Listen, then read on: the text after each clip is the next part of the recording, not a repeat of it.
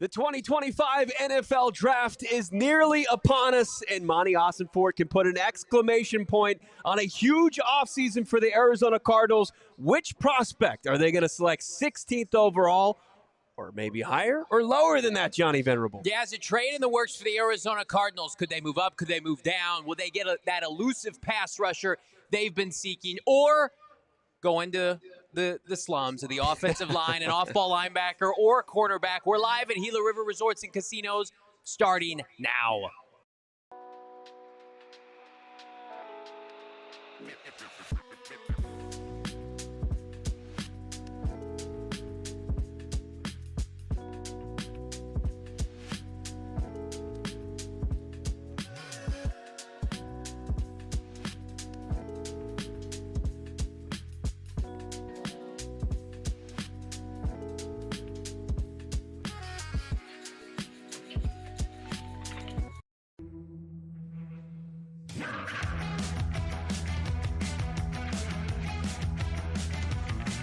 Hey, welcome in, live from Gila River Resorts and Casinos at Wild Horse Pats. It's the 2025 PHNX Cardinals Draft Show, Round 1. I'm Johnny Venerable. He is Brack, live at Gila River Resorts and Casinos.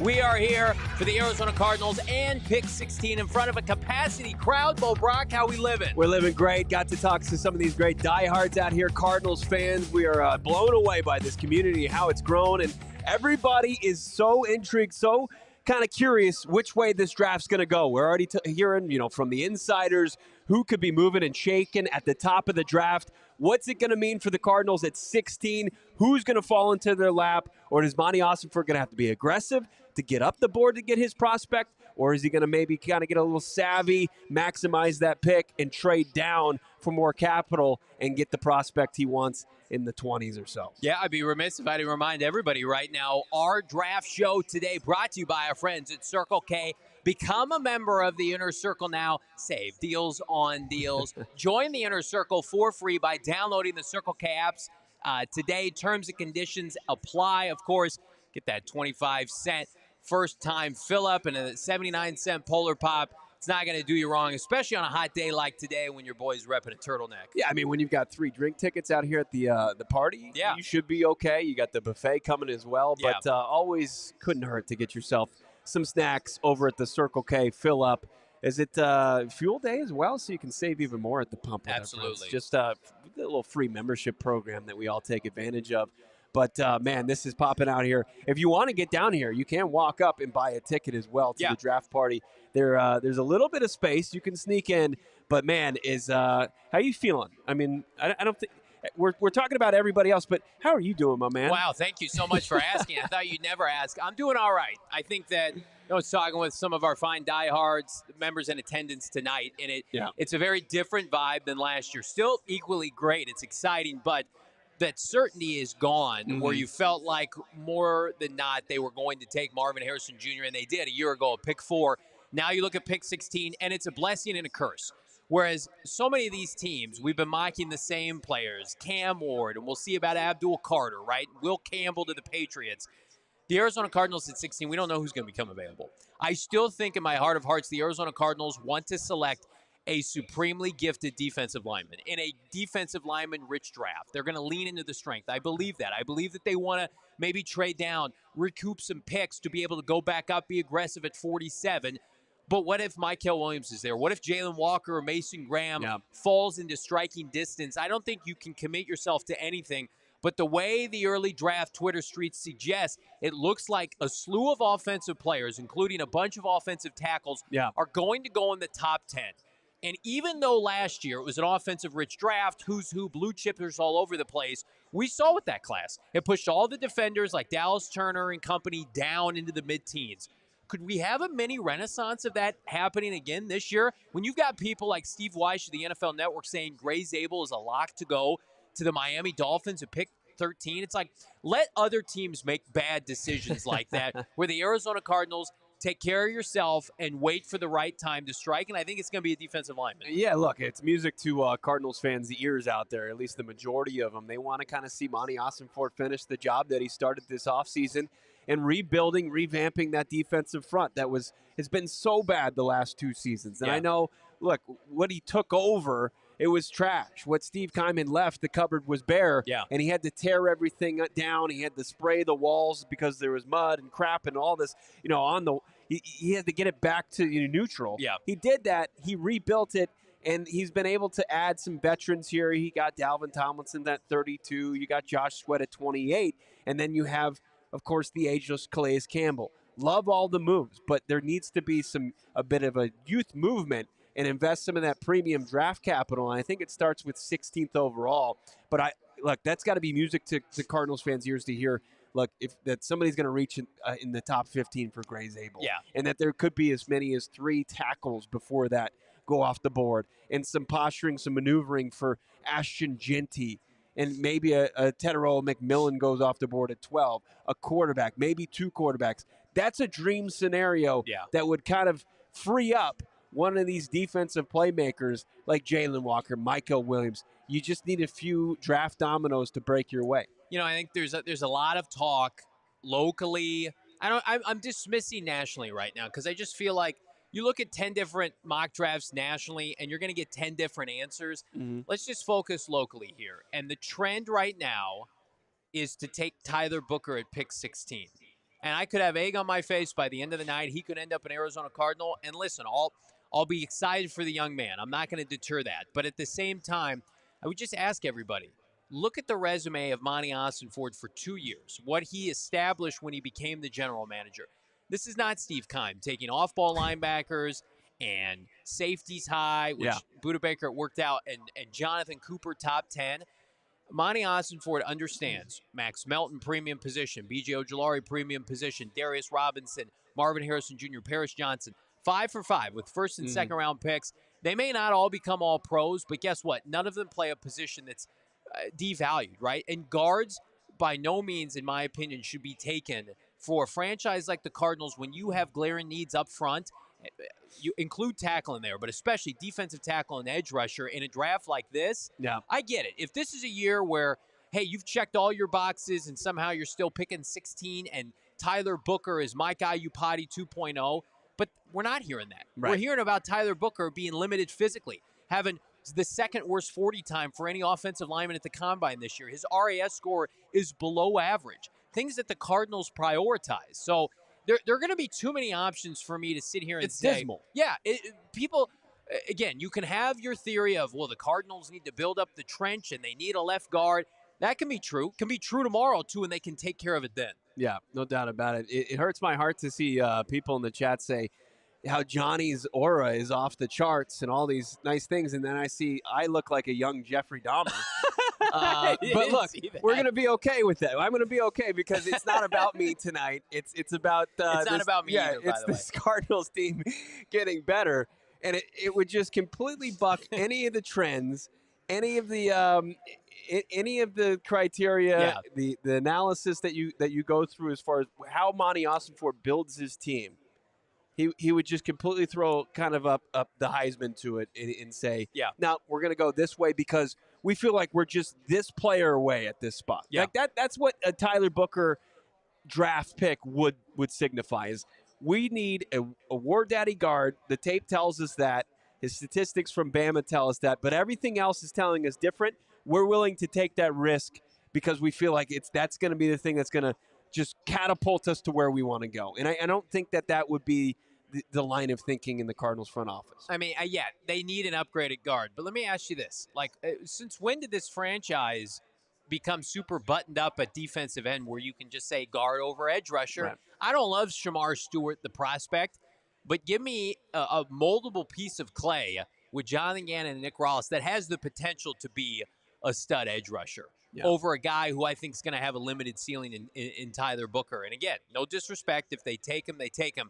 But for this franchise, like Josh Sweat alone cannot solve all your pass rush issues. We've seen what Zaven Collins is and isn't. Baron Browning, in my opinion, is a situational guy like a Gardeck. He's a backup. Like, what if Josh Sweat goes down in training camp? Then what? Then you're the same spot that you were last year. Whereas, like, Will Hernandez is still available. You're worried about guard? Bring him back after the draft, right? Go and get a guard to develop like you did with Isaiah Adams last year. It seems just so reactionary to say, well, they need a left guard, just take one and let position unit be damned. Let position value be damned. It's like, no, this team was atrocious rushing the passer, and I like their moves in free agency, but the job is not done. Right. Look, you guys stuck with us through the thick and thin of this podcast. We've talked to so many people today already here at Wild Horse Pass, and it's great to hear their story and how much they listen, and a credit to them. Yeah. But I can't take another season of my co-host going off about how Monti Ossenfort didn't do enough for the defensive front seven. I appreciate that. I can't handle that. Okay. I don't know if I can. I thought you were a big boy. Look, one man can take only so much. The audience as well. Like, and for the Cardinals, reason as well. Like, 38-year-old Calais Campbell, love him. I think he's going to be a guy that's going to play a pivotal role in their defense. How old is he? He's 38 years old. Got it. I believe he turns 39 this season. Yep. It's you've got Dalvin Tomlinson, 32 years old, as I mentioned, interior defensive line. You got D-Rob. You're excited about him, but Darius Robinson, unfortunately, just wasn't available to the Cardinals last year. And to what you said about B.J. Ojulari, continues to kind of be a question mark as a former top 50 pick. Guys you can't rely upon. Yep. And if guys at that age go down, you should be like, I should have seen it coming. Yeah. And then you see you're off injured 2 top 50 picks that you invested in this position as well. Should have seen that coming. The 2 guys that you signed last offseason that you spent money on, relatively big bucks, and Justin Jones and Bilal Nichols. If they get hurt again, it's like you can't put yourself in a position for people to say, well, we all saw it pretty much coming. You weren't prepared for it. I mean, like, everybody ask yourself this question. Can a guard cost you the season? Like, poor guard play at left guard or right guard. I'm going to say you can get around that, right? Yeah. I mean, bad pass rush we saw in conjunction with the offensive inefficiencies with Kyler Murray, this deep passing game, Drew Petzing. That's what cost you the postseason last year. I watched the Minnesota Vikings game like everybody else, and they couldn't sniff Sam Darnold in the fourth quarter. Yeah. Right? And again, I think Darius Robinson's going to be a godsend. I think if you saw the photos of him at OTAs earlier this week, he looks fantastic, but he can't do it alone. Don't put pressure on any of these guys to come out and say, what was the biggest issue with J.J. Watt when they brought him in? Hey, fix everything. Do everything, fix everything. Right. Be a coach, play all 4 positions on the defensive line. Everybody wants to tailor themselves after Philadelphia. Philadelphia does not put immense amount of pressure defensively on any singular player, right? They had no defensive linemen hit double-digit sacks this year. But what they did was they said, we're going to flush this position unit with veterans. We're going to add a Nolan Smith. We're going to add a couple first-round defensive tackles, Jordan Davis. And then over time, we're going to have a dominant unit. Yeah. But we're not going to ask us. I mean, like, think about all these defensive lines in the NFL that have a good pass rusher, and that's it. You can't do it alone with one singular player. No, you can't. And that puts a lot of pressure on a first-year player, and you're going to want to see maybe him just be a part of the solution instead of just be like the chosen one and have all those unrealistic expectations on his shoulders. But look, I mean, we got a long way to go, and they're just starting to get the prospects up there on stage.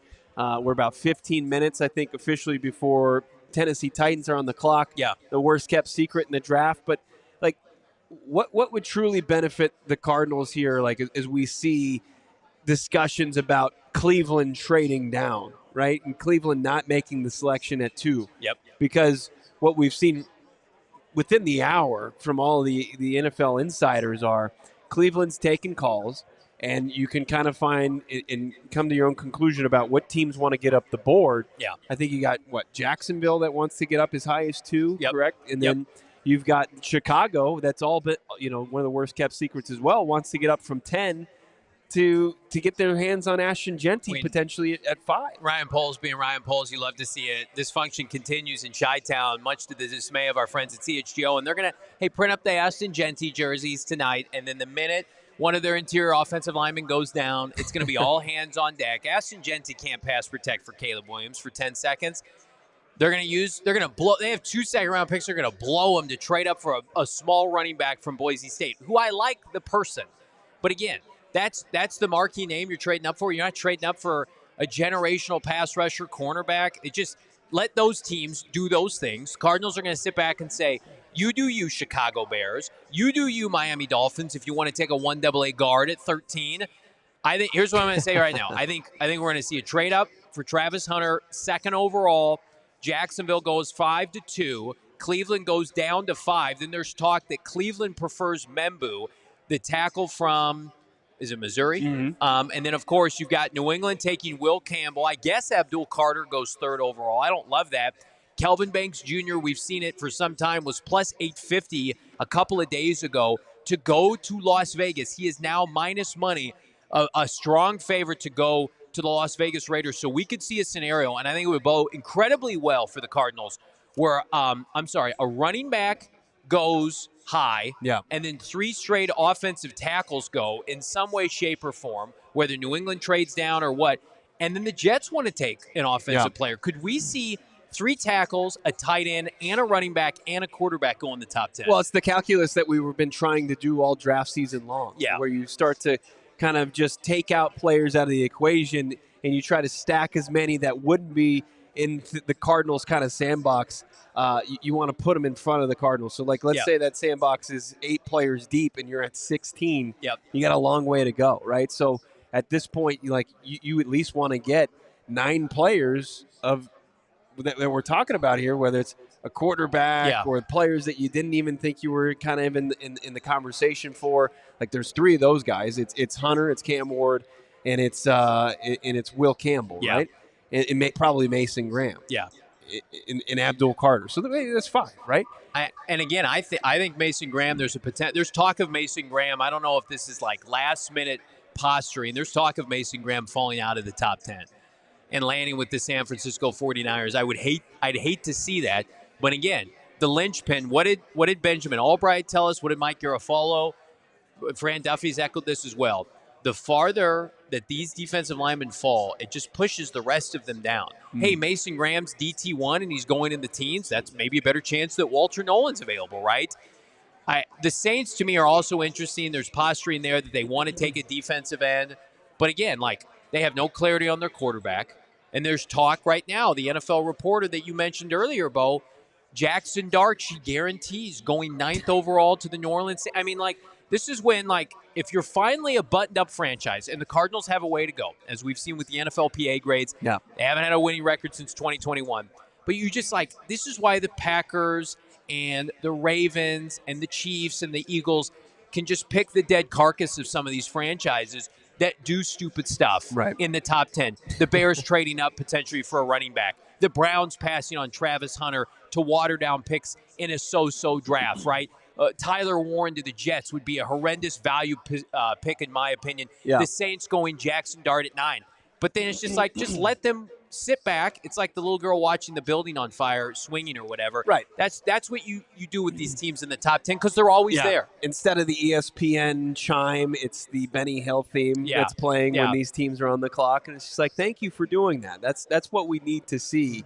That's what we want to see as far as teams picking in front of the Cardinals. And it really just seems, as far as the top 10, it is the most top 10 that I think we've seen over the last 10 years. It includes the Browns, it includes the Giants, it includes the Jags, the Raiders are in there. Just teams that have been consistently bad, and they've been bad for several reasons that we're outlining because, the Bears can't help themselves. They finally eat their vegetables this offseason, but not enough so to where they should be done.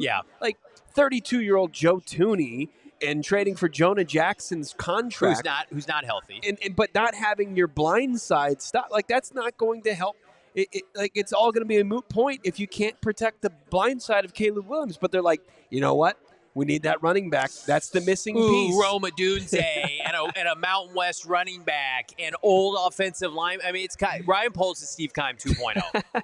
And the Caleb Williams is drawing comparisons to Kyler Murray. Are the Bears, Montez Sweat's Chandler Jones, are the Bears recreating the early 2020 Arizona Cardinals? I mean, there's too many comparisons. True detective. Time is a flat circle. When do they get their Isaiah Simmons chess piece? That remains to be seen. But we're rooting for our friends at CHGO. We're rooting for our friends at DLLS and PHLY. But again, it's easy to point out this dysfunction because we've lived it for so many years. Yeah, I mean, look, and no longer. And I think that's why we're trying to debunk what people are kind of trying to point to. But then at the same time, as you said, you took the national part of this out of the conversation where it was just a horror show every time you would open up a final mock from some draft expert, analyst, pundit, and then see who they had mocked to the Cardinals. Because and it's a testament to Monti Ossenfort, though, too, how close he plays this to the vest. Because he knows it doesn't benefit him from leaking information and saying at least information that's going to actually be valuable and point to which direction they're going to go. Like he understands that if he leaks information, he's going to telegraph where they're going to go. Somebody could jump him for that, and he's going to keep it as far out. Where the old regime, they would tell anybody who would listen to him. I mean, you guys know who those people were because their sources dried up about a half hour later when Steve Keim finally left that building. And now there's a lot of posturing locally. There's a lot of guessing, and I respect that, right? It's fun to connect the dots. Yeah. But don't confuse that with this is definitively happening, right? This is a done deal because we don't know. At the end of the day, we can only take this information at face value. And what I believe right now, I think, Bo, you're in the same camp. This team is in the market to add premium players in the first and second round. And this year, the best position group, emphatically, is the defensive line. And we've been steadfast on that since January. For 4 months, we've thought that. And the Cardinals, despite being active in free agency, they do not want to build in free agency. They know long-term. They want to be able to secure an 8 to 12 sack rush artist, pass rush artist in the first round to extend, to franchise, to extend again, right? They don't have that person in the building. Whereas, respectfully, you can find an Isaiah Adams every year. There are players like that every year, and the good evaluators can do that. Right. There are guards to be had every year. Tell me why. But how did they get there? How did they get to Isaiah Adams? What do they value as far as in that prospect? It's not guys who are not that have low RAS scores. No, they're guys that they see as freak shows. Yeah, absolutely. No, let's take a limited player at a non-premium position. And here, something else I'm going to share with everybody. The last two off seasons before this one, the Cardinals found Yelda Froholt, stud, paid him no money. Mm-hmm. They found Evan Brown, stud, paid him no money. He's back now, right? Like Kelvin Beachum played well. Maybe this franchise can just meticulously find offensive linemen in free agency, coach them up a little bit, guys that other team maybe overlooks in the 20s, their mid-20s, and get them in a position where you don't have to force a pick like Tyler Booker. You know who forces a pick like Tyler Booker? Steve Keim. That's what Steve Keim does. Or the old regime. Rod Graves would do that. This franchise is not – we're not going to be reactionary to what you think we do need. We're going to focus on where the true value of, number one, this draft is and what we believe are cornerstone positions. Well, and also with the run that's going to go on at the tackle position. Yeah. Like the only option really legitimately will be Josh Simmons. That's it. And do you feel comfortable drafting? Let's go into that conversation. Yeah. Do you feel comfortable drafting a kid, albeit 16th overall, so it's not top 10, that has a patellar tear, which is more significant, we all know now, than an ACL. And you've got Twitter Doctor 101. I saw him out there saying, you know, there's not a great chance that you ever fully recover. It's like, okay, put that off to this. I trust Ossenfort in his evaluation. All that being said, like, somebody's going to take a chance on Josh Simmons. Can it be the Cardinals at 16, in your opinion? Well, I mean, I think if there was a team that was equipped to do that and take him that high, I think it's the Cardinals. Okay. Because then, I mean, you're taking a big leap of faith, though. You're clasping hands with Monti Ossenfort and you're jumping together, right? I mean, it's like I just trust emphatically Monti Ossenfort. So they would have to get the blessing from their medical staff, their training staff, and then, of course, a big blessing, I think, from Justin Fry, his position coach at Ohio State. So, like, they are probably the most well-equipped because they have the most information on Justin Simmons. It's not going to be like, well, we need a tackle. We lack a tackle in the future. You know, Jonah Williams was often hurt last season in his first year as a free agent with the club. And also Kelvin Beachum he's grandpa. As Paris Johnson Jr. said, he's been there since the beginning of time. Yeah. So, like, but it doesn't mean, even though the team wants to build like that they're just going to take the next tackle available. I think Josh Simmons, there's a good chance that he ends up as a member of the Cardinals. Sure. I don't know if it's with 16. I don't know if he's drafted tonight. I think you're talking about when you're using a top 32 pick, minimizing risk. Daniel Jeremiah, NFL Network, who we respect, his mock was a little kooky yesterday. He didn't have him as a first-round pick. Yeah. I think, when you play a premium position, I think Josh Conley unequivocally is going to be drafted ahead of Josh Simmons. I think Josh Simmons is at best going to go in the 20s. And at worst, I think we'll be talking about at the end of the night saying, okay, Cardinals go up from 47, get him tomorrow. Because you're talking about a guy who's not cleared yet.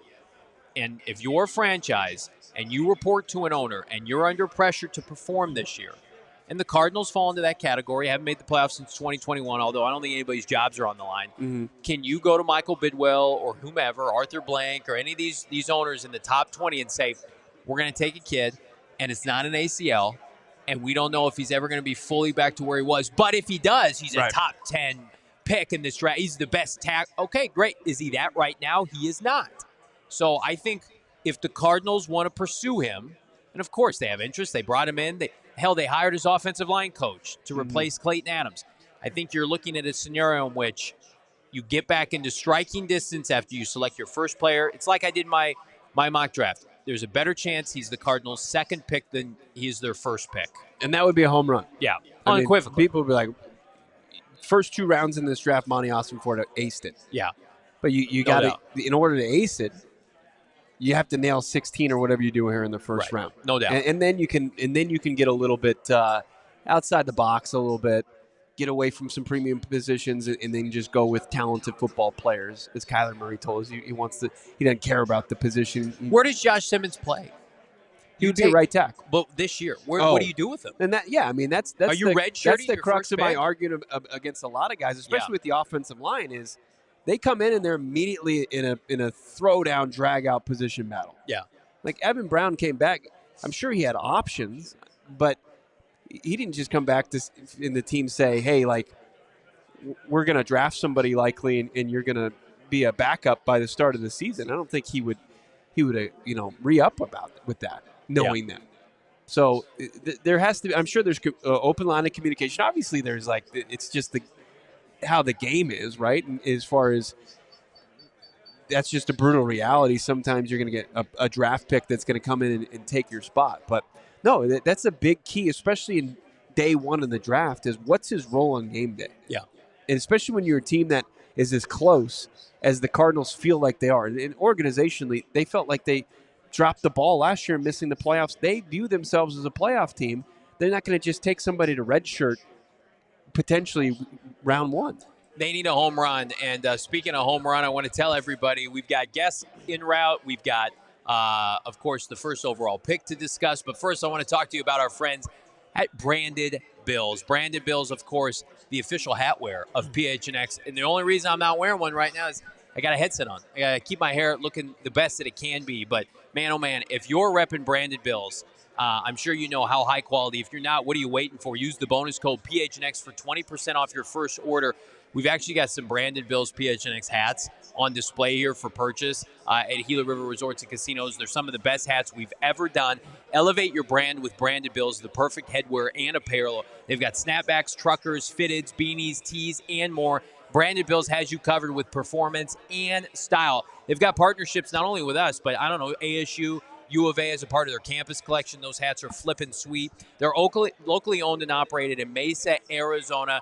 We know their family. We know what they're about. They're about premium headwear at not a premium price. Check them out today.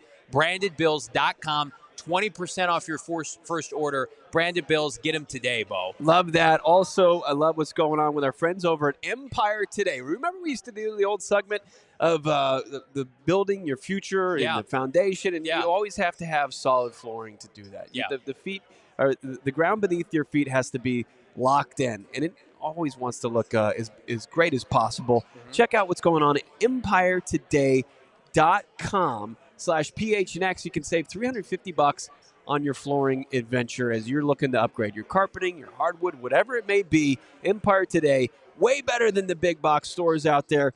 Look, those big box stores, you can wander around aimlessly, and you got somebody who's working at the Taco Bell down the street and just looking for a better gig, and I'm sure it is, but they don't know a single thing about flooring. But our friends over at Empire Today, they are well-versed. They are professionals. They are flooring professionals, and get into it. Use their virtual floor designer. All you need is a smartphone. Just log on to their website. You can see what new carpeting, new flooring looks like in your dwelling. Schedule a free in-home estimate today, and you got things better.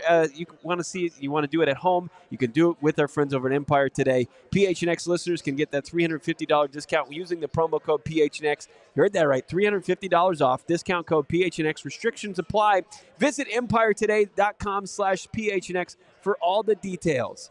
We are being joined now by one of our newest partners. We're so fired up. It's a special relationship here with PHNX and ALLCITY. Yeah. It's our friends at Big Brother, Big Sister. We're joined by Brandon Barnum. He's the BBBS ambassador for Big Brother, Big Sister, joining us live at Gila River Resorts and Casinos Wild Horse Pass. Brandon, how we doing, my guy? Blessed beyond belief, brother. Happy to be here. Thanks for the invite. Brandon, what's going on, man? Love the jersey. That's How about fresh. That? Come on, we got to represent. This guy, 1-1. Is that the jersey? 1-to-1. One yeah, to it's one. all about individual mentorship.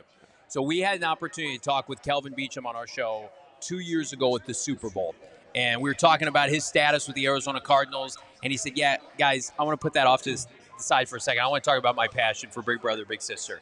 And from that moment on, we know of all the good things they've done off the field, but just the passion and enthusiasm he shared with. Talk to you a little bit about what you're doing now with ALLCITY.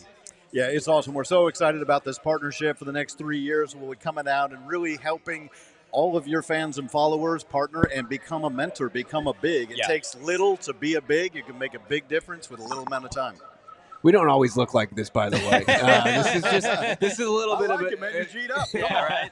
We appreciate that. But, we're excited about this partnership, of course, ALLCITY, PHNX across the country in partnership, of course, with Central Arizona here. What's the best way if somebody's interested to get involved with Big Brothers, Big Sisters? Yeah, just search it on the web, BBBS, and you'll be able to find Big Brothers, Big Sisters. I've been doing it for 3 years now. Yeah. I started mentoring this kid right into high school. He was going into his freshman year.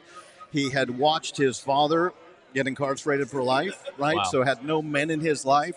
And we just hang out, man. We mentor each other. Quite frankly, I learned a lot from him. But the best part was he reached out the other day. He's like, hey, prom's coming up. I don't know what to do. Yeah. Right? So I get to be a part of this kid's life. Yeah. I got to teach him how to drive, got to drive him on his first date.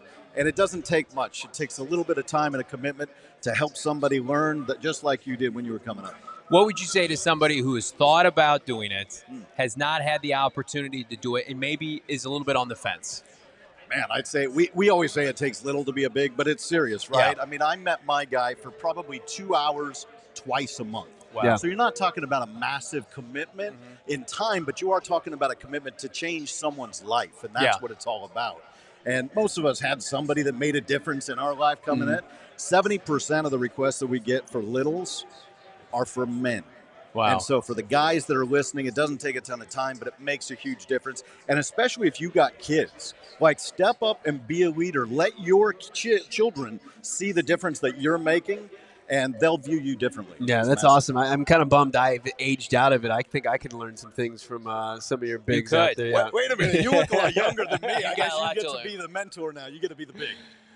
But some incredible things going on there. What are some other things that we should know about the great work you guys are doing? Well, one of the partnerships that I love is the fact that BBBS has partnered with a number of the top teams. And so as a big, I've been able to take my guy out to Arizona Cardinals games, Suns games. We went to the Super Bowl kickoff party together, Awesome. right? So there's all these opportunities, and those teams provide that free for the Big Brother mentor. So we get to go be a part of that. The MLS, or not MLS soccer, but the undercard team here in Phoenix Rising. Yep. All right, Brandon, I got to ask you. Pick 16 tonight. First pick for the Cardinals. What do you think they should do in the first round tonight? Oh, man. Put you on the spot. Yeah, you are. It's not fair. I haven't looked at the board at all. Okay. I mean, I couldn't even make that call. I apologize. my I should have goodness. come prepared for No, that. look, I don't blame you. That You're was an talking unfair about question. the important stuff. Yeah. We're talking about the non-important stuff. Who are you picking? What's number 16? We would looking? love to see a defensive lineman, maybe a Mykel Williams. Yeah, they need some juice off the edge. The Arizona Cardinals. Look, this is unbelievable, and I don't think we made it clear. But as far as ALLCITY, PHNX Sports, we're excited to share the big and little news that ALLCITY, including us here at PHNX, teaming up with Big Brothers, Big Sisters of America for exciting 3-year partnership. This is not just a one-night-only event. Yeah, that's right. It's not just about sports, it's about the community. We're a big community-driven, of course, company, and for us to be able to partner with you, we couldn't be more excited about it. Local sports coverage creates something truly meaningful. We're excited about this, man. Also, are we? You know, sports is where so many kids learn. And it's an opportunity to be a mentor. I got to coach my kid on the field for 10 years. Wow. Nothing better. Unbelievable. Go make a difference. And sign up for a coach as a coach, too. Yeah. Brandon Barnum, he's Yes, the BBBS ambassador for Big Brother, Big Sister here in Central Arizona. Get a hold of him. Become a big today. You will not be sorry that you did. Thank you so much, sir. My pleasure. Thanks for Brandon. having me. Great stuff. Appreciate it. I'm sorry about his hard questions there. About we can't even tell you who they're taking 16. You're just that desperate for that information, huh? Yeah. You're just asking anybody. There's like a bathroom attendant down on the lower Has anybody floor. heard anything? Have you seen anything, right? Just to wrap things up here, I mean, the partnership that's kicked off this week here at the NFL Drafts coverage, as we mentioned, it doesn't stop here. We'll be working year-round to support Big Brothers, Big Sisters through fundraising content. You look out for those events, even opportunities for our team, and maybe some of you out there get directly involved. We're excited to support youth membership and also really makes a difference. You can learn more and see how you can get involved with bbbs.org/allcity/PHNX as well. Yeah, we appreciate everybody coming out at the watch party right now, the draft party here at Gila River Resorts and Casinos at Wild Horse Pass. 100+ people on hand here right next across to the biggest sportsbook casino in Arizona. Food's on deck, vibes on deck as the draft kicks off in Green Bay. Did I see Roger Goodell riding a bicycle? He rides a bicycle Well, that's now? what they do at Green Bay training camp. That's okay. I did see that the Packers put out this little notification. They hit max capacity. The NFL draft entry is temporarily paused, and the event venue has reached its max capacity. GA entry has been paused at this time. Thank you for your patience. It's a sea of people in Green Bay right now. Interesting. Everybody drop a like on this video. Subscribe to PHNX Sports here on YouTube. Again, big thanks to our guy, Brandon from BBBS. Yep. Big thanks to everybody here as we get things started. If you're just now joining us, we are live throughout the duration of rounds 1 through 7 here at PHNX Sports. So, of course, hit that like button and subscribe so you don't miss the start of any of our streams. And we're anxiously awaiting. We talked about it at nauseum during our pre-show, Bo. It's a very different type of draft for the Arizona Cardinals. You and I have been covering the team together for about half a decade now, and we have not had a draft like this yet. The first year, super fraudulent. Hollywood Brown, of course, being traded to the Cardinals. They don't make a real pick at the end of the first round. Since then, we've known nothing but top picks, and this year it's a little bit different. Yeah, it's strange, a little uneasy, not being able to kind of narrow down the prospects that they really could be seriously thinking about selecting here, because it's going to be tough. I mean, I'm seeing Diana Rossini tweet out that the Broncos are making a serious push to get up from 20 into the top 10. I got to imagine that's for maybe somebody like Tyler Warren in that situation, because unless they feel like once Janty goes so early, there might be another running back that goes off. I mean, Sean Payton has been known to burn draft picks. He was the OG F them picks guy, somebody said on Twitter, and I was like, oh, yeah, they did do that a lot. I think Tyler Warren, maybe like a Tetairoa McMillan, a wide receiver that they really jonesing with. Yeah. I don't know if he would trade up that high for a running back. I don't think there's a running back that warrants it, but you're probably right. Probably for a tight end. He uses the tight ends in such a different kind of fashion compared to other teams. Bo Nix, as great as he was last year, I think we all agree he's got some limitations to his game, so I would not be surprised if that's the play. And again, feeds into the conversation we've been having. Is like, can we get these desperate teams, and I don't put the Broncos in this category, these teams that want to come up and take offensive players. The Cardinals are loaded offensively. They have a number 1 tight end, a number 1 wide receiver, a Pro Bowl running back, a Pro Bowl quarterback, right? Everybody in the NFL can use more offensive linemen. That does not mean then that you reach for a player at 16 just because you have a need, right? Again, the Cardinals, draft and develop is the key word. Evan Brown played all 17 games last year. Yeah. Evan Brown signed the first day of free agency. Are they just going to say bye, Evan? They're just going to he was one of their most reliable offensive linemen.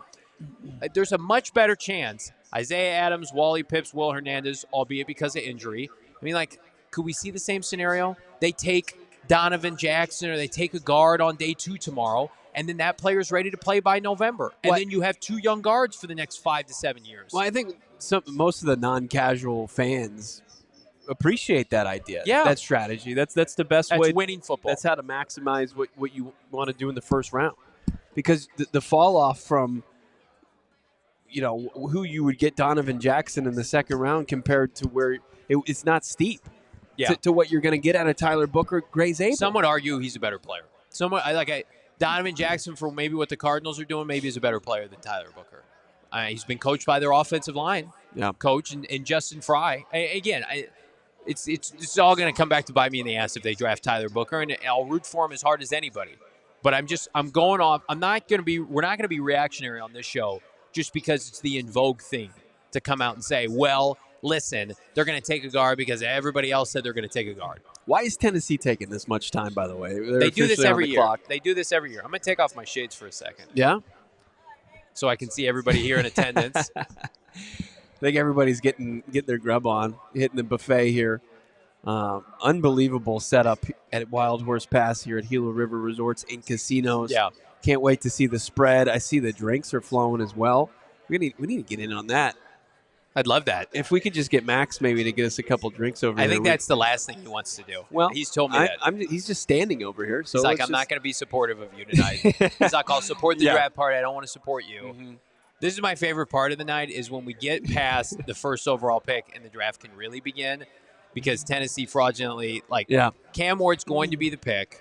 And here, let's do a quick evaluation of Cam Ward because I feel like he's one of the players we've talked about least. We talked about the quarterbacks last year because the Cardinals were in the mix to trade down.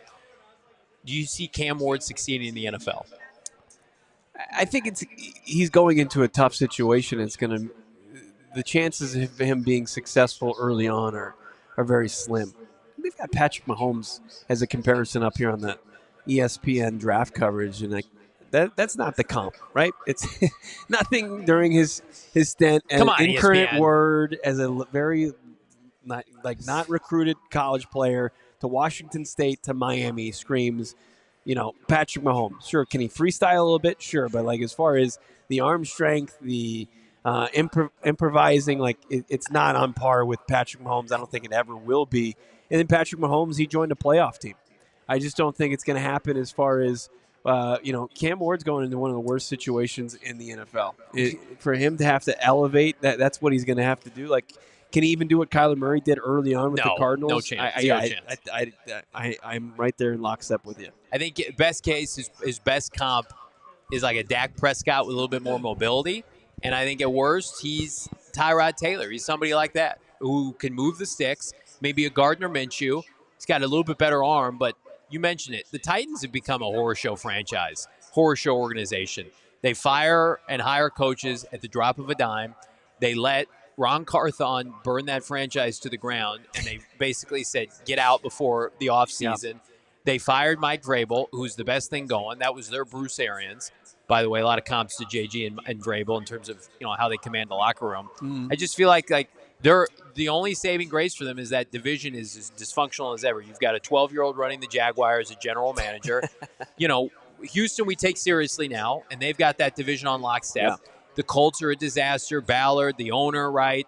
Everybody, they're 2 steps away from getting fired. They're the Giants 2.0. So I could see Cam Ward being low-key fun this year because that division is so bad. But you're talking about contending in the AFC long term, is he going to ever fulfill? I think we're going to look back and be like, Cam Ward went first overall. He's fine. Right. He's probably somewhere between on any given Sunday the 14th to 21st best quarterback in the NFL.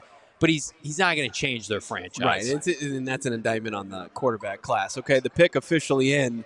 Goodell making his way up to the stage. Riveting. And the worst-kept secret in the NFL is about to be exposed. The Tennessee Titans are going to add a quarterback to their team, barring any major surprise. Look at this graphic here. Our team is unbelievable, man. We have the greatest graphics, the greatest team.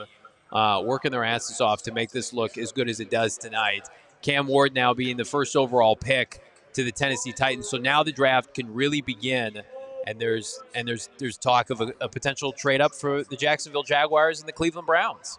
There is a trade at number 2 official. The Jags are on the clock. Oh, my God. Our guy Mike Garafolo breaking the news that the trade is number 2 official. Jags are on the clock. Browns slide down to 5. Do we know the compensation yet? I haven't seen any compensation, but you have to imagine that the Jaguars, getting up to get Travis Hunter? Yeah. So movement this early on, it doesn't change anything for the Cardinals right now, but for the Jags to get up and Cleveland to move down, could it put them in a position to get to one of those players like Mykel Williams, like Jalon Walker, to fall to 16? Looking for some compensation as far as this deal that went down. Okay, here's the compensation. Okay. Browns received the 5th overall pick, a 2nd rounder, 36th overall, and a 4th rounder, and a 2026 first rounder. Wow. What an egregious trade. And I like Travis Hunter. That's one of the grossest overpays. For anybody that's out there telling you that the Browns should not have done this deal, Jaguars, they gave up a future 1 and pick 36. It's one of the worst. I think that will go down as one of the worst trades in draft history. You're taking a tweener cornerback wide receiver. Yeah. I mean, listen, analytics nerd, GM. Well, I mean, we'll see what the pick is, but the Jags get the 2nd overall pick, and they get a 4th and a 6th. That's unbelievable. That was one of the I wonder if that was one of the 6 that the Browns were kind of flipping around there today. They get it. But once again, the Browns they just slide down 3 spots. They get an extra 2nd. Oh my God. They get a 4th round pick and a future 2026 first round pick. For the Jags of all teams, too. Like, the Jags are going to be bad again. Like, the Jags are not a Travis Hunter away. What is going on? And, you're going to make poor Duval coach Travis Hunter on both sides of the ball. I like Brian Thomas Jr. When we were doing our mocks and we're analyzing the Jags roster, they have good players. But, what if Trevor Lawrence stinks this year? What if he's a big stinker and he gets hurt and they just gave away their first-round pick next year? You know what you're saying if you're the Jags by doing this? That we believe Travis Hunter is a Hall of Famer. But now you've got Travis Hunter saying, I will play both ways. This is not, Patrick Peterson. This is not cut and dry this guy plays one position and one position only, and we understand where he fits, in the culture and the scheme of our team, our brand of our team. He is demanding to play both ways. So not only are you giving up premium assets for a guy, in my opinion, that does not play necessarily a premium position 100% of the time, there's just too many question marks with this. I didn't love Travis Hunter to begin with coming into this draft. Yeah. I'm blown away by the trade compensation. To get a future first and a 2nd round pick, hats off to Cleveland. That we've been pretty critical as far as Cleveland goes. Andrew Berry, take a bow. That's a hell of a trade. He's going to get a good player at 5. He could get somebody that's going to make more of an impact, especially with who you could couple with Myles Garrett. I like the Mason Graham Myles Garrett combination more so than I like another edge. I think that their defensive front 7 could be very stout with this move. And who knows? They might not be done. Could Chicago try to get up? Because they still have to get up in front of Las Vegas in order to get Janty on their team. The Jags have to be convinced Travis Hunter's going to wear a gold jacket one day. Yeah. Think about that. That's the barometer for them. You let these teams do that kind of thing. And again, Travis Hunter played in the Big 12. Tetairoa McMillan took him to school 2 years ago. We remember that game. Damon talks about it all the time. He's a nice prospect. He's a top 5 prospect this year in a down draft. And you're giving up the 5th pick, 36, and a future 1.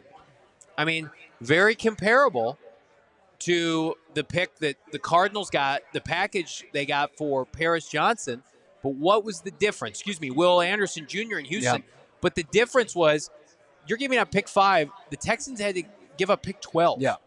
Think about that. That's 7 spots. You're paying basically the same thing. I mean, that's unbelievable. I can't get over how bad that trade is. Hopefully it's a precursor for tonight.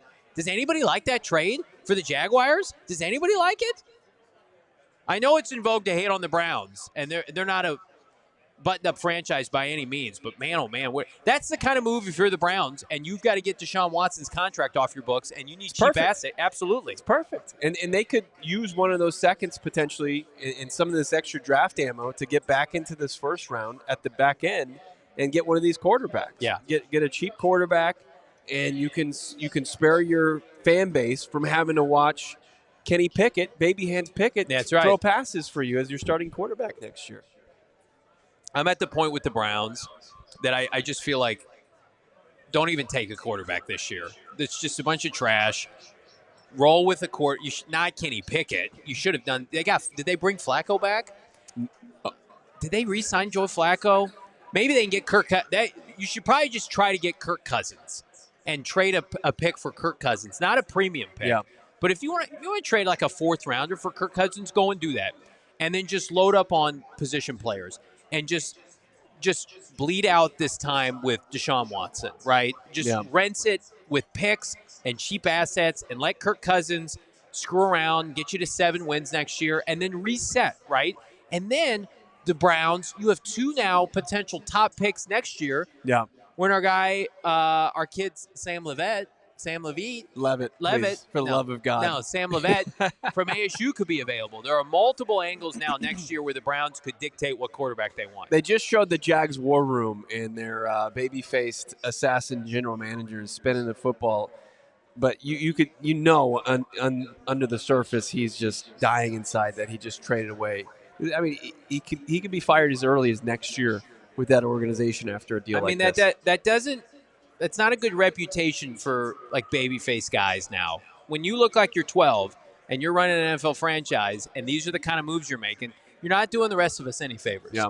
It's not a good deal. Now the ageism thing's a real thing now. Your first move, this is your first move, you get an F-.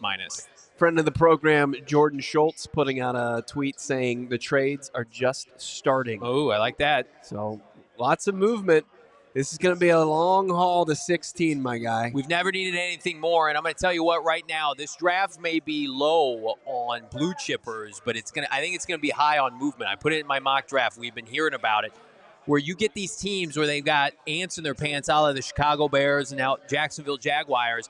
They just can't help themselves. They can't be patient. They can't let a bad draft come to them. And then you see overreaction like this, Travis Hunter to the Jaguars. I need a Bears trade up like I need air right now. The pick is officially in. We'll see if Travis Hunter is indeed the pick. It doesn't. There's nobody in this draft that I could justify that pick for, that package. Do you agree with that? I agree. There's nobody in this draft where you could say, hey, I'm going to give you 36 and 5, and I'm going to give you a 1 next year. I don't care. Like, you would need – this is the kind of package you trade up for like a quarterbacker. Yeah. That's a quarterback tax you're paying for a tweener wideout corner. He just ripped off that little kid. Andrew Berry he just ripped off that poor young man. He stole candy from a baby. Listen, we watched a lot of Big 12 football based on where we're located. Yeah. It's not all good. ASU is good, but the rest of the Big 12, not good. All those Colorado games that we were forced to watch at 10 a.m. or 9 a.m. this year, playing like Panera Bread or Weasel State or whatever, and we got to talk about dominance from Travis Hunter. Yeah. That's just now Travis Hunter has to go up against, Did you do that on purpose because Panera Bread is on a bingo card tonight? I didn't know it was.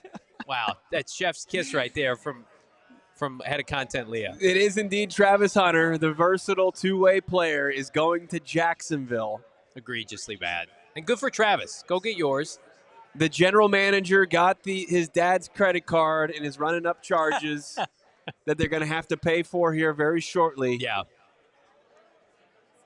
Travis Hunter wearing a pink blazer making his way up to the stage. Looks good.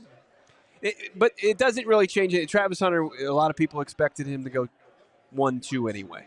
So now I think he'd rather go to Florida than Cleveland. Sure. Right? No state tax there. I think there's a better. But like, hey Travis, can you save our franchise? That's what you're asking him. Hey Travis. So you got to imagine he'll take over for Christian Kirk in the slot and then play some DB. I don't know what the Jags are doing. I don't care, but guess what? Cardinals now play Travis Hunter this year in Jacksonville. So will we see Travis Hunter versus Marvin Harrison Jr. this year in Jacksonville? Could be interesting. Could we see now Max Melton against Travis Hunter on the outside? Yeah. Garrett Williams if he's underneath. Right. It's fine. And it's also like they have less ammo to improve a very underserved roster. Yeah. be one thing if you were just like a few players away. Yeah. Jacksonville was terrible last year. They have like a couple nice players that you would want on the Cardinals, like Brian Thomas Jr. and Josh Allen, the pass rusher. Yeah, and then the rest of their team is not good. Like Trevor Lawrence might just be bad. They're banking on Mr. Duval. Like they're going to go and try to beat Tampa, where they got 2 wideouts now, wherever the hell he's going to play. And then they've got a quarterback that was a top pick that now people think isn't good. I couldn't sell the stock on the Jaguars harder. Yeah, let's take a break here. Let's regroup. Okay. All right, and then we'll get into it. The Giants are on the clock. So Giants are an interesting team too because they're pretty stout up front. Like they don't have a lot of strengths on this team, but they've got some good pass rush. They've got some good defensive front 7 players. Abdul Carter is the next player on the board. Yeah. We'll see if New York is the team to make this pick or if they're in for a trade down scenario as well. So we'll keep you everybody kind of up to date as far as that goes as we see it. But we are live from Gila River Resorts and Casinos. Make sure to drop a like on this video. Subscribe if you haven't already to PHNX Sports as our road to 40K continues. We're nearly there. We would love as many people to subscribe to the show or to this channel as possible during this 3-day stretch as we're going to be live. But let's get to it here on PHNX Cardinals. Bet365, it's never ordinary. The official sports betting partner of PHNX Sports is your draft home props, locks. They're all there for you. And they've been getting you teed up for draft season. But how about NBA playoff action? No Suns. That's all right. You can still make money. They've got Slam Dunk Saturday tomorrow. They've got 100% parlay boost. And again, new customers, you're going to get $150 in bonus bets when you bet $5. Win or lose, use the code PHNX365. When you deposit $10, you're going to get, again, $150 in bonus bets. No matter the time, it's never ordinary with Bet365. Got to be 21 years and older, physically located here in the great state of Arizona. If you or someone you know has a gambling problem, wants help, call 1-800-NEXT-STEP. Text NEXT STEP to 53342. Or visit problem.gambling.gov, Bo, for more information. Love that, and also love our setup here at Gila River Resorts and Casinos. We were talking to our guy, Richard.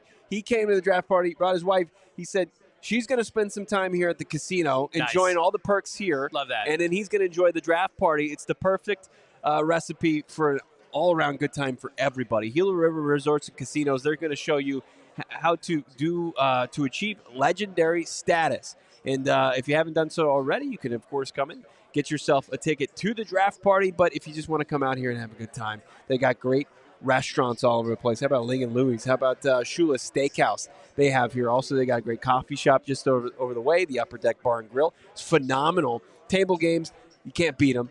Of course, you got the sports book over there.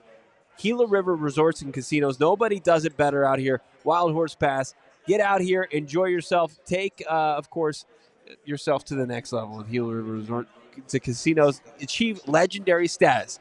Go to playGila.com. Big thanks to everybody here. We got a capacity crowd, over 100 people at the watch party. We appreciate everybody. We appreciate everybody in the chat that couldn't be here. We had a lot of people reach out. I'm not in proximity. It doesn't work out. I got family in town. Listen, you guys are all here with us right now. Over 800 watching strong on YouTube alone. Smash that like button. Again, get us to 40K here on PHNX Sports on YouTube. It helps us exponentially as your boys of PHNX Cardinals are going to be live throughout the duration of the NFL Draft. I want to give a big thanks to everybody that helped set us up today, keeping us on air. We've got Noah, producer, hanging out for Damon Dog, who's deserving so much needed R&R. But again, everybody part of our PHNX family, PHNX Sports.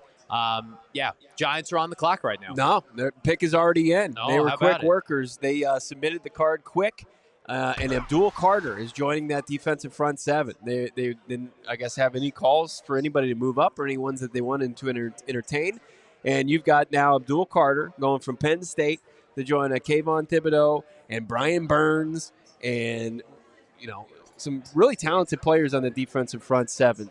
We'll see if one of those guys becomes maybe expendable. Maybe we'd look to trade one of those guys, maybe Thibodeau. But Abdul Carter going from Penn State, linebacker U, to Big Blue. The Giants just need to stock up on good players. And again, if you're the owner of the Giants, You're not drafting Abdul Carter for Brian Dable or fraudulent Joe Shane. You're doing this because he's the best. I think this is the best player in the draft. He was the best player in college football when he was healthy. With respect, I think he plays a more premium position than Travis Hunter, and you have more clarity on where he's going to be. Yeah. I think Kayvon Thibodeau immediately becomes an option for a team that strikes out on a pass rusher. Could that be an avenue the Cardinals look if they miss out? But regardless, now you've got a young man to build around with Brian Burns, who you traded for last year. The Giants just need to get back in business like they did with Malik Neighbors last year of just stocking good players for the next rendition of this franchise. Because I'm sorry, you're not winning with Russell Wilson or Jameis Winston or Dirt McGirt, Tyler Shuck in the second round. Giants just go BPA. Yeah. John Mara, get in the war room and just say, I'm going to pull up my top 100. We're just going to check boxes here. It's the path to rebuilding. It's the quickest path to rebuilding. I mean, we saw that Monti Ossenfort lean into that as well, and that's what Joe Shane's going to do. And look, I think Shane had a pretty good draft last year. I mean, leading it off with Neighbors, they probably could have benefited from tapping into this quarterback class, but didn't have it scouted correctly. And maybe they didn't feel like their roster was in the right place for it, and they would have been right by that. Betting on Daniel Dimes was the wrong move, but this is the right move because it's not necessarily like Abdul Carter is going to come in and be the difference maker for them, but what we see all offseason long, if you have a player at the pass rush position and they have now 3 guys and you can maybe trade one of them, like there's going to be so many teams out there that are going to stand in line to try to make a deal for him, and you're going to be able to get more capital for that, and that's going to help your rebuild even more so. So this is the right move here from Joe Shane in the Giants, and as you mentioned, I agree. I think he's probably the most talented guy in this draft as far as production-wise, athleticism-wise. He checks all the boxes that you want. I mean, Penn State's just been an edge rush factory, of course, with Micah Parsons, but Chop Robinson, you guys didn't like him last year. I did. He proved to be the right decision for the Dolphins. And now you've got a better version of that in Abdul Carter. As we move to number 4 now, we're looking at the New England Patriots, and I think it's a foregone conclusion they go offensive tackle, which is, I think, good news. We want to get back on, after Abdul Carter, let's get back on the offensive train. Let's get a run on tackles here, Bo. Yeah, and it's going to start here. Already reports that the pick is in. And if you were following any, like Bet365, if you were looking at the odds there, you would have noticed that Will Campbell was an overwhelming favorite to go to the New England Patriots. And in like Vrabel during his Tennessee days, he understood the value of having a franchise left tackle. And to be able to be in a position, the Cardinals have been there as well, to where you can take the best tackle off the board, you just do it. It's just an easy check the box. It's a perfect way to start a rebuild. And certainly for Drake May, it's a welcome sight. We watched Drake May and that popgun offense that they ran in Arizona last year when they came to visit Tempe, or Glendale, I should say. And that was not a real NFL offense. They've got some defensive players they outbid the Cardinals for Mykel Williams. Vrabel will get that team overachieving. They'll be 8-9, 9-8 in no time, even in that division in the AFC. But it starts up front, and he gets that. So I've been a very meat and potatoes offseason for the Patriots. I know people are worried about the receiving core. I think that probably is going to be addressed later on. Maybe they can move up if one of these wide receivers fall. But this was not the year. I love T-Mac as much as everybody else, but this was not the year to take a Tetairoa McMillan or a Matthew Golden high. Will Campbell, if his arms check out, and it looks like they did. I mean, Vrabel was in Tennessee when they drafted Peter Skoronski. So they don't seem to have an issue necessarily with taking smaller, measurable offensive tackles. And Skoronski's been fine. He's bounced back and forth from guard and tackle.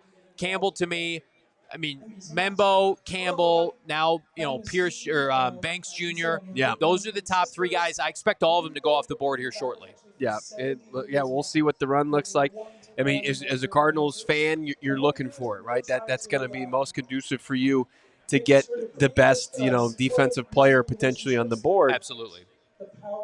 But we'll see. So, and then, what direction does Cleveland want to go at 5? So the Patriots pick is officially in. Yeah. And look, it's all signs. Our guy Jordan Schultz being a little bit of a Woj here and tweeting them way out. Is he allowed to do this? I don't know, man. He's allowed. He's doing it. He doesn't seem to care. But it looks like it's going to be Will Campbell, and then the Browns are going to be in a position to, as I said, potentially get that guy interior-wise to match with Myles Garrett in Mason Graham. But could you see him going any other direction? No, I think it's Will Campbell. I think now the intrigue starts. Diana Rossini, friend of the program, of The Athletic, friend of me, basically. She declined an interview with Bo out of respect, Wow. but then she took the time where she and I locked eyes for a brief moment. But she is reporting that the Browns are already fielding calls to trade down again from Bears. 5th. Yeah, this is where I need Chicago to do what Ryan Poles does best, and that's be the most reactionary candy ass in the NFL.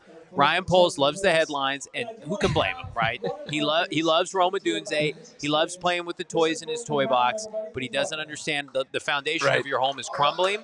I want to see Ashton Genty with the Chicago Bears. I just think that's good drama. I don't want Ashton Genty in anywhere but Chicago. Right. No, Ryan Poles is the guy who's like, I'm hungry for dinner.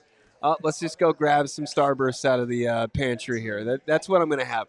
It's gonna provide no nutritional value to you. It's not going to help you get on the right path. It's just going to be empty calories for you, and they just can't help themselves. But look, Will Campbell officially off the board for the Patriots, and like Ryan Poles is just going to continue to put himself in this tough position, and he's just going to lean on older interior offensive linemen. Yep.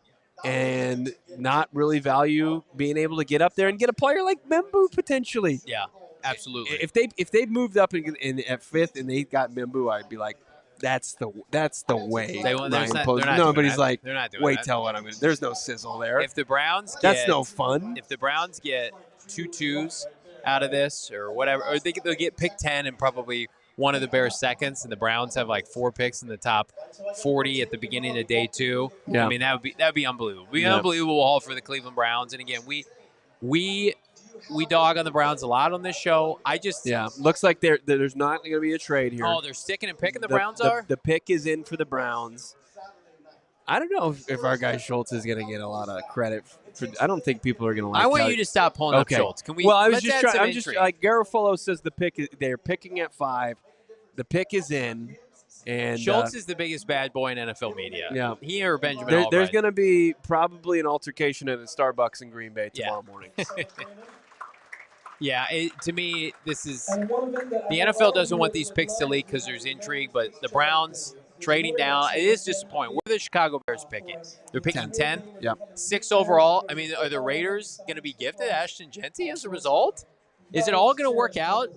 That just tells you these odds as Mason Graham, the illustrious defensive tackle. That's Will Campbell. Excuse me, they're catching Mason up Graham here on the telecast. Oh, I'm sorry. ESPN very far behind. Yeah.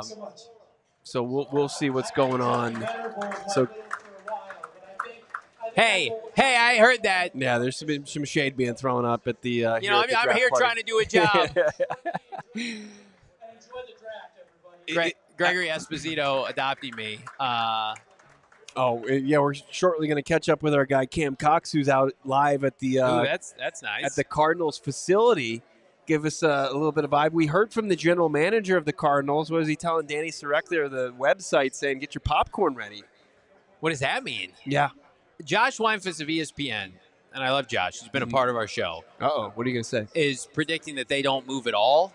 There's no way to know that now 11 picks out. Well, or that was tweeted at the beginning of the first round. It's like they're not going to move. Not much noise around their pick. I mean, he's traded a bunch, up and down. I would say let's wait and see how the first 15 picks unfold. I mean, that would show that Monti Ossenfort has an extreme amount of conviction in his draft board. Like, there's some, like, multiple guys. Well, wouldn't you want to trade down? He feels down confident is going to be at 60. If that's the case? Isn't that the argument we've made this entire time? It's like, you like 5 guys at 16? Right. And you're in a down? position where you feel like, hey, this guy's going to put us over the top. I guess. I mean, to me, I'm at the point right now is this franchise either needs to come up for a player of note. Unless this falls and we're just sitting here and it's a smorgasbord of defensive linemen, you need to either trade up or trade down.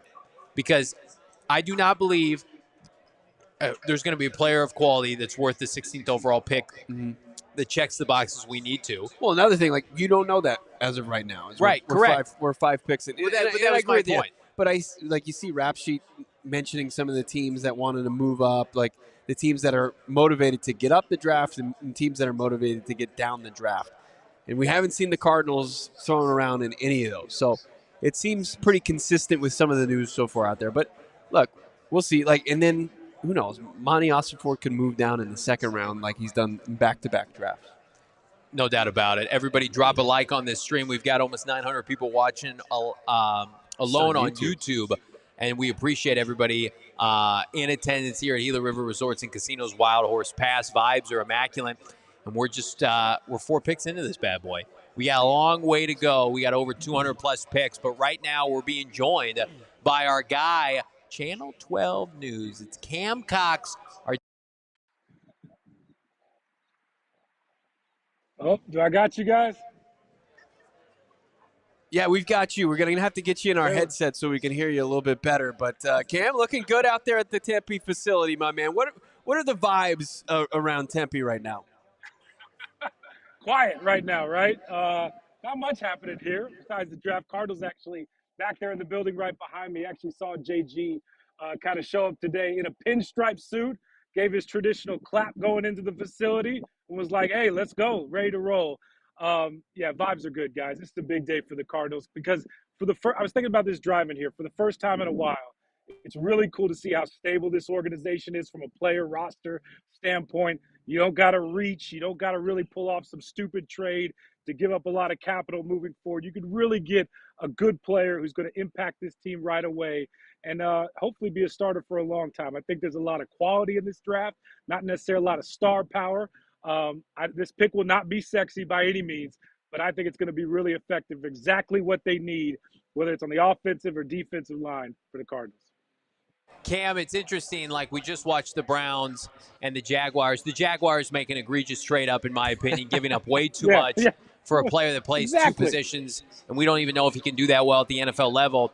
Then you have the Cardinals, as you mentioned. It's a blessing and a curse, right? We want to be able to telegraph this pick. Of course, we want a freak show defensive lineman. We feel like that's the best course of action. But, you know, the more games you win, the farther this gets pushed down, and the harder it is to evaluate.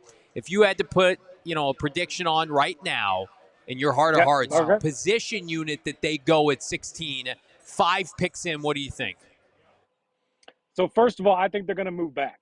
I just think they're going to move back, get some extra draft capital. We've seen it. I heard you guys talking about it. Monty likes to cook.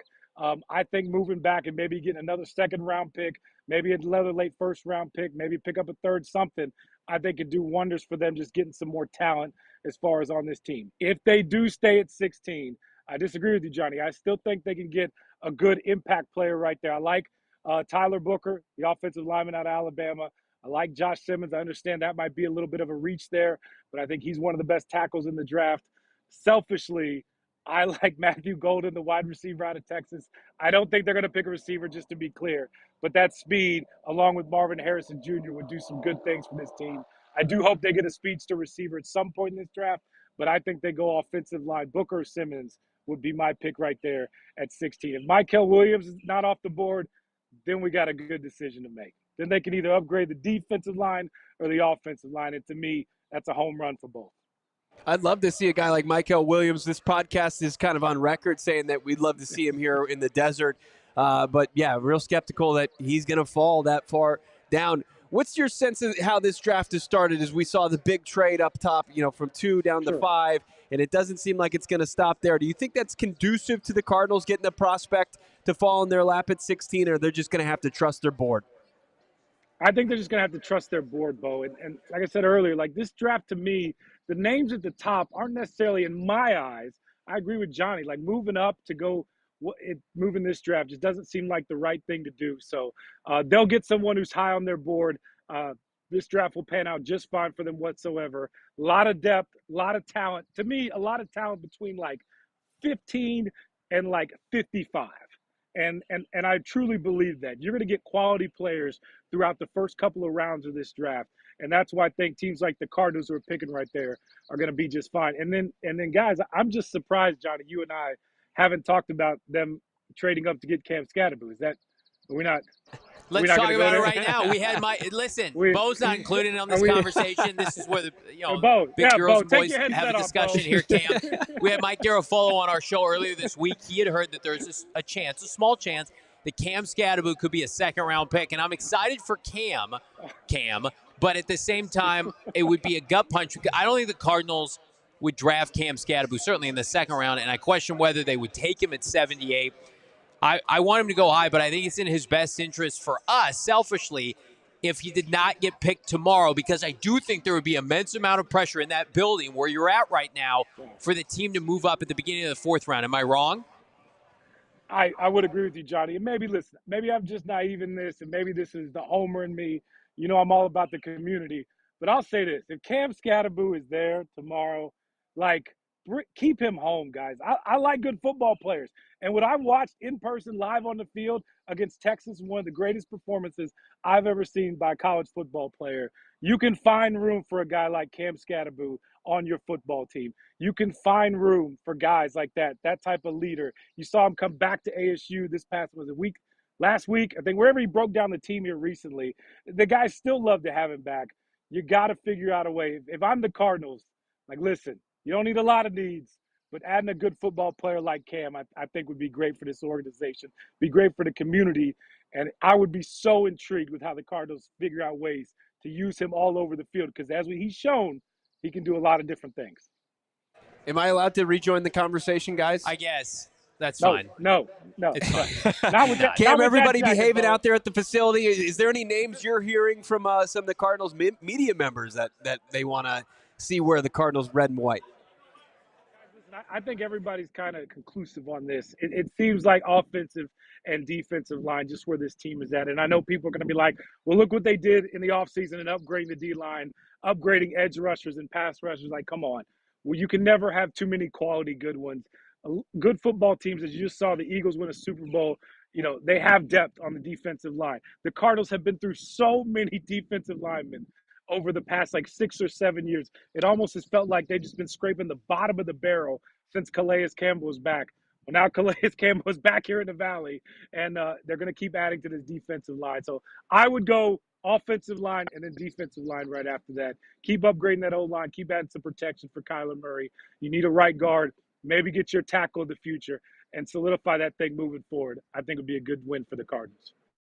Check him out, Channel 12, head of sports. It's our guy, Cam Cox. He's a first-round pick in our eyes. Cam, we hope to be chatting with you later this evening. In the draft. Be well, my guy. Great name. Be well, too, guys. Take care. Enjoy the party. Unbelievable insight from Cam Cox there, live on location at the Cardinals team facility down the street in Tempe. And so here's your top 6 picks, Johnny. Are you ready for it? So number 1 overall, no surprises, Cam Ward. Then you have the Browns trade down with the Jacksonville Jaguars. They take Travis Hunter. The Giants stick and pick. They take Abdul Carter. Okay. And then 4th overall, Will Campbell, the tackle from LSU, goes to the Patriots. And then the Browns, after trading down, they stick and pick there.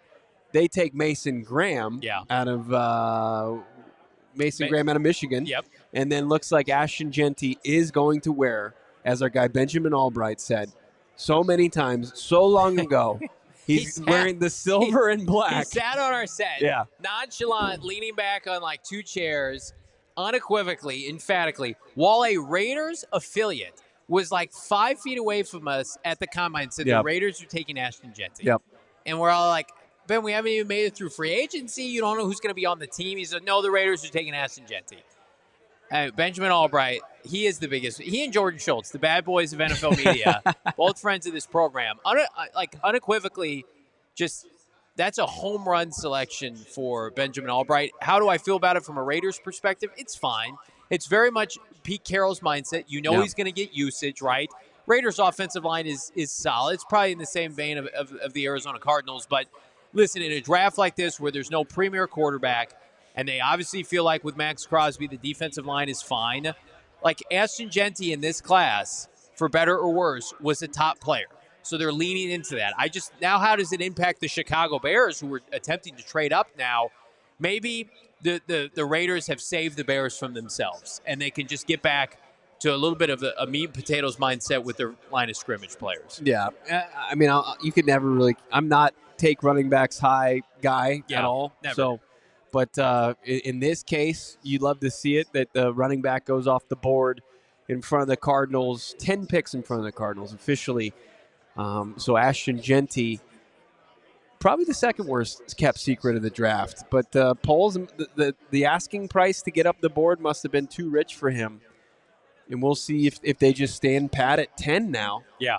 And we'll see, as there was reports that Denver wanted to make a trip into the top 10. Diana Rossini saying Carolina is fielding calls at 8. Yeah. So still a lot of movement potentially could go down that could benefit the Cardinals. Especially, I think Carolina moving out of that spot would benefit the Cardinals greatly. Okay. Give me some because rationale. they're a team that has been heavily tied to the two of the Georgia defensive playmakers and Jalon Walker and Mykel Williams. I mean, it doesn't completely mean, hey, that one of them is going to fall an extra spot, but it puts another spot in front of the Cardinals that could go a different way. That's a great point. I think, if you're the Chicago Bears or whomever and you want to move up with Carolina, again, we want to get back on the path of offensive players. Tyler Warren needs to go. Kelvin Banks Jr., Membo. This needs to be Membo from Missouri right here. Yeah. Or Tyler Warren. No defensive player. And again, it worries me because Aaron Glenn, defensive head coach, but maybe it's the Jonathan Gannon, 2.0 experiment where you're like, the first couple of years we're going to go all offense early and I'll take care of the defense. And it's not like the Jets are playing with an empty cover. They've got Leonard Williams, or not Leonard Williams, I'm sorry, defensive tackle for the Jets. Quinn Williams? Yeah. They had Leonard Williams. It was a fun time. They have Quinn Williams. They have Sauce Gardner. They have some pieces up front. And I think it's in their best interest right now with Justin Fields. I mean, that offense is going to be run heavy. He's got to have ample time to even be efficient with a short to intermediate passing game.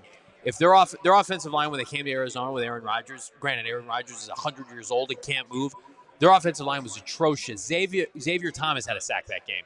So, Membu, they've got Elijah Vera Tucker. They took a tackle recently. Keep doubling down up front, Jets, please. Yeah.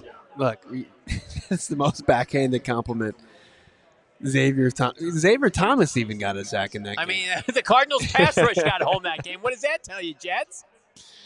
And it just solidifies and fortifies our want for the Cardinals to get a defensive front player, even more so after Johnny's disrespectful comments to a current Cardinals player. Not one of the exiting Cardinals player, but a current Cardinals player. Keeping tabs on what's going on. Schultz continues to be just a don't even look at it. Pre-pick is in merchant. I know who's going to the Jets at 7.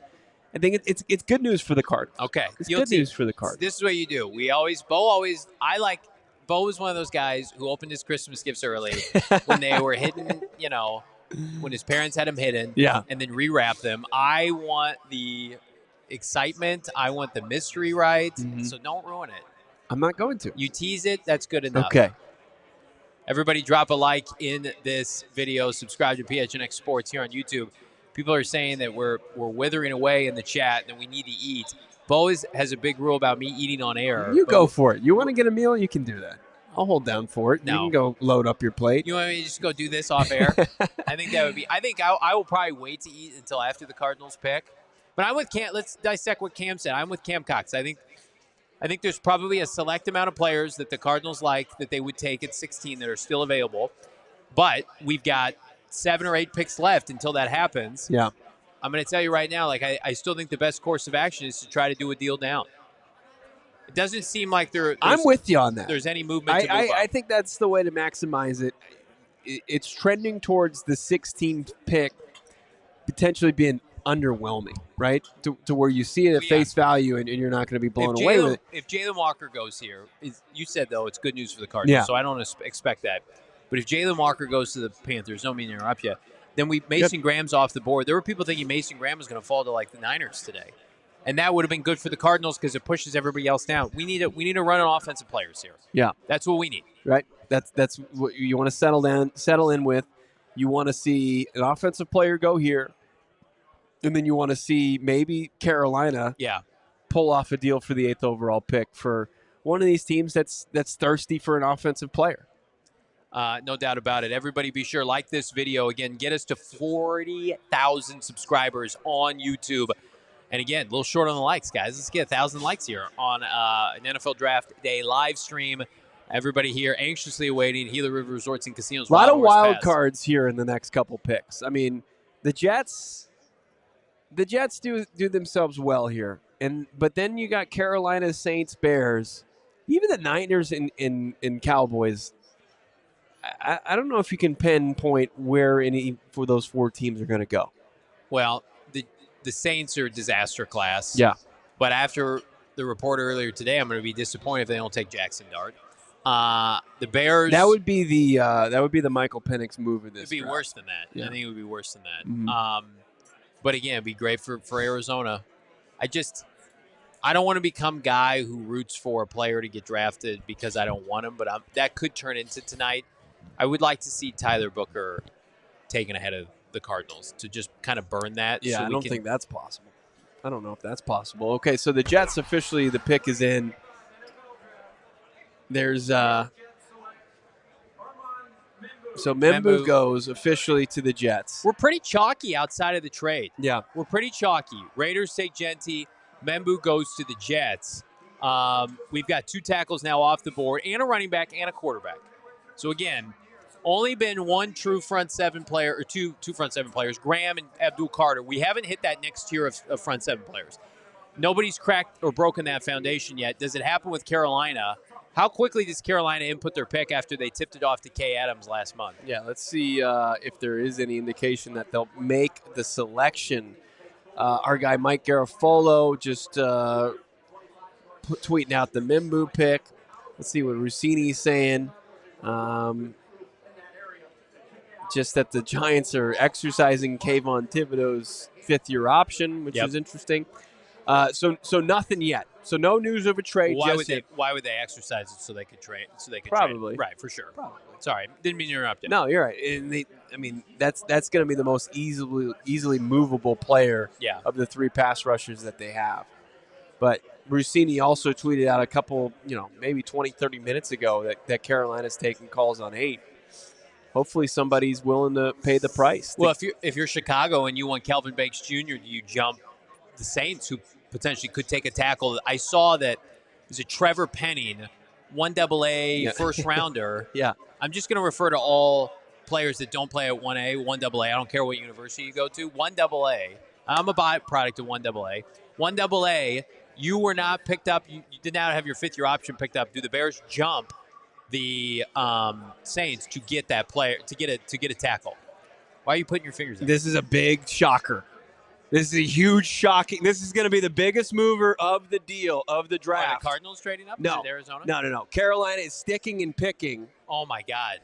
I don't know if we can delay this one. We can't hold this one off. All right, hit me with it. The Carolina Panthers at 8th overall are taking out of the University of Arizona. I see the jersey back there. Tetairoa McMillan is going to the Carolina Panthers. Tremendous. Damon Dog, buy your jersey accordingly, my Tremendous pick by Carolina for Arizona fans. Listen, I don't hate that pick. I think that's not Jaxson Dart to the Saints bad. That's not as bad as the Travis Hunter trade. Here's what Carolina is telling you. Even though I liked him last year, Xavier Legette, can he play? We'll see. Tetairoa McMillan, they clearly felt like he had a top 12 grade where they felt like they could take him there. Give me more offensive players. Come on, Saints. This is Come beautiful. on, Bears. This is a beautiful thing to happen for the Arizona Cardinals because now you've got T-Mac. He gets up. There's question marks. Could he go? He would be at 12. Dallas. And then, now Dallas has to go Matthew Golden. Wow, tremendous. And tremendous for T-Mac, too. Listen, I'm not a big Bryce Young guy. Thank you, Max. Not a big Bryce Young guy. But he did beat the Cardinals last year with his huge JanSport backpack. And I do think efficient enough with that head coach now where you can get him some targets. Tetairoa McMillan, we all thought he was going to be a top 10 pick entering this draft season. And then, unfortunately, he had his draft stock sabotaged by what happened at U of A. That's all I'll say about it. But they had an egregiously bad year. And I feel like draft analysts could not separate how bad U of A was this year and where this kid should have been. If Tetairoa McMillan, if they had the year ASU had, and Tetairoa McMillan was on the national stage, and he got the spotlight that Cam Skattebo had, we would have been talking about him like we talked about Mike Evans and Julio Jones and a lot of these prospects, but they nitpicked this kid so much so that people are like, he doesn't love football. He's going to go in the back half of the first round. He's going to go in the 20. Separate, right. That. He was always wide receiver #1 in this class, and good for him. And listen, people are going to laugh at this pick. They think it's an overdraft. If he's a 1,000-yard receiver, nobody cares. Nah, nobody cares. Nobody cares. I think he gets a little bit more separation than people give him credit for. I think he's a little bit better with the football in his hands than people give him credit for. And then, as far as at the point of the catch, there's nobody better in the draft. And, he could start. He could play, I think, he could run multiple route trees. I think he could play in the X, or I think he could play at the Z. Some people compare him maybe too much to Mike Evans. I think he could be a guy like T. Higgins potentially. Yep. And that's a great addition for somebody in Bryce Young. And this is the right move. This is a defensive-rich draft, but where does Carolina really need to emphasize in getting Bryce Young continually on the right track? And now, if you're Carolina in the second round, you can go and get the best available defensive lineman. They bought a defensive line in free agency. That's the thing about the NFC South. The NFC South does not play by conventional rules. They don't have to have real players. You just have to have enough good players at the top 30 of your roster to carry you through. Like, Tampa's defense isn't very good. Yeah. But how did they win it last year? Just kind of run and shoot with Baker Mayfield. When the Saints are an albatross and the Falcons are always middling, you can attempt to win football games this way. You can't do that in big boy divisions like the NFC West and the AFC West and the NFC North. But in the NFC South, you can do things a little differently here. And again, they're probably thinking, Jalon Walker, I like him. We like him. Mm-hmm. And he's probably going to go ahead of the Arizona Cardinals. He's not a conventional edge rusher on paper yet. He hasn't shown that ability. We're projecting. Whereas T-Mac, you're just saying, go and get 1,000 yards for Bryce Young, who has to work. Right. Now we got to see what Chicago does. Obviously New Orleans before that, but the Saints and Bears, man, if they could do the Cardinals a big. Let's go O-line. Yeah. Let's go Tyler Warren. Let's go Kelvin Banks Jr. Let's get out of the top 10 virtually unscathed. Right. That would be unbelievable. Let's throw a corner in here, Jahdae Barron. Let's get him involved. The Saints are unequivocally the biggest wild card of the top 10. They have no quarterback. They have no direction. They have an offensive head coach. Yeah. You would assume they're going to lead offensive tackle. They don't have one. I think Kelvin Banks Jr. has to be under serious consideration. And then if you're the Chicago Bears, can you help yourself? You take one of the best defensive linemen in this draft, or you have the pick of the litter, or do you take a tight end? I think we know which way Ryan Poles is going to go in that situation. Goodell finally taking the podium to make the pick. We know Tetairoa McMillan's going in. Okay, I promise no more Jordan Schultz spoilers, okay? That to me, though, that was worth spoiling. Because, you know what, So though, you want me to keep tabs on it just in case we got more of those? Unless it's something that I don't like, unless it's something that breaks my heart, then we don't do it. But there's T-Mac dapping up some draft prospects in the green room. So, look, his night goes a little quicker than a lot of people anticipated. That's huge. And looks like his fellow prospects pumped for him. And let's get Matthew Golden on line one to one of these other teams. Who was the highest Wildcat taken before this?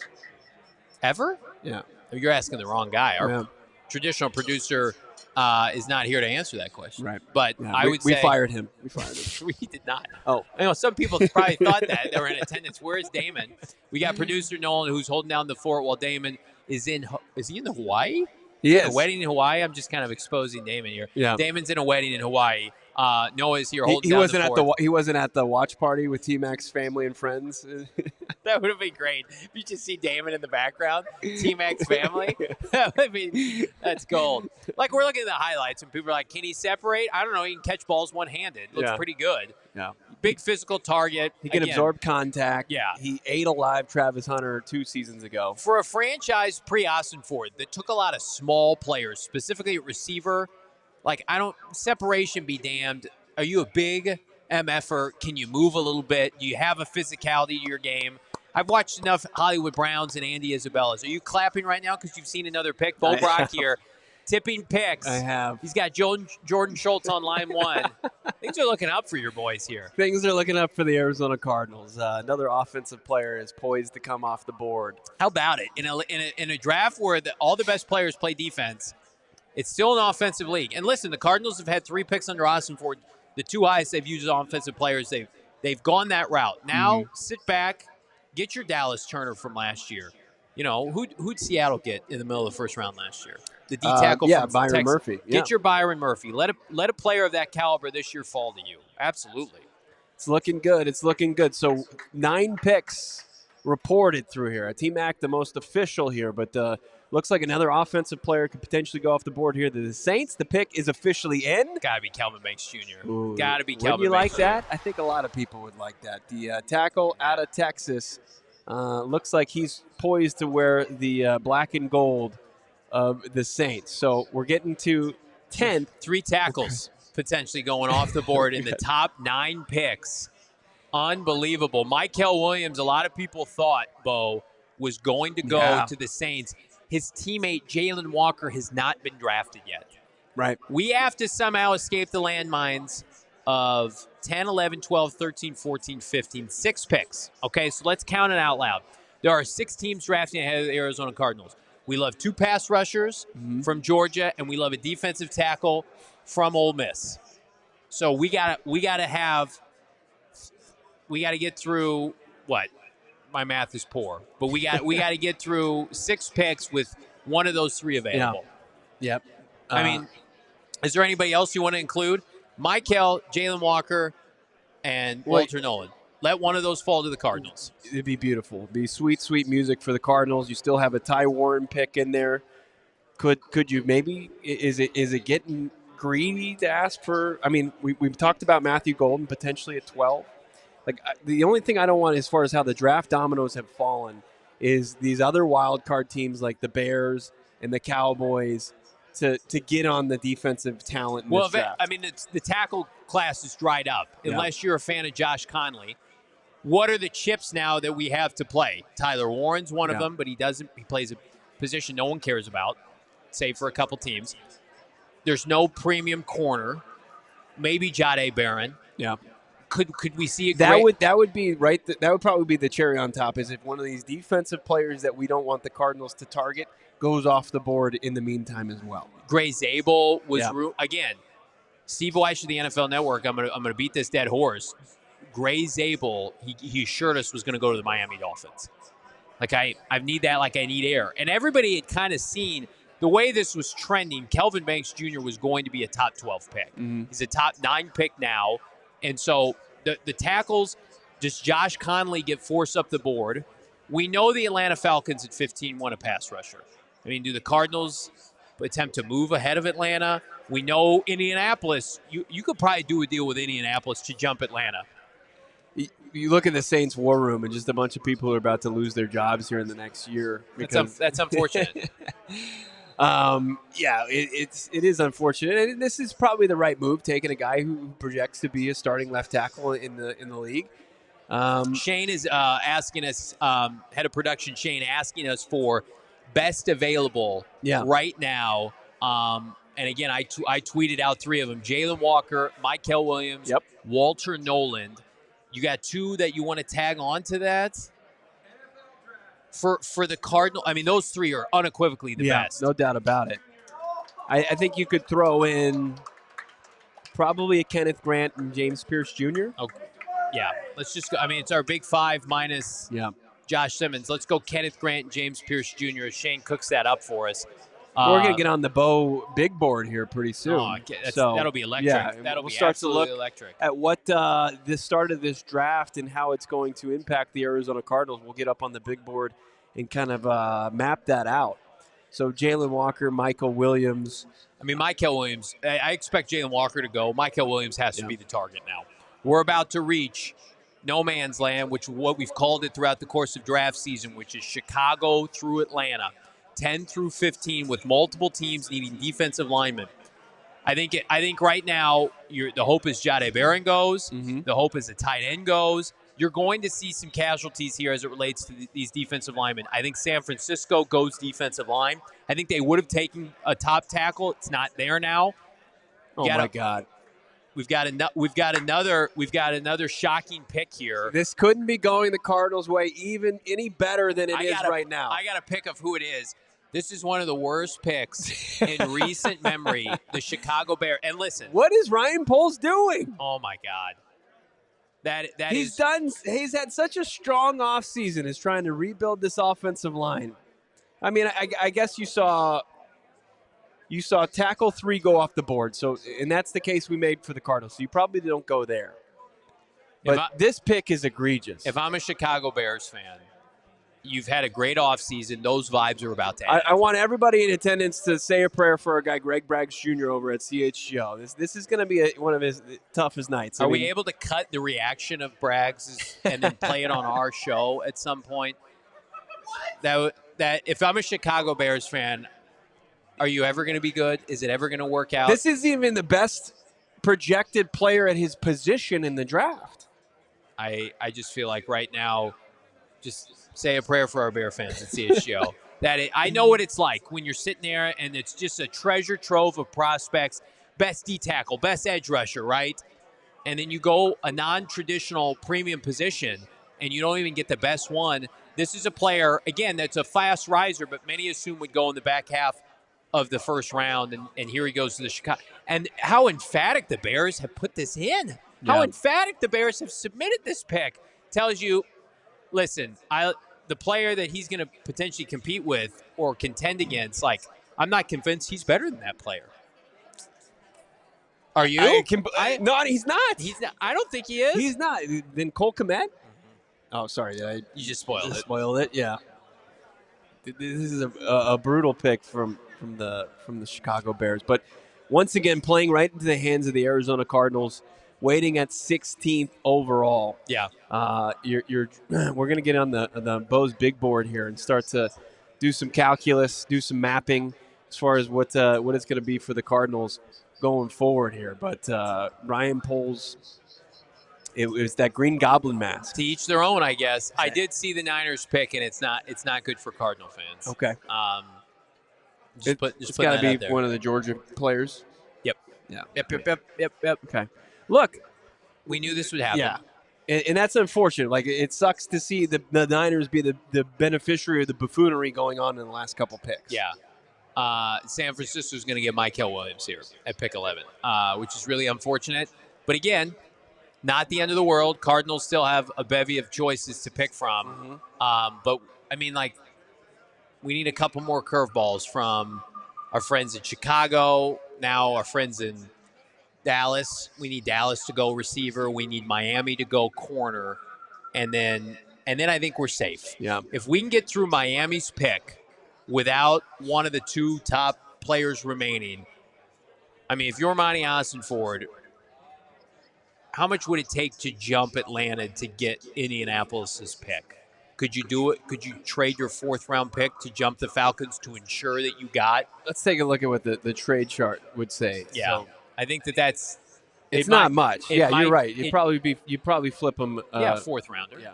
Because so the Colts pick is 1,100. The Cardinals is 1,000.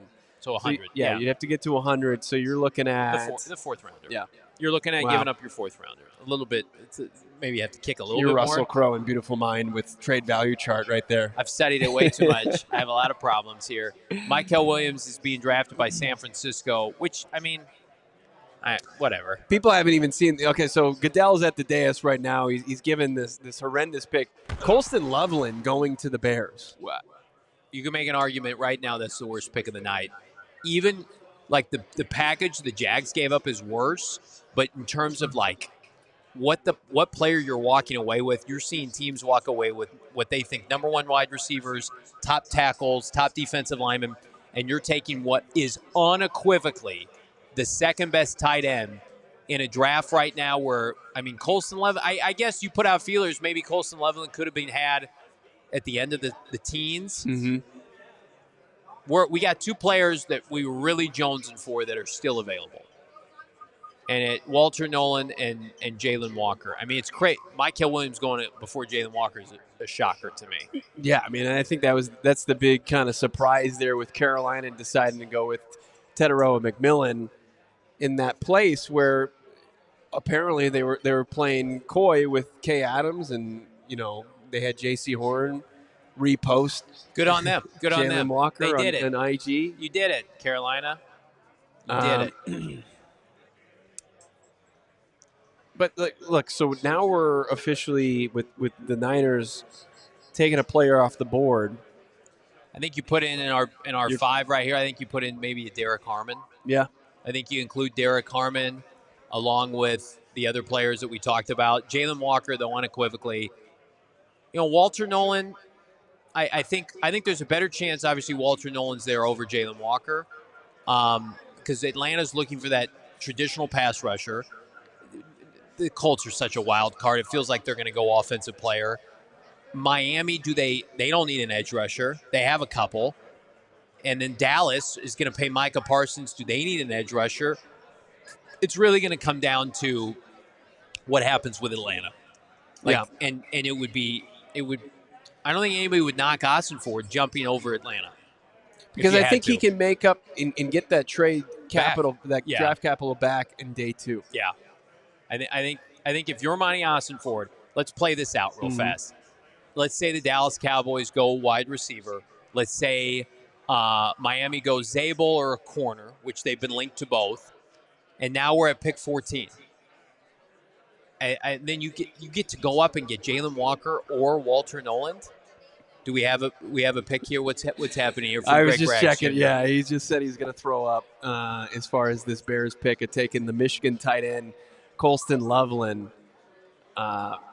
That's tough. That's a tough scene. And look, we hope we're not in the same spot here 5 picks from now. But the many trade up with Colts, it's a very interesting idea. I think it might be worthy because it is the Falcons who are going to kick off the run of teams that could benefit greatly from getting a pass rusher, and very few worthy of the picks that they could potentially go. Dallas is such a wild card. Did Jerry Jones tip his hand so much, or is he in a position right now where, they give credit where credit's due with the Cowboys. They typically draft better than public perception.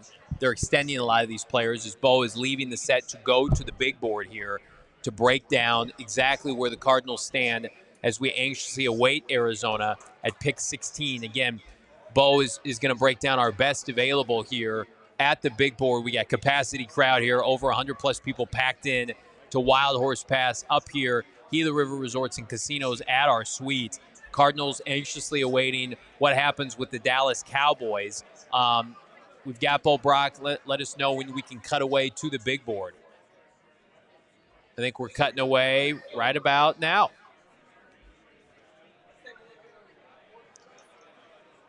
There we go. We got Bo.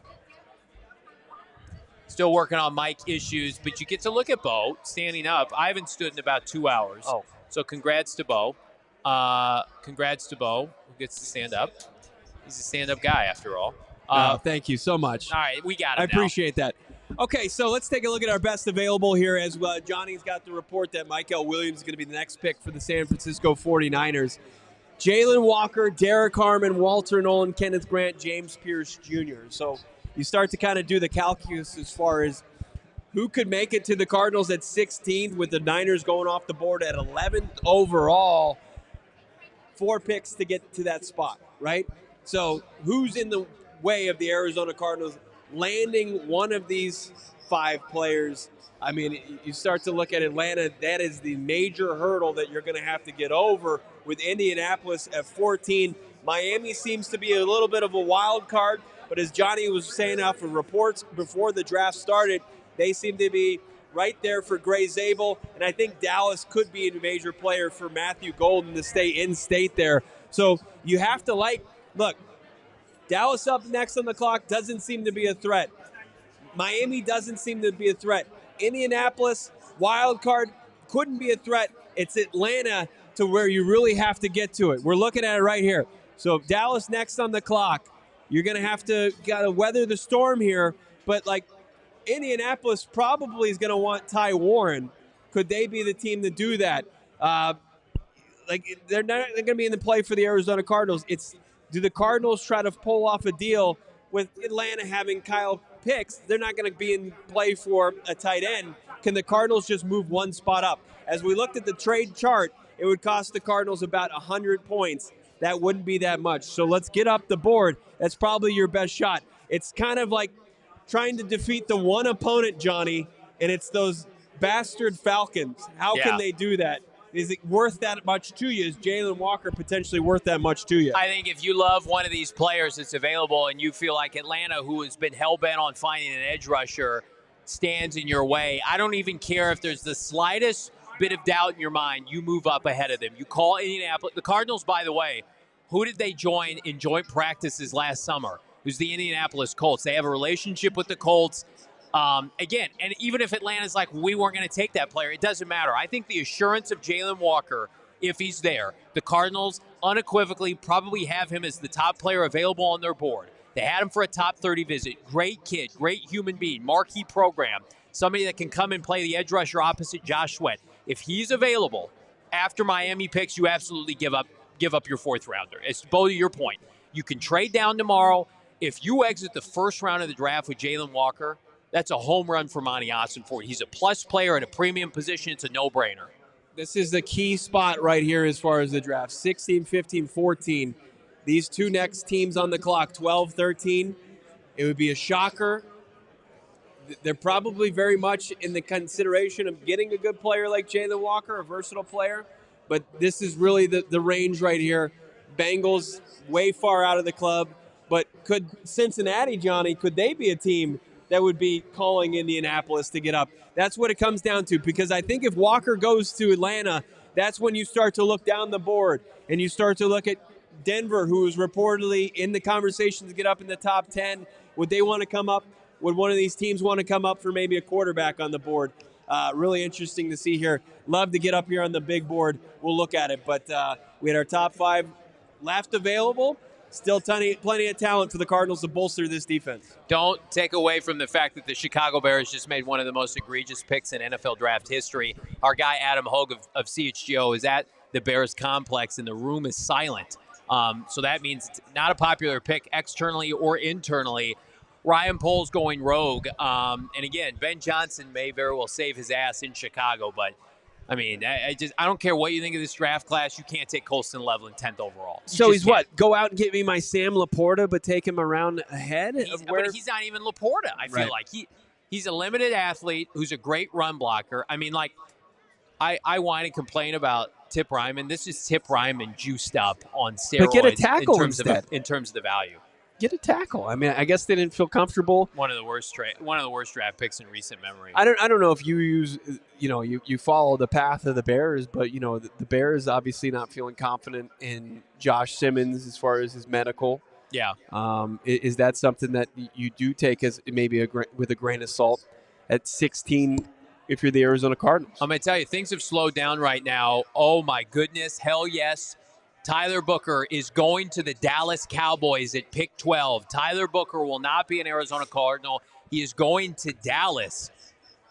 I prayed for moments like this. Hang on. That's not confirmed. I'm sorry. Todd Archer is speculating. That is not confirmed. I apologize. Oh, Johnny, okay. I apologize. That is not a done deal. I've blown it here on the draft show. Tyler Booker, not a confirmed pick. The last confirmed pick we have is the one you're seeing on your television is Mykel Williams going from Georgia to the Bay Area. He's going to join those dirty, filthy San Francisco 49ers. Come on, Todd Archer. I see a San Francisco 49ers polo in here, too. What's going on with that? I don't like that. We need to get a bouncer at our draft party here to vet these Niner fans. Dallas is really taking their time, too. Schultz doesn't have anything. Like, here I was blowing you shit for, excuse my language, tipping picks with Schultz. Now I'm feverishly refreshing his Twitter to see who's been taken next. Dallas in the mix for they want an offensive player. You're right. And they don't need a tight end. So Booker would make some sense. Now we're seeing people are suggesting Tyler Booker to Dallas. Let's see here. Tyler Warren was minus 1,000 to be the first tight end drafted. So maybe people make some money. Tyler Booker is going to the Dallas Cowboys. So, Todd Archer, you saved my ass. We appreciate you. No Tyler Booker to the Arizona Cardinals. Thank you very much. I'm shocked as how high Tyler Booker goes in this draft, but maybe that's because Dallas was tied to Tetairoa McMillan. We need to send maybe a edible arrangement to the Carolina Panthers for making this happen. My goodness. Them take the big guard. Look, you and I both are pretty consistent. We think Tyler Booker's going to be a good We pro, like guards. right? We like interior offensive linemen. But we'd rather see teams take a non-premium position guard at 12th overall like the Dallas Cowboys just did. I'm fired up. So everything that we just went on over the big board, it stands. And Miami's going to be in a position to where I think they're going to take maybe one of these top corners. Maybe they take Gray Zabel, as you mentioned. Maybe they were looking at Booker as well. I think Gray Zabel. I think there's now PTSD for some of these teams that can't pass to protect, and they're scrambling. They got to get an offensive lineman. I think Gray Zabel has to be the pick here. If you're the Miami Dolphins, you've already got question marks up front with Tua and his viability long term. If you're already in on Gray Zabel, you know this has to be the pick now. Yeah. With Tyler Booker going right ahead of you. I don't want to get ahead of ourselves. This couldn't be going better for the Arizona Cardinals right now. I tweeted that out earlier. I mean, I think the draft dominoes are falling the Arizona Cardinals' way with all this offensive talent going off the board before they're up at pick 16. And maybe that's something that Monti Ossenfort was confident about, and that's why he wants to stick and pick. Go ahead. Falcons remain that threat. I don't want them to dictate the Cardinals' pick. I want the Cardinals to take that ability away from them. And if I light a fourth-round pick on fire. Yeah. I love fourth-rounders. They're great. I'll be thirsty for one at the beginning of Saturday if they don't have one. But if I have Jalon Walker or Walter Nolen in my back pocket, I don't have an issue with it. Yeah. So Tyler Booker officially off the board for the Cowboys. And look, you've got the Miami Dolphins who are completely in a position to continue the Cardinals' good luck here. The only tough pick that's happened is that Mykel Williams went within your division. Other than that, this has been. But he steal his teammate. Most people thought was better. Yeah, it's a one hitter right now that's going on. You don't want that to get broken up. That's a great analogy. That's a great analogy by my brethren here on the podcast that played collegiate baseball. We got 1,300 people watching live. I'd be remiss if I didn't remind everybody, drop a like. We're almost at 500 likes. We're halfway there. We're looking for 1,000 likes here on our draft day stream. Again, 1,300 people watching live, 100-plus people packed into Gila River Resorts and Casinos. We're fired up today. And again, Monti Ossenfort right now, I think barring something unforeseen, I don't expect to trade down now because this has fallen exactly how you wanted it to. Walter Nolen, Jalon Walker has to be the pick. Both of them were top 30 guys. If they're both gone then I feel like then we're just guessing like everybody else. Because I don't think there's anybody. Tyler Booker, people thought was going to be a Cardinal. Let's put that off to the side. Yeah. Kelvin Banks Jr. You're not taking Josh Simmons 16th overall. So I think you try like hell to trade down, but it takes two to tango. You got to have a partner to do so. I wouldn't completely rule out Simmons. I think you could throw Shamar Stewart still in that conversation to another top 30 guy. I'd like to rule out Jahad Campbell, but I'm not going to do it until I'm ruling that out. Yeah. I'm ruling that out. And I'd love to see maybe Atlanta pull the trigger on something like that. Wouldn't that be great? Wouldn't that just be like as we're all holding our breath? I just feel like one pick before they're about to go. They're so selfish. They're going to take somebody we love. Where does Jalon Walker play football? Georgia. Where the Atlanta Falcons play football? Georgia. Yeah. Like you got to force the issue there, man. You got to go. They're going to take him if he's there. The Atlanta Falcons are going to take him if he's there. Yeah. I mean, there's some rumblings right now about Josh Simmons and just on the Twitter streets. And again, like, would you be surprised? You just mentioned you wouldn't be, but with all the run on the offensive linemen, it wouldn't be the worst thing in the world given how much the rest of these defensive linemen are being pushed down at least. But then that's a long time to wait then. If you take Josh Simmons at 16, I mean, listen, we're speculating here. 47, are you getting a viable defensive lineman at that point? On either edge or defensive tackle? You absolutely could. This draft does have the talent down the board, 47 and, of course, 78, I think you absolutely could find it. But not the top-tier talent that seems like it's remaining right now. And the conversation we had early in this draft about Simmons and what's his role, he becomes it. He's right now he would be tackle 4 for the Cardinals, right? You got Paris Johnson Jr., you got Jonah, you got Kelvin Banks, you got Christian Jones, and you're going to come in and you're going to be given an opportunity to win a job, but he's going to have to outplay Jonah or Kelvin or whoever's going to be that competition in training camp. What's his role going to be? He's not healthy right I know now. what the long term is, but is he going to be a guy that's going to be able to come in and go from barely playing a collegiate season at Ohio State because of the injury, overcoming the injury, and then also being able to contribute in a team that's going to have the highest of expectations in a long time? Here's the tough part with Josh Simmons is that if you take him and Walter Nolen's on the board, that's tough for Cardinal fans. Yep. That's tough for people. Well, Josh Simmons is a viable option if other things don't go your way and you can't trade down. I get it. But if Jalon Walker, God forbid, is there, or Walter Nolen, it's tough. You better be right. Especially with what you've seen You better be right. Gannon and Rollis be able to do with top-tier talent. You enter that into the equation and you see what they were able to do in 2022 in Philly. And you like the additions, but it's not anything that's going to, make you feel confident going into the season. It's everything really has to go exactly right for this to work out. You give yourself a little bit of leeway if you add a top tier prospect at 16, like they'll have a very real potential of doing, regardless if Walker goes off the board here in the next couple picks or not. The Dolphins are going Kenneth Grant, defensive tackle out of Michigan, so they are not going corner. So we get burned on our big board in terms of our big 5. Kenneth Grant is DT2, which a lot of people did not expect. We've been high on Kenneth Grant the entirety of draft season. The Cardinals brought him in, but we did not have him above Walter Nolen. Mm-hmm. Now, you wonder with James Pierce and Walter Nolen, the off-the-field concerns. One thing about Kenneth Grant, squeaky clean off the field, part of a national championship team. Yeah. The only issue with it, I had him going in our mock in the late 20s. It's got to be on a pitch count. He's a big guy. Yeah, and that's an area of need, many areas of need for the Miami Dolphins. And, the Arizona Cardinals are going to have to really, solid, safe prospect goes off the board. So, yeah. Oh, my goodness. RIP, one of our big 5 guys. Tyler Warren immediately is going to Indianapolis. So we have made it to the Atlanta Falcons here. And, Jalon Walker, Walter Nolen, they're going to get – one of them is going to get to the Arizona Cardinals. Will they pick one of them? That's the question. Who else are we looking at here? Shamar Stewart could be in play. James Pierce Jr. could be in play. We don't know how they feel about Mike Green. We're looking at – this is it. It's what we identified. This is the team right here.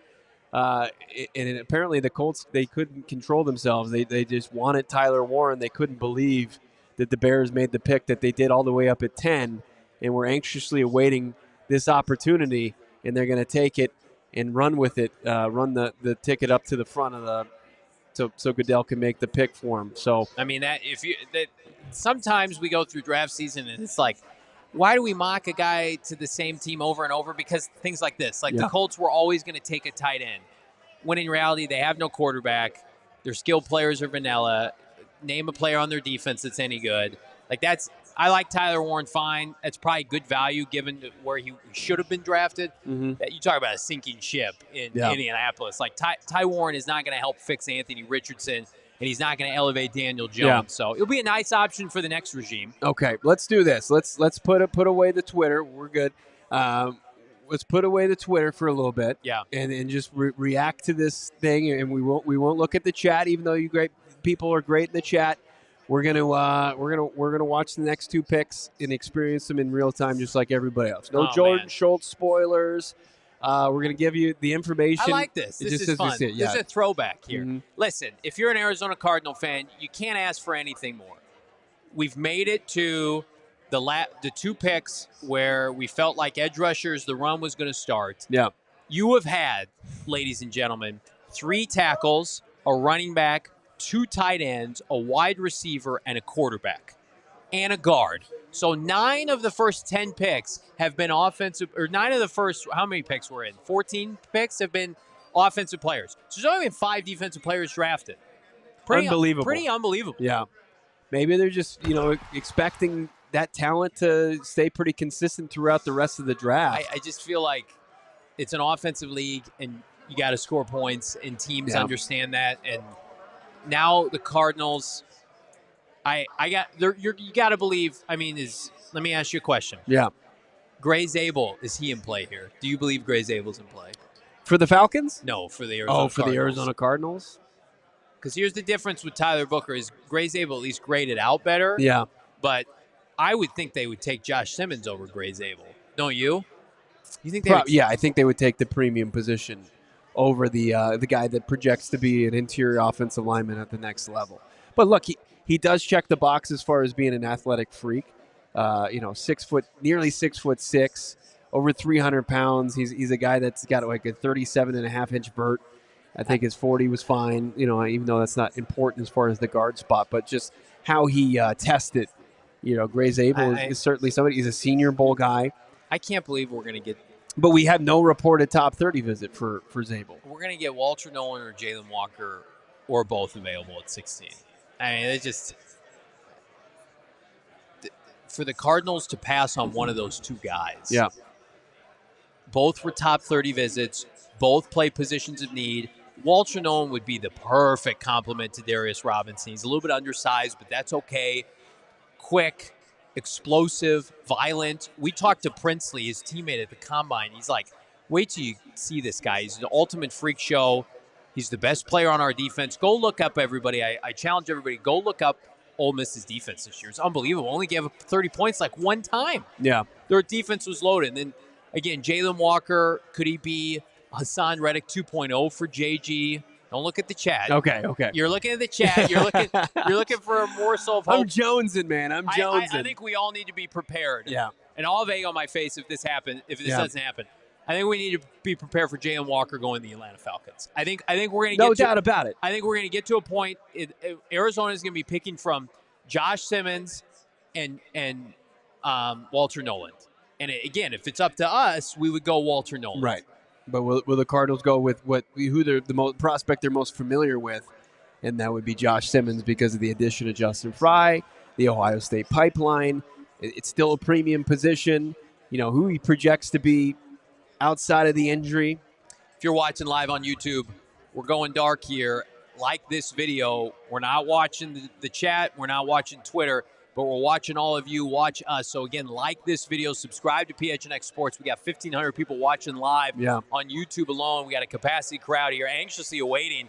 I mean, I feel like the top 10, we could breathe a little bit. It took its time. Yeah. 10 through now 14 has gone lightning fast. It hasn't been a grind at all. It's just been teams getting up because I think of the opportunities that presented themselves with how the dominoes fell at the latter half of the top 10. Yeah.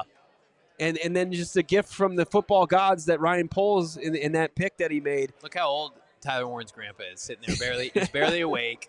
They don't even let Tyler Warren's grandpa sit on the couch. Yeah. Barely alive. Pappy, you just go over there. We'll get you a nice, uncomfortable folding chair. Everybody else is going to just cram on the couch. Look at him.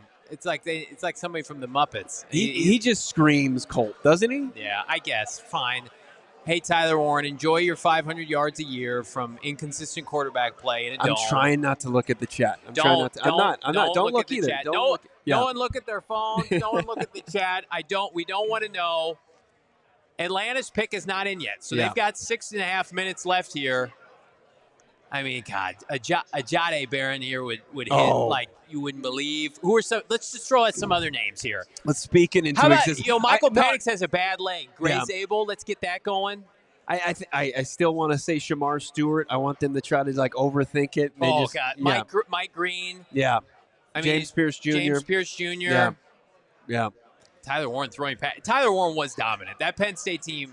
They had a couple. He and Abdul Carter basically carried them into the college football playoff. Still 6 minutes on the clock for the Atlanta Falcons. This thing's going to be an eternity. Falcons are they're popping champagne. They got to a point. Terry Fontenot, though, made the pick.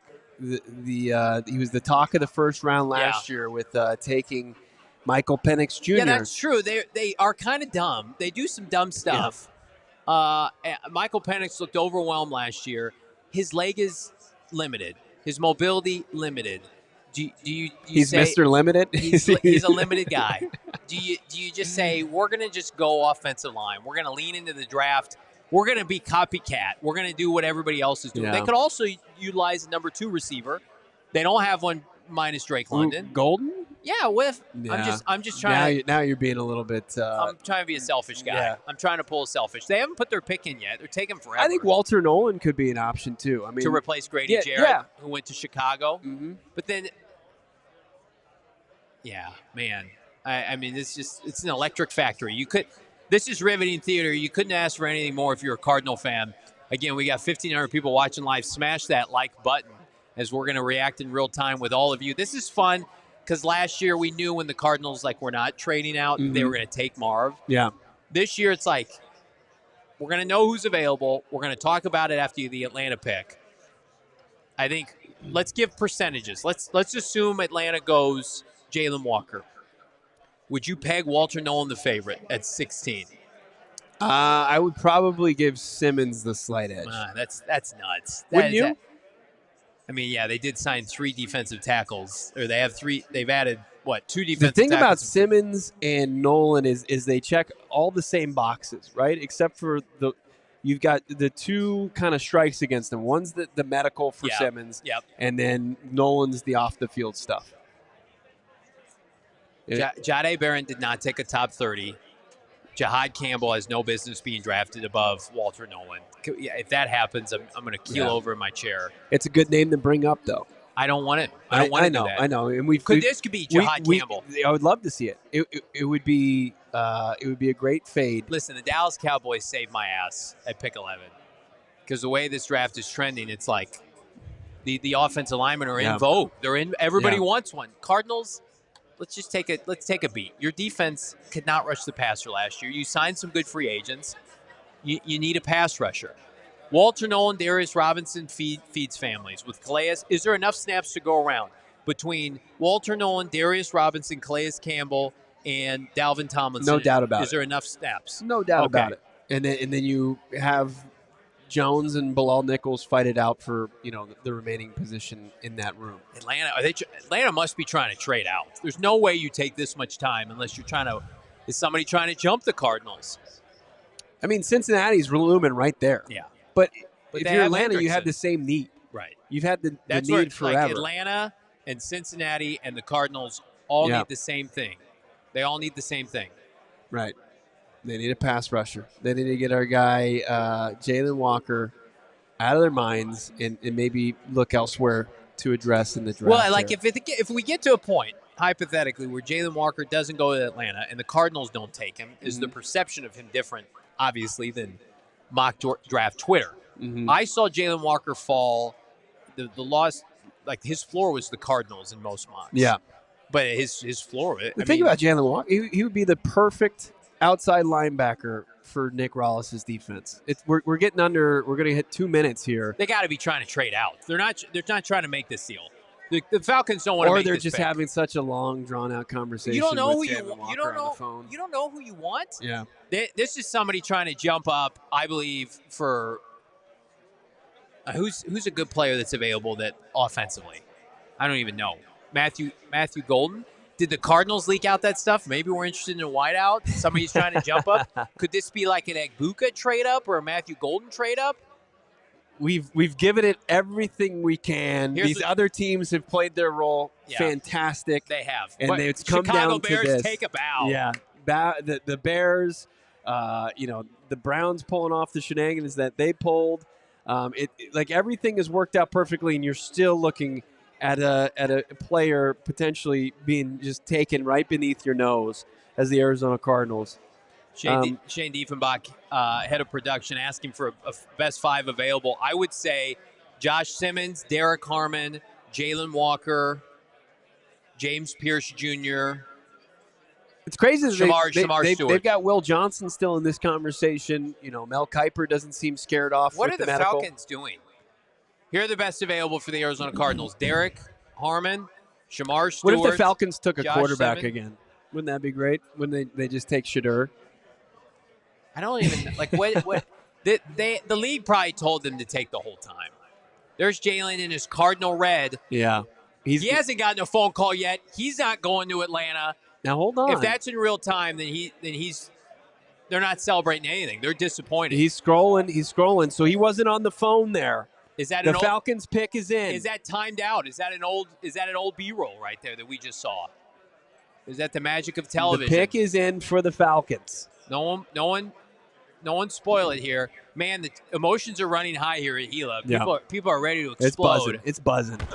I'm trying not to look at the chat. We're ready to explode here. 1,600 people in the chat watching live on YouTube. Make sure to drop a like on this video. Subscribe to PHNX Sports. This is your premier Arizona Cardinal podcast and your premier sports outlet avenue here in Phoenix. We have, again, approaching 40,000 subscribers. Help get us there. I need Goodell to like speed walk up to the podium here. We need this thing to kind of. I wonder if the pick up league's a like, bit. this is going too fast. We have to get ads in. You need to take the whole time. We've got the big board Yeah, there's now. our big board. Let's switch to a Jalon Walker, Derek Harmon, Walter Nolen, James Pierce Jr., and Shamar Stewart. Yeah, I mean, Josh Simmons is also probably – I think we're going to add Josh Simmons to this list depending on who the Atlanta Falcons take. Right. I think that's what we're going to do. I think Josh Simmons gets added to this list. They're showing B-roll of some people at a campfire here on the ESPN broadcast. Instead, they should be showing Roger Goodell taking a stroll up to the podium. I honestly believe that they called Atlanta and they said, please just slow this down. Man, look at the people in There was once a time, this is a trip down NFL draft memory lane where the Vikings botched their pick. I remember that. And they missed it. And a team behind them was able to jump up over them and make a pick ahead of them. Fun fact, if you've been to Green Bay, Wisconsin, there's only like 2 places to go, including an Arby's. That's why everybody is there at the outing. If this pick is not Jalon Walker, we immediately hold the line for Jalon Walker for the next, couple minutes. I mean, so here comes Goodell. There's the Dirty Birds. There's the Falcons. They've snuffed out Jordan Schultz here, and then no one's been allowed to make the pick. Here we go. The Atlanta Falcons making the selection. We're reacting live.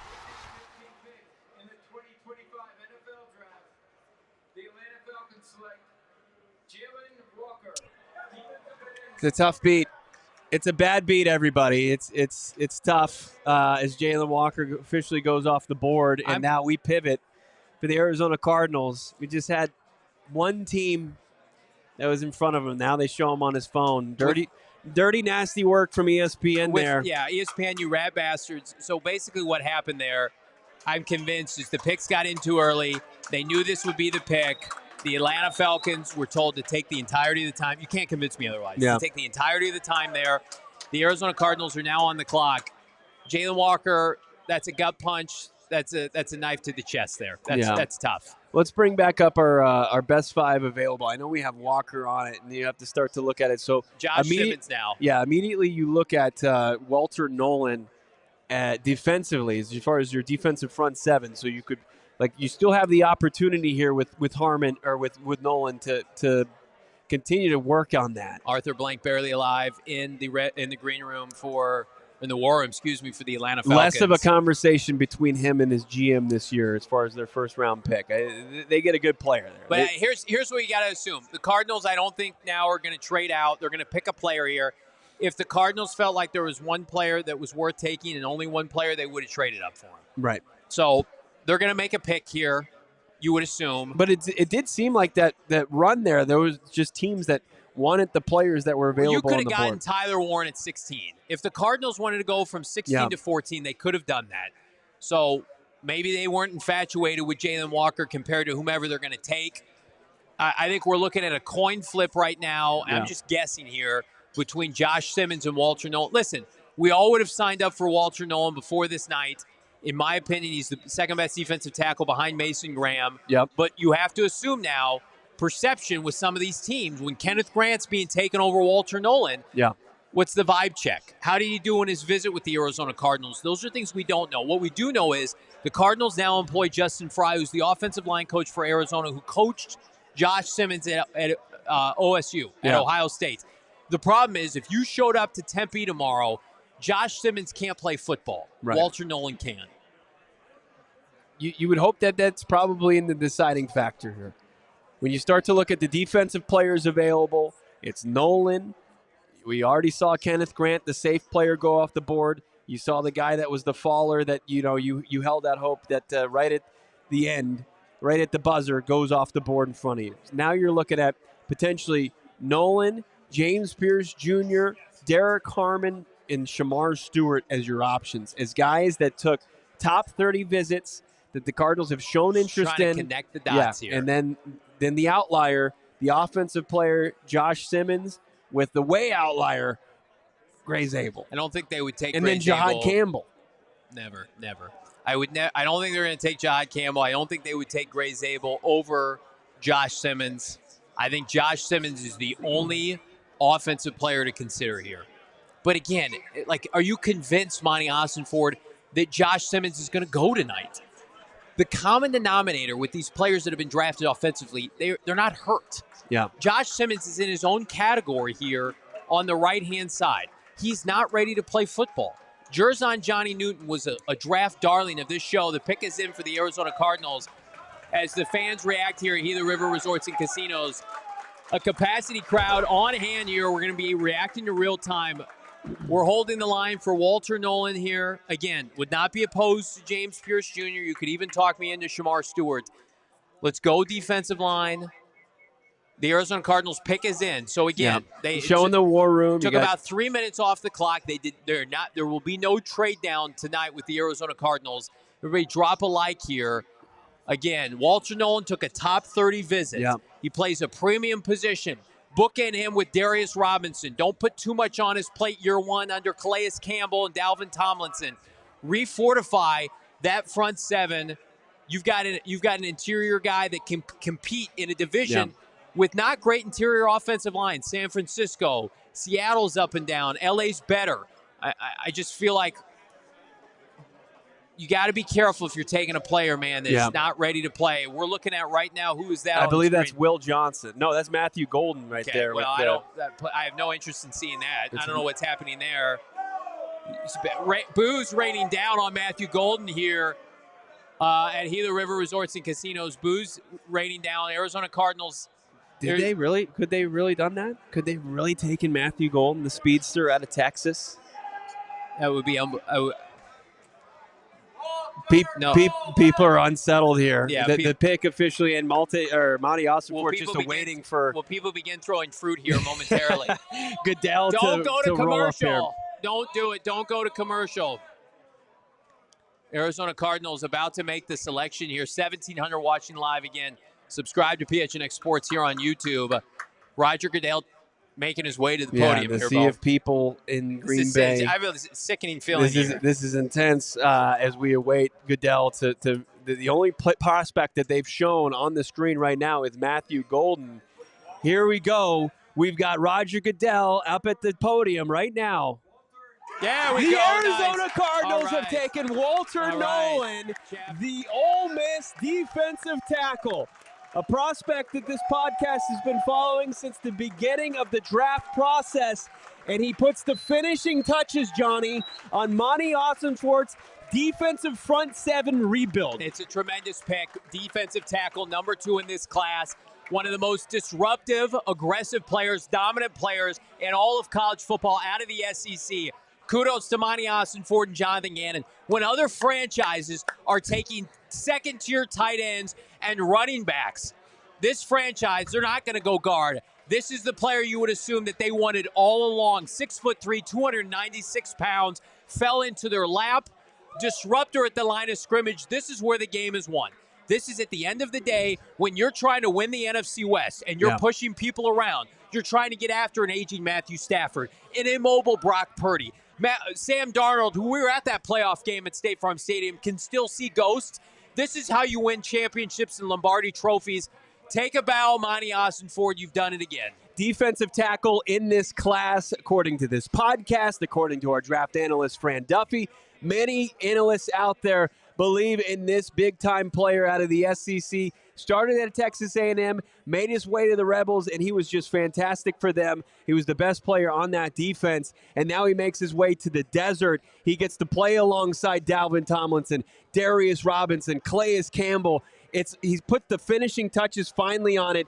And if you followed the tea leaves, you knew that the Cardinals were going to be in on this guy because of Jonathan Gannon's background, how he likes to win up front, rush 4, create pressure that way, and then be able to do the rest of the stuff on the back end with your defense. Like a lot of people said, okay, well, they made these signings. It's a 32-year-old guy. It's a 38-year-old guy. You're getting somebody that's going to be controllable for the next half decade in Walter Nolen that can be that war daddy interior defensive lineman to pair with Darius Robinson. This is how Jonathan Gannon and Nick Rawls want to play defense, and Monti Ossenfort giving him the weapons to do so. He's undersized, but he's explosive. He can get upfield. He will dominate at the point of attack against centers and guards. And again, you've got big heavies like Dalvin Tomlinson. Darius Robinson is a big guy. What's Darius Robinson, about 6'5"? Now you've got a young man out of Ole Miss that they vetted in their top 30 visit. You see him on screen with his family and friends, how much it means to him to be a part of the Bird Gang and the Arizona Cardinals. This is unequivocally a top 12 player that has fallen into the lap of the Arizona Cardinals thanks to the buffoonery of the likes of the Chicago Bears, the Indianapolis Colts, etc. Teams taking non-premium positions with limited floors. It was our argument all along. You've got a player, if he projects to be what we hope, this is a young man who's going to have a guaranteed contract that's going to pay him over $100 million per year. That wasn't going to happen with an off-ball linebacker and a guard, but it has an opportunity to happen with a player out of the SEC that we, in our most recent mock draft here at PHNX Sports, humbly picked as our 16th overall pick. Yeah, we're going to shout it from the top of Camelback Mountain that we got that one right as well. And things were a little uneasy, right, as we were going through and trying to sift through fact and fiction, but we stayed steadfast with that. Yeah. Knowing what we know about the head coach, about the defensive coordinator, about this general manager and what they value. They want an impact maker now. They wanted a rotational player on this defensive front seven. They got one. Let's take a look at Walter Nolen's stats here from Ole Miss because they're a sight to be seen, man. We love it as far as what he was able to do playing under Lane Kiffin there for the lone season in Oxford. 48 total tackles, 6.5 sacks, so productive as far as getting after opposing quarterbacks from the interior.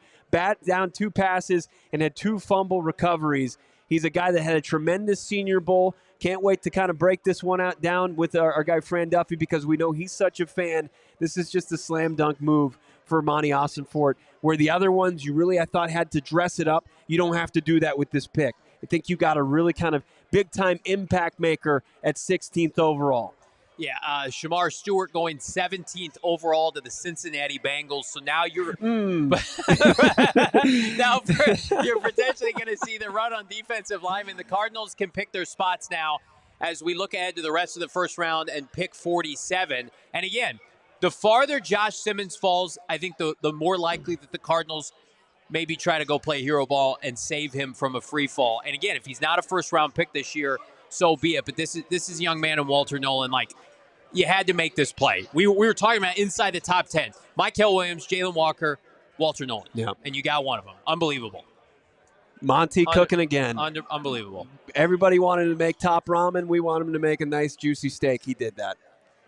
It's like with all the fixings. And he got it with the guy, with Walter Nolen. I mean, he understood the assignment, right? Yeah. The draft is where, in the first round, this team has been so inept for so long. And in 3 years under Monti Ossenfort, I mean, you can make an argument with Cardinal fans. I don't know if they're all going to work out. There has not been a player that we have pushed back on. We're not having the conversations that they're having at Hallis Hall right now in Chicago. I don't mean to pick on certain fan bases. You're talking about Paris Johnson Jr., Marvin Harrison Jr., Darius Robinson, Walter Nolen. Premium. This, by the way, the second defensive tackle taken out of the SEC in so many years for Monti Ossenfort. I can't. Offensive players from Ohio State, defensive players from the SEC. That's good enough for me. That's a great blueprint right there. That's a great recipe for success in the NFL. You know, everybody wants to do what the Philadelphia Eagles are doing. It's a copycat league, but look, if you're going to do it at a high level, and I think Monti Ossenfort is doing that. take, when good players just fall into your lap, you don't overthink it. You get the pick in with 4 minutes left on the clock, and they do it. You mentioned Josh Simmons. There's the tweet from Weinfuss from last week. Could they look at a developmental player to get back into the first round to go up and grab? Josh Simmons fits that criteria exactly. So, yeah, that's where you're going to stick around for the rest of the first round. But, if it's just one and done in the first round and we're off to day two, I think it's a fantastic pick. It is. I think you could be selective now. I think where you needed to be aggressive is if somehow that pick was Josh Simmons or a Jahdae Barron, God forbid, a Jihad Campbell horror show nightmare world. That is not the reality now for Arizona Cardinal fans. You can let 47 come to you. Or at the beginning of tomorrow, you want to do a little mini trade-up, do that. I don't know if it's necessary. You need to be aggressive at the back half of the first round. You just saw make the case for yourself now. You had Walter Nolen fall to you. Who's going to fall to you tomorrow at 47? Right. The buffoonery of some of these teams right now and the egregious picks that they're making. Let's see a run on wide receivers. Let's see a run on running backs. Let's see Amari and Hampton and Henderson from Ohio State. That only helps the Cardinals sit back and do what the good teams do and take the best available player at premium positions. I think now if we're turning our attention, we're going to get back to Walter Nolen here momentarily. You're turning your attention to edge rusher, offensive tackle, and corner, I think, or offensive line. Edge, offensive line, cornerback are the big three now looking ahead to tomorrow. Yeah, and it's all going to be contingent on who falls, right? Yeah. I mean, if Simmons does fall all the way, and you hate to see it for the kid, but I think 47 is an absolute sweet spot to pick up that edge. I mean, we've talked about this throughout the draft process. That's why you consider going, Nolen, Grant, like we've done in many of our mock drafts, because then you're down there at 47 and you've got your pick of Landon Jackson. We'll see who falls out of the first round. Where's Ezeraku at this point? Is he going to be a first-round pick? Do you get Tiamolo out of JT Tiamolo out of Ohio State? Yeah. Like, there's going to be a lot of guys kind of bunched up. Princey Mykelin, who could be a potential guy if he's still on the Cardinals board, despite some of the reports out there that he's off a couple teams' boards. But it's going to be, I think, as you got past some of the top pass rushers in the first round, it became clear that you could pivot to eyeing an edge in the second or third round and lean into the strength of this draft, because that's where they bunched up. As far as the defensive tackles, I think there was a difference between once you got past, as it was interchangeable. I still think Nolen was, outside of Mason Graham, the best defensive tackle in this draft. Yeah. But outside of the three, Graham, Nolen, and Kenneth Grant, like those are the guys that, that's where you kind of go to day 2, day 3 later in the draft for the defensive line. It wouldn't benefit you. You couldn't maximize your pick by then. I would tell you right now, the Arizona Cardinals have to feel great about that for a number of reasons, because last year Darius Robinson fell to them. This year Walter Nolen falls to them. This franchise now is being built on the backbone of sticking and picking premium positions early in the draft. Yeah. This is not Isaiah Simmons. This is not, respectfully, Zaven Collins. This is not trading a first for Hollywood Brown. What Monti Ossenfort is doing, and we don't know if these guys are going to work out long-term. We're hopeful. Yeah. What he's doing is he is undoing the bad juju, the bad karma that has come from general managers of Bird Gang past with these 4 first-rounders in 3 years. He's taken 4 picks in the first round, all of whom warrant it, all of whom deserve it, and all of whom will play premium roles for the Cardinals this fall. Where you couldn't take Josh Simmons there, in my opinion, and your opinion, Josh Simmons doesn't have a role tomorrow in the Arizona Cardinals. Right. You can take a player like that at 47 or a trade up, but Josh Simmons could not be your first pick. Yeah. The only reason we included him in our Big Five was that at the end of the day, like, we don't know, maybe the Cardinals just loved him too much that they weren't going to let any other team have him. Yeah. But at the end of the day, like, Walter Nolen comes in ready for training camp, ready for rookie mini camp, ready to have a role. And so that he can, unlike Darius last year, with the very horrific, unfortunate set of circumstances with losing his mom, injury, and that position was such a dumpster fire. Darius, save us. Darius, after Thanksgiving, go out there and be a disruptor. It's like, no, we have pros now that can help pass the baton to Walter Nolen, because that's what good franchises do. Think about the upside now you have at the position with the addition of Nolen and Dalvin Tomlinson. Yeah. And who you could easily add later in the draft. And now you've got your floor to add with your floor players. And you mentioned, I'm sorry for looking Darius Robinson there. The upsides there is fantastic. Yep. But then you've just got floor guys like Justin Jones and Bilal Nichols, to where if you have to stare down injuries, which have been an unfortunate reality of this team for so long, this is the opportunity where you could truly bolster your defensive line room. It's now gone from the weakest group on the team to, you could argue, one of the strengths of the team. And it took one off season. They did it in one off season. Pour one out to Bilal Nichols, pour one out to Justin Jones, who by and large will not be with this team this year. We assume. I mean, how many defensive tackles can you bring with you into the training camp, et cetera? We got some people trying to say, "What's up? What's up, guys? What's going on?" We're fired up here. Yeah. Gray Zabel going to the Seattle Seahawks. Don't love that value at all. Yeah. Gray Zabel, 1AA football at Notre Dame. Don't you love that he'll have to block Walter Nolen on the interior of the offensive line?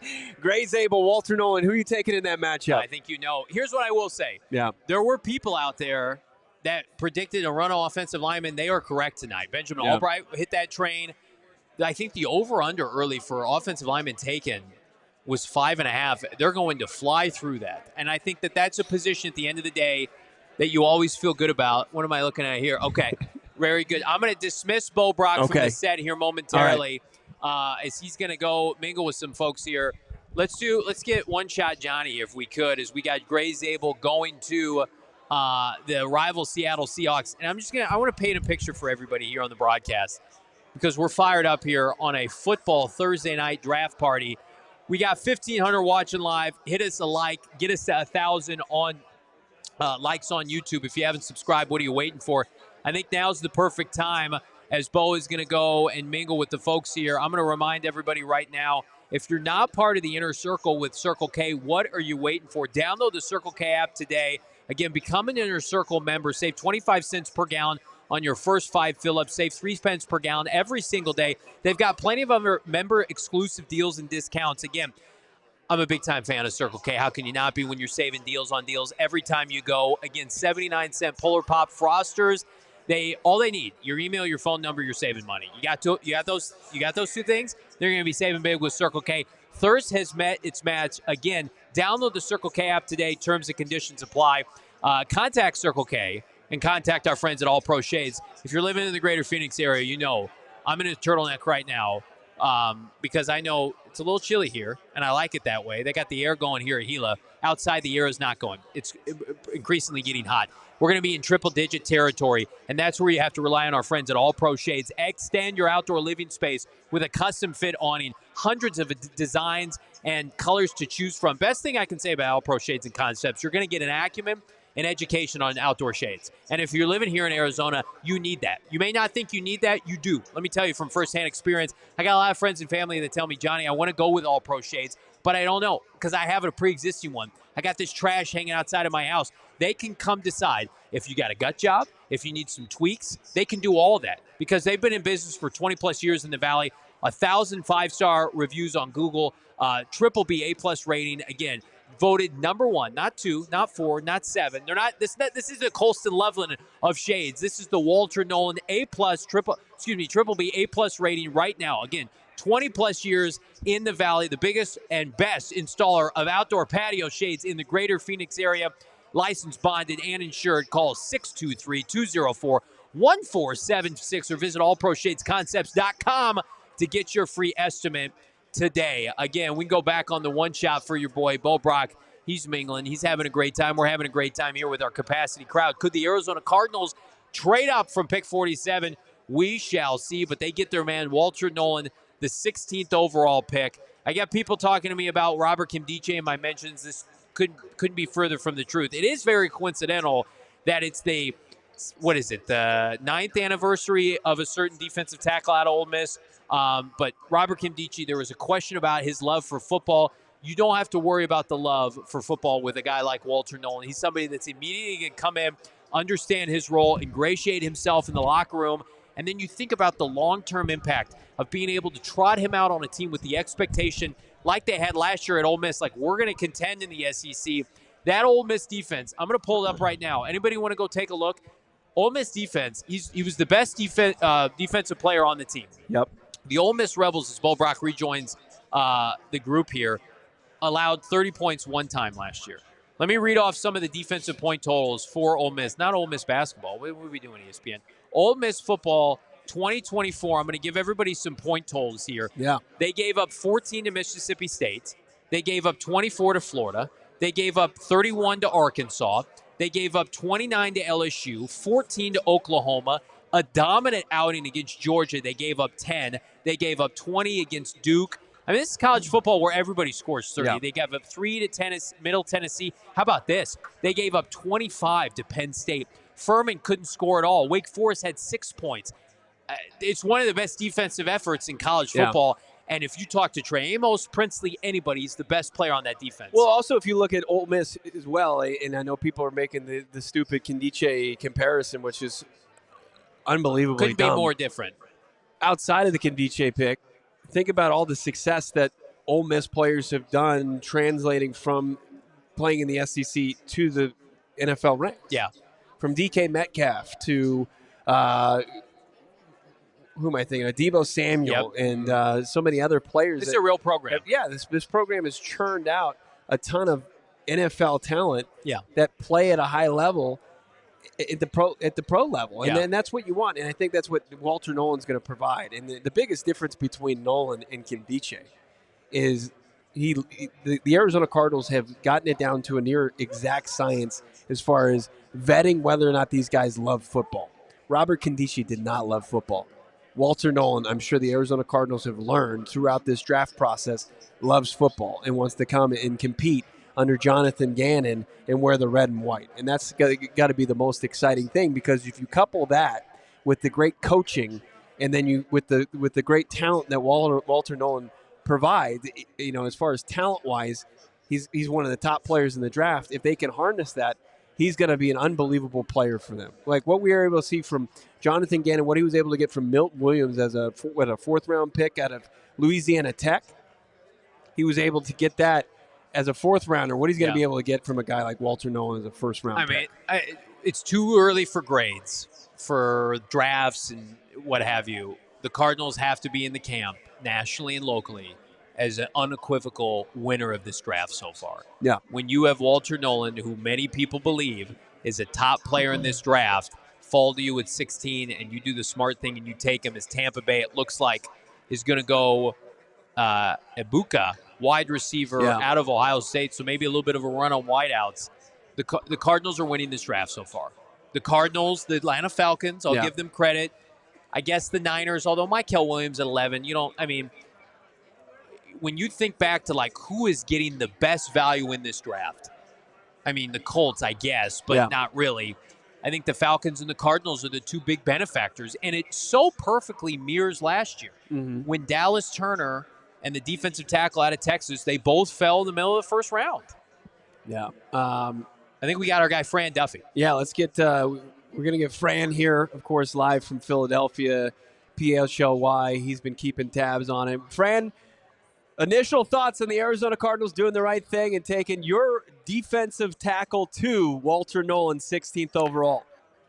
Yeah, one of my favorite players in the draft, and you guys know this. I remember being down in Mobile, in my my rinky-dink hotel room, and it was after practice one day. I jump on with you guys, and you're like, "Who, Fran? Who's standing out?" And I was like, "Guys, Walter Nolen is the real deal. He was one of the best players down there in the first couple of days of practice. Got dinged up on that second day, stayed there. Tried to gut it out through the third day of practice. A lot of other guys left after Wednesday. Mike Green, he had that clip go viral. He left. Shamar Stewart, he left after the second day. Deon Walker, he left after the second day. Walter Nolen got hurt, stayed put, and said, no, I'm going to try and gut it out. He ended up having to leave Thursday's practice just because he just couldn't make it through. But I applauded the effort there. But aside from that, this is a guy that can win with quickness. He can win with power. He can win with strength. He can win with technique. He can win with effort. Is it always perfect? No, but in a class that is just, in my opinion, was starved for blue chip talent, he had flashes of blue chip talent in this class. I think in any draft, he is a player that goes in the top 20. I think his talent is deserving of that. And honestly, Jonathan Gannon, he already had plenty of enemies here in the Philadelphia Eagles fan base. A lot of Eagles fans were hoping that Walter Nolen was going to fall to that stage of the draft where they could try and make that move up. Now that he's ended up with JG, Eagles fans not too happy with what's going on here at the desert. They can suck it respectfully. We like Philadelphia, not very much. Let's talk about Walter Nolen. How will Jonathan Gannon, utilize him? He's got Darius Robinson. Now you got Walter Nolen, who traditionally is undersized, but not really. Is there a comp within the Eagles' infrastructure or JG's infrastructure that you could say, like, he's going to use him like that player? Yeah, I would say a player like Milton Williams, as you were mentioning there. I think when you're looking at Walter Nolen, while yes, there are times where he could play a little bit high and can get moved off the ball in the run game. To me, this is a guy that has that ability to be violent with his hands and set the line of scrimmage and get off blocks and make plays. He is not a pushover in the run game. So while he was extremely disruptive, getting upfield and making plays on the other side of the line of scrimmage, Milton Williams, I know like JG loved Milton Williams when he was coming out of Louisiana Tech. The Eagles took him in the third round in 2021. I was extremely high on Milton Williams coming into that draft. It was in my top 35 coming in. The Eagles got them in the third round. I thought that was outstanding value. And when I look at Nolen, a lot of the same similarities there in terms of that ability to be disruptive, not just in the pass game, but still be disruptive in the run game as well and hold his ground and be violent and hold the point. So when I look at Nolen, the upside is very, very high. I think pairing him with a guy like Robinson, who is more of your stalemate player, win with length, win with strength, kind of hold the point that way, as opposed to getting into the backfield and always living on the other side of the line. I feel like Nolen, he's got that ability to kind of cut loose, pin your ears back, and go in a way that Darius Robinson does not. Fran, in your opinion, what kind of created the opportunity for the Arizona Cardinals to make this pick at 16th overall? Yeah, it's a good question. I think the big one was the fact that the New Orleans Saints, they go offensive tackle and not edge rusher. So Mykel Williams, he slides down a spot. I thought Mykel Williams could go to New Orleans, but I mocked Kelvin Banks to that spot this morning. I had Kelvin Banks going at 9, so I felt good about that pick, him going to the Saints. What I expected then was that the Chicago Bears would go with Mykel Williams. Mykel Williams does not go to the Bears. They take Colston Loveland. That bumps Mykel Williams down. I thought Walter Nolen was going to go to the San Francisco 49ers. And there was a lot of buzz to that late in the process. He was a guy I mocked to the San Francisco 49ers back in March. So this was a guy that I felt would be a good scheme fit there. So once he fell past them, I thought, all right, I would say maybe Dallas. And then after that, this is a good shot for Arizona to end up with Walter Nolen. There had been some buzz here late in the process that was a possibility there for them. I didn't think he was going to fall much further than, say, Cincinnati with the following pick. So I think when you're looking at Nolen, they took a couple of things to bounce their way. But to me, they ended up with one of the best defensive players in this draft. Let me ask you this, as far as if we were to pit Mykel Williams versus Walter Nolen and who you think could be a better pro, you think the Cardinals might have pulled one out here over the Niners, even though they were picking ahead of them here in the draft? I personally feel so. I feel that way. I liked Walter Nolen a little bit more, and I liked Mykel Williams. If you look on my horizontal board, the board that went up on Wednesday afternoon, they're on the same tier. I feel like they're similar level of impact players, but to me, I just felt like Walter Nolen was more of a finished product. I think when you're looking at Nolen, his ability right now out of the box, day one, he's got that ability to be that upfield penetrator, but again, all the different ways he can win. Whereas when you look at Mykel Williams, there's a little bit more wish casting on hey, his best football might be ahead of him. Imagine what we can do with him in our scheme. Yes, he can hold up the point, but as a rusher was still coming along. I think Walter Nolen has a little bit more pass rush chop right now. Like he can come in right now and give you a little bit more than what I think Mykel Williams can give you. And so I don't blame San Francisco for going the way that they went. But me personally, I had a slightly higher grade on Walter Nolen, even though they were very close. Let's talk about the elephant in the room, the Chicago Bears. Potentially the most horrendous pick of the night. And not a knock on Colston Loveland, but they don't even take the top tight end available. Yeah. What do you make of that? Because I agree with you. I just put it on Twitter, and I think you put it perfectly, Fran. the Chicago Bears not selecting Mykel Williams enabled the Arizona Cardinals to have a chance at Jalon Walker, Walter Nolen, because then the Niners got a player that they didn't think was going to be available in Mykel Williams. What do you make of Chicago right now, which with our friends at CHU, I don't know if you've joined them or not. What's the mood there? The crowd is getting restless up in the Windy City. The chat was not friendly when I made my appearance up there with Adam Hogue and with Greg Braggs and Mark Carman. I think when you're looking at the Bears, it was, yes, surprising pick. One of the more surprising selections of the first round so far. I think when you're looking at what do they see, because that's always my big thing is, all right, well, these guys aren't dummies, right? Like, well, what do they see? Why would they feel motivated to make this pick? And when I look at Colston Loveland, one of the reasons that I have reservations on him is that I see a really good receiver in terms of like, hands are very strong. He's got good upside as a route runner. I think athletically, like the upside isn't super high, but a solid athlete, more than good enough athlete. I didn't love him in the run game. Like he came from a pro style offense. Everyone thinks like, oh, Michigan, Jim Harbaugh, like he's going to be a great blocker. I thought he was just okay as a blocker. He was like loose, slow, like he'd be a speed bump at times, but not a guy that's going to win consistently against defensive ends, even against linebackers. I saw him losing at the point of attack.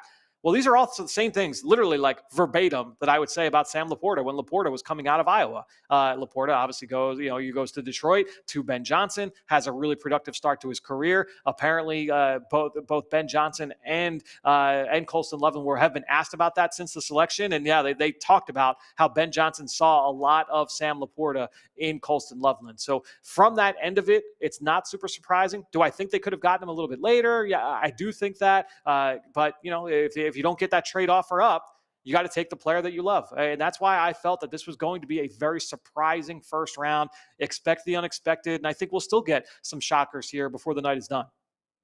We see, as far as the All-City networks out here, I feel like we've got the win in the draft. I mean, you've got, Booker going to Dallas. You've got, of course, Loveland, the worst pick of the group, going to Chicago. And then Denver just took Jahdae Barron. I like Nolen here. Fran, we'll get you out of here because you will have to get to our friends over at DMVR in this pick from the kid out of Texas, Jahdae Barron. But just your thoughts overall as far as what Monti Ossenfort's been able to accomplish in kind of rebuilding this defensive front seven with the prospect of continuing to add later here in the draft. Yeah, I mean, I think that they definitely have the ability to add some more playmakers. We've talked about the depth in the front seven in this class, and I think that they will have the ability to add some playmakers there, certainly moving forward into day 2 and into day 3. And then look, I think you look around, like offensive line depth is going to dry up, but I think there's some offensive skill players that they certainly can dip into tomorrow. So I will have a round 2 mock that will be up on Go PHNX tomorrow. So stay tuned for that. I'll have that ready. We'll see what I think the Cardinals are going to do once we get into Friday night. Fran Duffy, draft analyst, coup de grace, number 1 pick in our book. He's been crushing it all draft season. Love the pick. Love our guy, Fran. Fran, we'll talk to you mañana, my guy. Sounds good, guys. I'll talk to you tomorrow. Looking sharp, by the way. I did not say it. I'm liking both of you guys. Good job. Fran has been a godsend to ALLCITY for a number of different reasons, but especially to our show because he puts up with my BS, our BS. I'm surprised you didn't sneak in a scat question. That's tomorrow. Tomorrow. Tomorrow is Scat Watch for everybody in attendance here. Tonight was about, we have talked about it ad nauseum. Yeah. When you pick late, you are picking late because you have succeeded and you want to continue to pick late because you're winning games. Follow me on this. And the teams that are picking high routinely do that because they are so bad at this. The Cardinals were one of those teams. Yeah. Isaiah Simmons, Jonathan Cooper, Josh Rosen. There's a reason why you're picking high.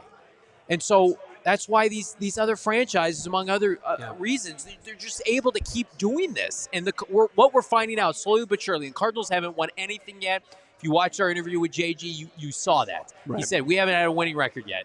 But they're just doing all the right things to get them there. Where their floor now feels like we're never going to bottom out. We may never win a Lombardi trophy. We may not win the NFC West next year. But you know what we're not going to be? A horror show like the Titans or the Saints or the Jets.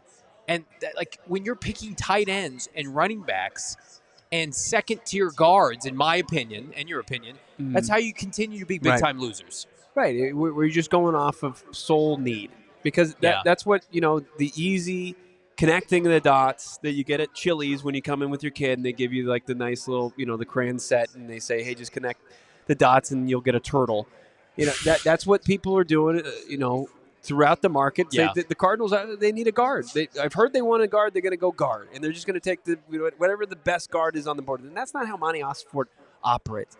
Gannon told us that much in 2 interviews, both that we talked to him in Indianapolis. And they're not going to shy away from, even if they have a position of need or players at that position where they feel the best player available, that's the position he plays, they're not going to shy away from adding a good football player to their roster. And they absolutely went in the direction of BPA and the guy that was going to make the biggest impact. The guy that we thought could potentially make an impact for the Cardinals just went off the board to the Pittsburgh Steelers, still a team devoid of a decent quarterback.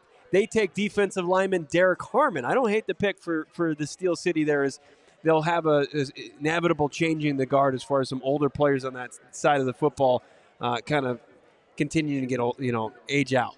Derek Harmon, a draft darling of this show. A couple draft darlings here go off the board. Not Jahdae Barron. We're not a fan of Jahdae Barron. He went to the Denver Broncos. I don't love that pick. That fits for them. I mean, he could play slot there with Surtain playing outside. Yeah, I wouldn't love that if I'm a Broncos fan, but that's each their own. It's not bad value. Derek Harmon, who had a medical shoulder, apparently has been checked out. Yeah. Walter Nolen, Kenneth Grant, Derek Harmon, Mason Graham. Those were the big 4 defensive tackle. They're all gone now by 21. So, again, we go back to that. The edge rushers are still available. Mm-hmm. JT and James Pierce and Mike Green, the D tackles are gone now. Yeah. And that's why, there was such an ownership. If you screw around and take Gray Zabel or Jihad Campbell, and it's like, you may love that player, what are you getting tomorrow? Whereas you go get an off-ball linebacker tomorrow. Yeah. You can go get, Donovan Jackson tomorrow, 47, who I think is on par with the players I just mentioned. You know who you're not getting tomorrow? Walter flipping Nolen at 47. A potential war daddy interior defensive lineman that just opens up opportunities for your entire defense. Yeah. It's been on full display, and I'll say it again, what Philly's doing, what Jonathan Gannon established in Philadelphia before, what they were able to accomplish this year in hoisting the Lombardi Trophy, but it stays the same. And the Cardinals want to replicate that and establish that here. And they haven't had the horses to do so. Now they do. Now they've got those players in that room. They're going to be able to do it. Can they do the same thing in round 2, what they did to the interior of the defensive line, to kind of the outside of that, their outside linebacking core, and we've talked about it. Absolutely. I think there are some intriguing prospects that are falling down the board now. Oh, man. Where round 2, it looks very appetizing. We're eating good. We need a continuation. I mean, Egbuka goes. We've got T-Mac who went. You got to assume Matthew Golden's going to go before the end of the night. Yeah. Could another cornerback sneak into the first round if there's one that warrants it, like a Will Johnson? Clearly, Will Johnson's knee, which some have labeled degenerative, is an issue, right? Your old co-host Clancy said it was a mistake for the Cardinals to take Walter Nolen over Will Johnson. How do you feel about that take? Guy's been a take factory all day. I don't know if any of them are going to age. Takes.com, baby. Well. Some of them aged like guacamole, brown within the hour. I just don't think that's. I don't know how you could look at this as a poor pick unless you're just trying to be contrarian. It's like literally one of the best case scenarios that could have happened. Yeah. We would have had to talk ourselves into certainly any of the guards, parts of Josh Simmons, Shamar Stewart, who went right after them. There's nothing to talk yourself into about Walter Nolen. It makes our job exponentially easier.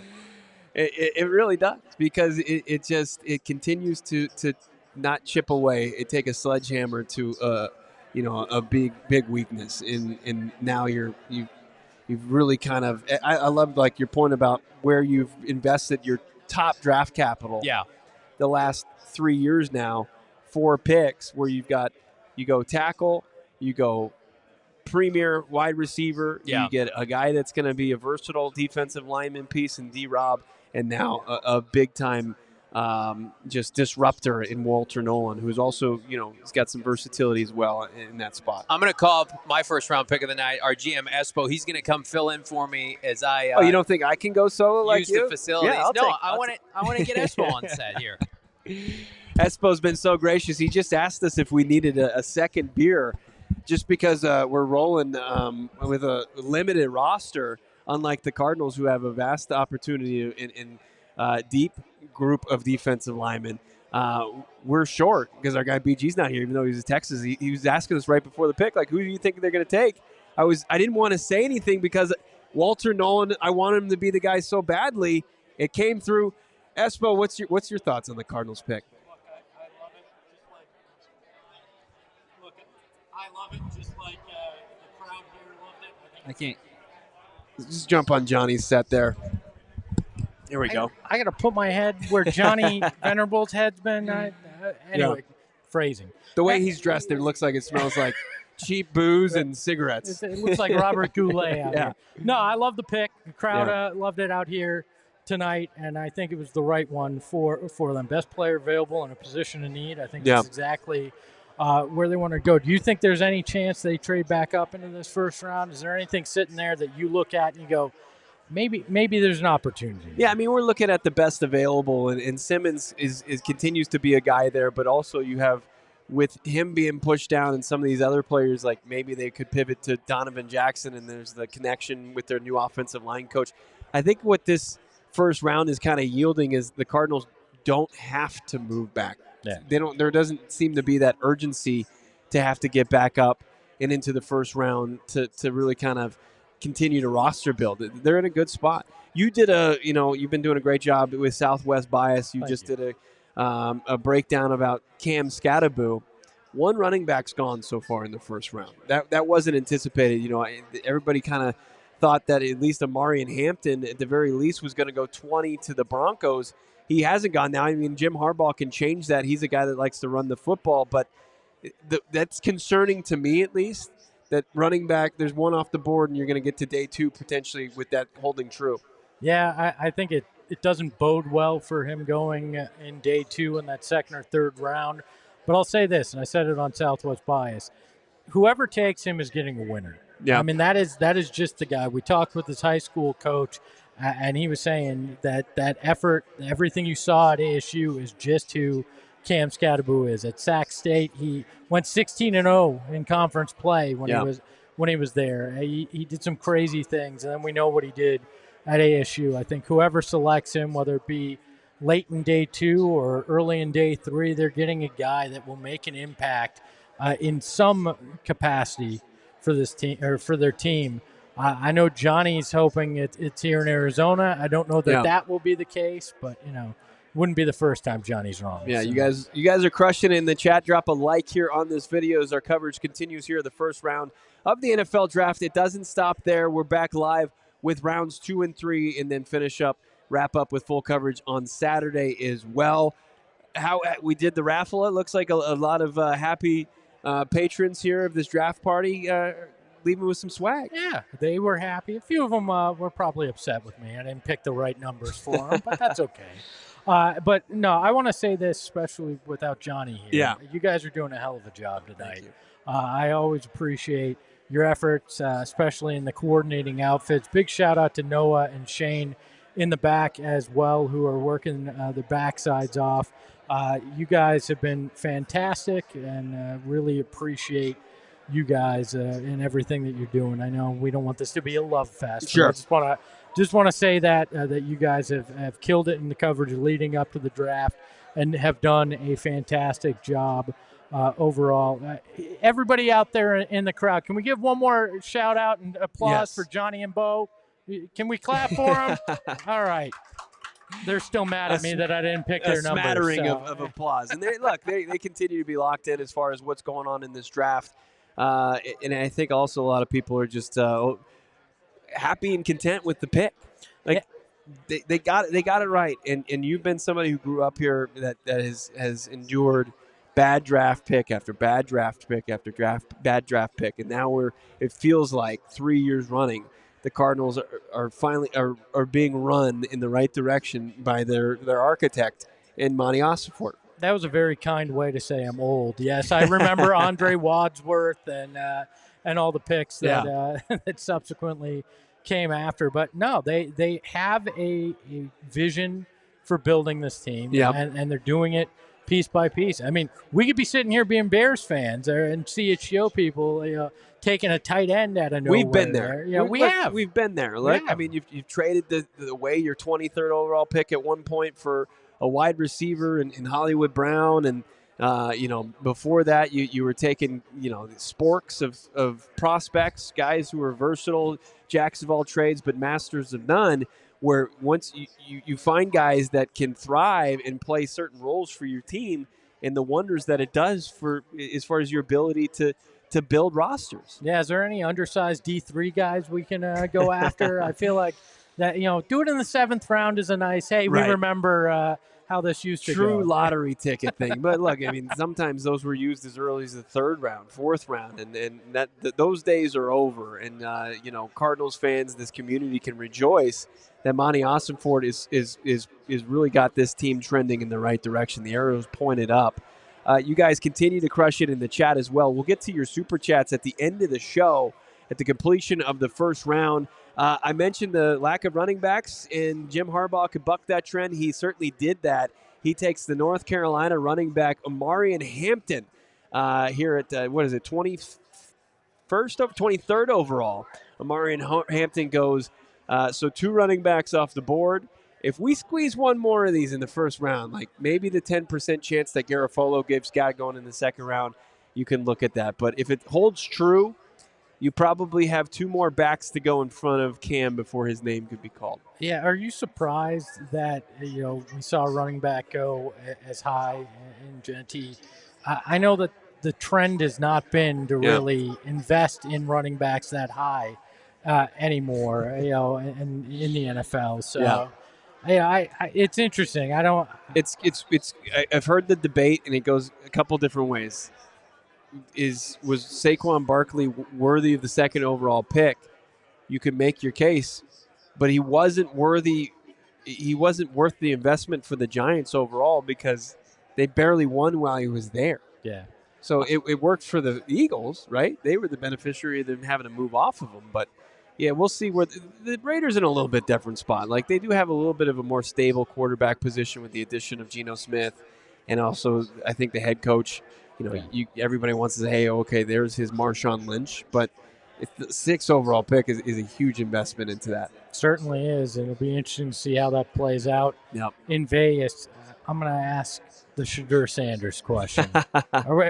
First off, did you see his setup in Texas? I saw that. It's got legendary all over the walls. I saw the empty room. Have we seen him since? I haven't yet. I haven't. I just hope he rented that place for 2 days because I don't think he's going tonight. Our guy Schultz did say that the Giants were trying to trade back in. That could be his life raft right there. That could be his lifeline to being a 1st round pick. Let me see. Who else could be a landing spot? I mean, it's really going to come down to a team trading back in because Packers know, Vikings know, Texans know. Don't see him being a Rams guy, right?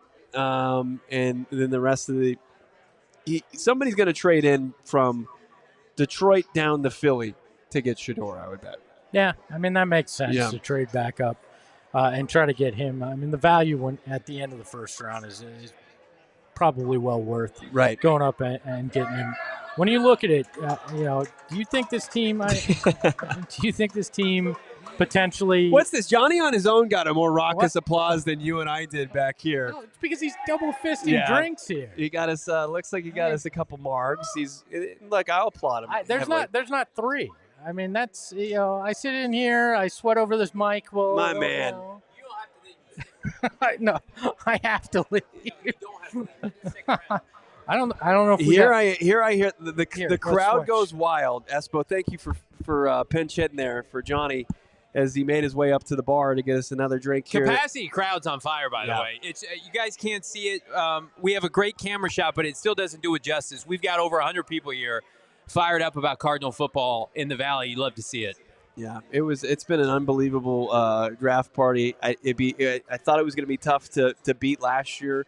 Obviously, 2 picks, Mykel Wilson, but just the anticipation for that 16th overall pick, I'll never forget that. Everybody was just waiting with bated breath. Were the Cardinals going to pull the move off to get an impact player, or were they going to, mess around a little bit? And they made the right move, and I think everybody, there was a big kind of release after Monti made the selection, and Goodell was able to echo it. What's up, my guy Noah? I don't want to focus too much on the Chicago Bears. Does no one want to say something? No, you good? All right. I think you just accidentally did it. I don't want to focus too much on the Chicago Bears, but that's what you've been following this team for a long time. You see, like, what the Bears do, and then now you see kind of where the Cardinals are headed. I mean, it feels like the Bears and the Cardinals have switched spots, where they've got an impulsive GM, and they're taking non-premium positions, and people are scratching their heads. And there's the Cardinals. This is kind of crazy. Just collecting. One of the storylines going on. I'm sorry. Okay. The Packers here with this unbelievable this just sea of humanity out there, mass crowd. Schultz says that the Packers are looking maybe to trade with Philly here. Could you imagine that? You got your hometown crowd, right, and you disappoint them like that? So we'll see. I mean, they're still on the clock. There's no report of a trade. Did somebody take Hampton while I was gone? Your boy Jim Harbaugh took him. Wow. Don't hate that. To your Bears question, Bears are going to Bears. I mean, we know that. And I feel bad for our CHGO brethren, but I don't feel that bad, right? Well, the reason I bring that up is because we have live video footage from when the Bears made their selection of the capacity crowd with CHGO. Yeah. Can we play that, Noah? Can we play the Bears footage? Do we have that? Leah put it. Okay, so we'll get that. I apologize. Is it just a bunch of guys with mustaches and sunglasses crying into their bra? Is that I'm taking too much joy from the misery of that pick, but I honestly do feel like that pick allowed Walter Nolen to follow the Cardinals. We're grabbing it in a second. Okay, no worries. It really just kind of an indictment. It continues to be the decision makers of that organization. And is Espo is we see this and we're tortured Phoenix sports fans, and we've seen it far too often. But when a guy seems to be getting on the right track and then completely revert back to just being a disaster, that's Ryan Poles. I mean, we've seen those GMs. It's a dime a dozen around here. Yeah, I mean, it doesn't surprise you though. Why would you expect a guy to actually change from who he is, right? You feel bad for Bears fans, but you also they're used to it too, right? I think we can appreciate that, right? We got used to a certain level for a while, and especially in the early days here in Arizona. But this is the first time when I look at a GM, a head coach, that I feel like they're in lockstep. Yeah. Mm-hmm. That I feel like Monti again has that vision, has that plan, and is executing on it. Isn't wavering because he's getting pressure from ownership or anything like that. He's just trying to execute on that vision. Guys, I'm going to let you enjoy the rest of your draft. Appreciate it. Espo, thanks, my man. The man that makes PHNX Sports go, Gregory Esposito, who helped put on this capacity crowd, the showcase here at Gila River Resorts and Casinos. I want to remind everybody we're going to be live throughout the duration of not only the rest of tonight, including a little bit of a pre-show, but also get away from me, John. You want me to scoot over? But also throughout the duration of rounds 2 through 7. Yeah. So if you're new here, welcome, friends. Like this video, and the party continues here. Packers stick and pick, and they go Matthew Golden. So now we've got another run on skill players. All those years with Aaron Rodgers, and they never gave him a first-round receiver. And then Jordan Love shows up, and they're like, here you go. Here's Matthew Golden. We'll give you that. We'll give you the Texas playmaker. It's a good pick. They have some good receivers there in Green Bay. But I think that Golden could certainly fit a need for them. So we've got a running back going. We've got a wide receiver going. Yeah. I'm going to ask you a question. I want you to think on it. There's a bunch of defensive talent that's falling. Yeah. We're going to talk about the potential for a trade-up. But before we do, Noah, cue it up. Let's see it. The Chicago Bears reaction. CHGO, Colston Loveland. Let's see it. Oh, no. With the 10th overall pick, the Chicago Bears are selecting Michigan tight end Colston Loveland. Wow, that was a very different reaction than Roma Dunze last year. Exactly. If they announced Tyler Warren, I think this room would have went crazy. Yeah, I think so too. Wow. Yeah, Colston Loveland. Wow. So I mean, well, let me tell you this much. Let me tell you this much about Colston Loveland. We just had Matt Waldman on yesterday, right? He had Tyler Warren ranked 5th among his tight ends. 5th. Yeah. You know who he had ranked number 1? Colston Loveland. And so obviously the Bears are seeing some similar things here. And as we just talked about, getting Ben Johnson and you're getting Caleb Williams a weapon. But I'll say this much. If you're going to draft a tight end in the top 10, he's got to be one of the best tight ends in football. That's a horror show moment for our friends at CHGO. We don't wish that on anybody. That rivals the Hail Mary, the Fail Mary this year. Yep. That is, I mean, like tight end 3 on your board, 10th overall. Not a lot of words can. You're talking to a guy. I didn't love Brock Bowers last year. He's a generational prospect. Yeah. When you draft a tight end that high, you expect him to be an All-Pro. No doubt within about your it. first 3+ years. That is just an egregious pick. And listen, the Bears could have come in and owned this draft. There was talk of them coming up for Genty. They've got 2 high picks tomorrow in the second round. That is just.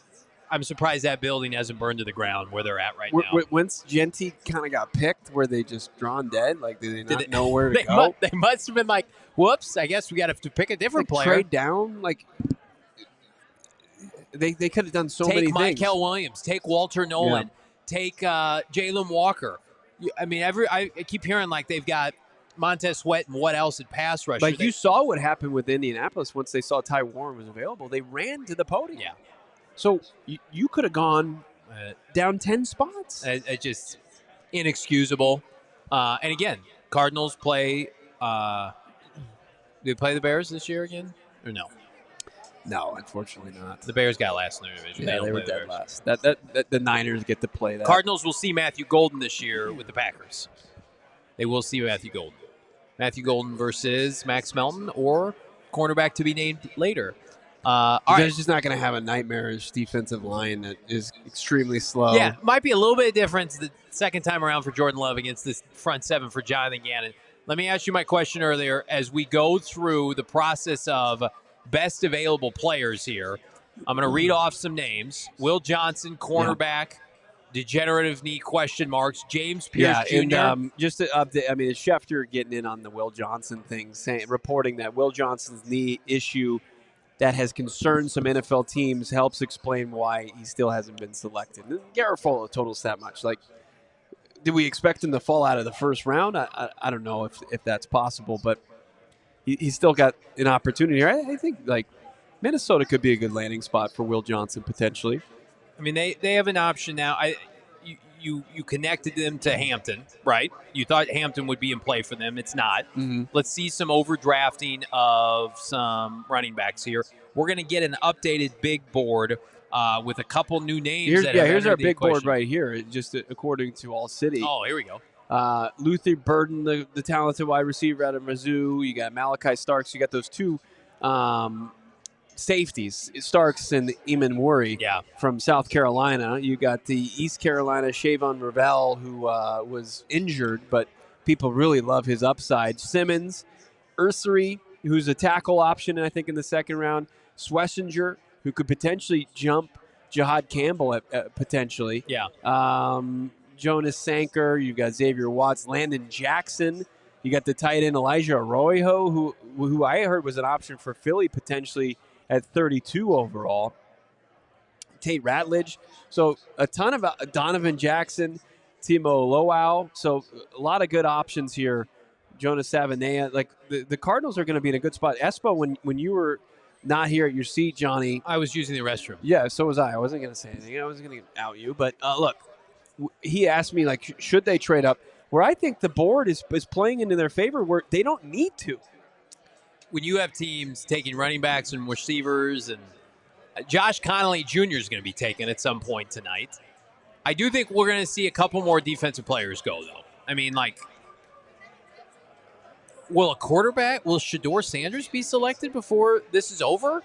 So I was talking to Espo about that. If you look at the back end of this first round, it's a perfect opportunity from Detroit to Washington to the Bills to the Chiefs to the Eagles for a team that wants to jump into the first round. So Giants, Browns, with all that extra firepower, they have every opportunity to get in to the first round and get Shedeur Sanders. Minnesota Vikings going Donovan Jackson, it looks like. No way. Lineman for Ohio State. Yeah. Here's where I'm at.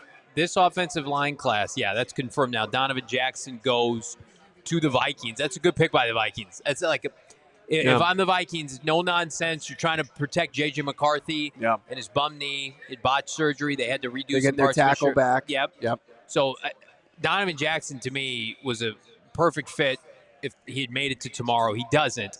But what you're seeing now is, like, if you were staunch fed on getting O-linemen in this draft, if you're an Arizona Cardinal fan, we need to take a step back and say you're looking at a developmental guy, and that's okay. The value tomorrow is not going to be offensive lineman at this rate. Conley's going to go. We need to be comfortable with corner or edge rusher to begin day 2 tomorrow in a perfect world. Because comfortable. That's what I prefer. Well, I know, but a lot of people, there are people on draft Twitter for Cardinal fans, not this show, that are like, O-line or bust at 16. It's like, excuse me? Yeah. I think right now there's no way that picks an offensive lineman unless his name's Josh Simmons. The Cardinals, unless the Cardinals' next pick is Josh Simmons, whether in a trade-up or you take him at 47, I think they're going to either take a corner or an edge rusher because that's what the board is dictating. We're going to have our big board here in a second. There's been one corner drafted. Yeah. There's been edge rushers. There's been like 3 drafted. Think about all the Mike Green. He's not going to be a Cardinal, but he's available. James Pierce Jr., JT, the kid from UCLA, Nick Scoreton's available. I mean, there's a ton of edge rushers left. Yeah. I think you got to go edge rusher right now. There's a lot of options. There's a lot of great options. Our boy that was on our flight with us, Landon Jackson's available. Oh yeah. Edge rusher. Go get an edge. You get Walter Nolen and Landon Jackson. This I couldn't imagine a better draft. But drafting Walter Nolen, anything you do on top of this, the perception looks so much better. Even if you go 47 and say one of these off-ball guys falls to you. And I know that's a 4-letter word on this podcast in the first round. But in the second round, you take Schlesinger or you take Jahad Campbell. Yeah. And you get that guy and you're like, oh, I feel a little bit more comfortable than having to go with Akeem Gaither Davis as are playing all the snaps at off-ball linebacker. You got somebody for the foreseeable future that can play linebacker. Speaking of that, Jahad Campbell still hasn't gone too. Let's start burning some of these guys that we just are not interested in going with. But at 47, doesn't Jahad Campbell look great? Yeah, no doubt. Yeah, I mean, we're going to sound like homers, and we're not. If you're new to the Giants are on the clock officially. The Giants have traded up. Is it Shedeur time? This Shedeur's long fall down the first round draft board. I love for it to be Jaxson Dart. I mean, Schultz says that it was that they love Jaxson Dart. They're giving up. The Giants are giving up $33.99 and a future third. That's actually significant. I don't love that value for Houston, honestly. Houston's dropping 9 picks and they're getting 2/3. It's our guy Nick Caserio. Yeah, just loves the wheel and deal. He does. He does indeed. Will Johnson also available. Again, though, this is about to go live feed from Shedeur's Texas compound and see if his long wait ends. I don't know if they're into him. So you think it's a Jaxson Dart?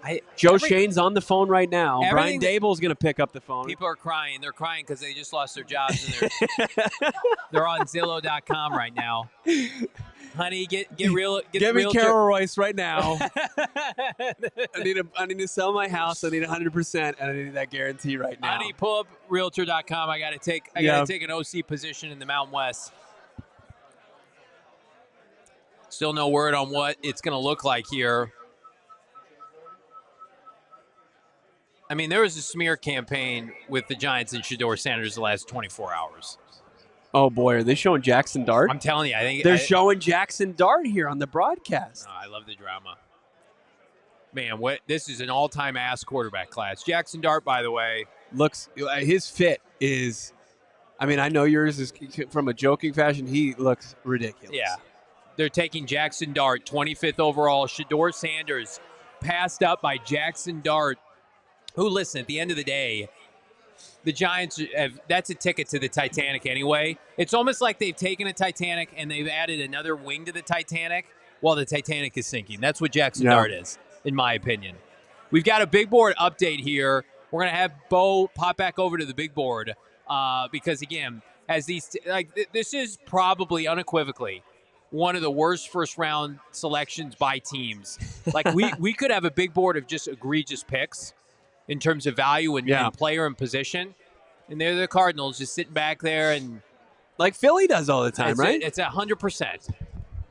Like the Packers get Matthew Golden at 23, 24. It's just keep the train on the tracks. Grease up those wheels and keep things going here. Jaxson Dart going 25th overall. We got our big board up here.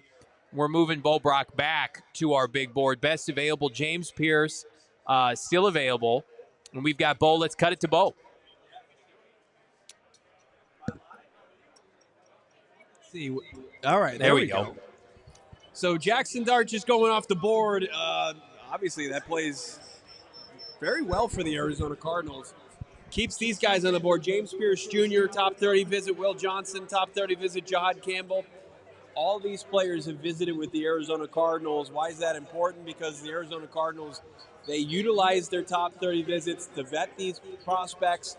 They utilize that. It's a big tool in their process as far as the pre-draft goes. And any one of these guys can fill a position of need for the Cardinals. You know, we'll see how long Simmons' slide continues. Does he fall out of the first round? James Pierce Jr., something that Garofalo told us earlier this week, he didn't think he was going to last as long as 31 and a half. So far, still on the board, trending that way. Could he be a day two guy? Potentially, but, you know, when you look at James Pierce Jr., when you look at Will Johnson, when you look at Jahad Campbell or Josh Simmons and Trey Amos, like all these guys are that's an easier pill to swallow in second round and just look like they're added value to this team at this point, Johnny. Don't you feel that way? Yeah, you have no issue taking any of these players. You had issue with them at 16. But it was our argument all along. It's about quality of pick, quality of player. And I'm looking at James Pierce Jr. I don't care if he's Freddy Krueger. 47 overall, that's a steal. Jahad Campbell, I don't love him at 16. In fact, I hate him. Off-ball linebacker in round 2, I can live with that. Will Johnson, degenerate knee, roll the dice. If it doesn't work out, no one's going to kill you for it. I mean, I just feel like at the end of the day, Monti Ossenfort's in a position where you couldn't dick around at 16. Take a risk on a first-round talent tomorrow in a Josh Simmons, Will Johnson, and if it doesn't work out, that's okay. Guess what? B.J. Ojulari might not work out, right? But it's not going to disrupt their rebuild. Walter Nolen is going to be a good player, if not a great player for this team. He's got an incredibly high floor, you know, pending anything off the field, right? We don't know anything about that. Like, if you're just taking his tape at face value, he's going to be a great player. Then you look at everything else that's going on with this team, and it's like, I give Monti Ossenfort the benefit of the doubt, like, go BPA tomorrow. Go best available. Get a Will Johnson. Get a Josh Simmons. Get a James Pierce. The only thing I don't think they're doing, we're not going to put them on the screen, is they're not going to take Mike Green. They're not going to take Mike Green. But, like, Landon Jackson, JT Tuimoloau, there are – we could probably make a list of about 20 deep for this franchise. I mean, we are benefiting from teams making egregious decisions. Giants, Bears, right? Just the Chicago Bears gifted the Cardinals Walter Nolen. Did the Giants just gift the Cardinals a great player by taking Jaxson Dart? Shedeur Sanders is going to go? Is Tyler Shuck headed to New Orleans? I mean, I want movement. I want the Cardinals to trade up, trade down. Right now, this draft is not dictating it based on the decisions of other teams. I love it, man. I mean, it's a great opportunity for the Arizona Cardinals to really kind of take advantage of these. Let's take a look at we got a big board graphic. I can talk on the mic while we do Yeah, we got a big board graphic. We got our big board here. Yeah, look at the big board remaining. Luther Burden. Bo, the Falcons are trading up. Could it be a time for another quarterback? I can imagine the Falcons. So the Falcons went with Jalon Walker. So where would they be looking to kind of the Rams are out of the first round, by the way. Rams are gone. Rams are gone. Jaxson Dart officially going, and you can see him already here on our board. That's a horse. Who's been drafted so far, and it's playing really into the hands of the Arizona Cardinals. The Falcons, It looked like they were going to ruin our night. They didn't end up doing that. We ended up Walter Nolen, one of our guys in the Big Five, Jalon Walker. Like, that pipe dream existed for like 15 minutes. But now the Arizona Cardinals, like, as much as this, 1 through 10, as Johnny mentioned, 10th overall with the Bears, that was just a godsend for the Arizona Cardinals. The rest of the draft after the Cardinals is playing into their hands very well as we start to see how this got. Shamar Stewart, an interesting prospect with no productivity at the collegiate level, 4.5 sacks in 3 seasons at Texas A&M, goes 17th overall after the Cardinals took Walter Nolen, who had 6.5 sacks in his last season at Ole Miss. But then you got Gray Zabel, North Dakota State, played at the FCS level, not the FBS level. Ubuka goes, Jahdae Barron, Derek Hampton with his medical concerns, Amari Hampton, running back, Matthew Golden, like all these offensive players where the Arizona Cardinals want to rebuild their defense potentially, Johnny. They're going to have every opportunity at 47 as we're sitting almost, 21 picks away from that with a huge pool of players to potentially pick from here. As you said, the Rams are trading out. The Falcons are back in. After they went defense in the first round with their second first-round pick, don't you think they continue this run on offensive players? I think so. I don't think they're going to take 2 defensive players in the first round unless they feel like Will Johnson is worth this pick. That's the only player that I can imagine trading up for. I think it's going to be another offensive player. Like, who is it? Luther Burden? Like, are we going to shoot our shot right now? Are they going to give Mykel Penix a weapon? I just feel like with Mykel Penix and his issues with mobility and extending plays, like you have to be able to allow him to thrive as a traditional pocket passer. And we all know Kyle Pitts is a big-time bust. And so you really just have Drake London and Bijan Robinson. I think Luther Burden for them makes a lot of sense. Yeah, Luther Burden does make some sense for Atlanta trading back here into the first round. It's nice to see the Rams get out of the way. They're not going to be able to take advantage of a late first-round pick like they did in previous drafts. So, I think the Cardinals, arguably for their division, I like their pick the best out of the 4 teams in the NFC West. Not even close. Not even close. And then, is it an off chance that Shedeur gets traded back? Somebody trades back in this Cleveland trade back and try to get Shedeur in this spot. That would be a big, I think that would be big for the Cardinals here going into round 2. I think Shedeur is going to be drafted before the Cardinals pick, so I think we're good regardless. I think the question we need to be asking is, does Tyler Shuck get drafted? The Saints are going to take a quarterback. The Saints have to take a quarterback as Bo makes his way back to the desk, crushing it as always, Bo, at the big board with best available, so you guys don't have to look at my fat face on the one shot with the turtleneck going. Bo Brack making his way back on here. It's an interesting move to put the sunglasses under the turtleneck. It's not like you're not wearing like a crew neck or anything. That's like right underneath your chin. People are really digging it here. They told me they really liked it. When I was coming back from the bathroom, people told me that's an odd look, and I said, you know what? We got Walter Nolen, so I'm not going to sweat it. I think Shedeur and Tyler Shuck get picked before the Arizona Cardinals. I think we're in such good shape. I can't imagine, you talk about best case scenario.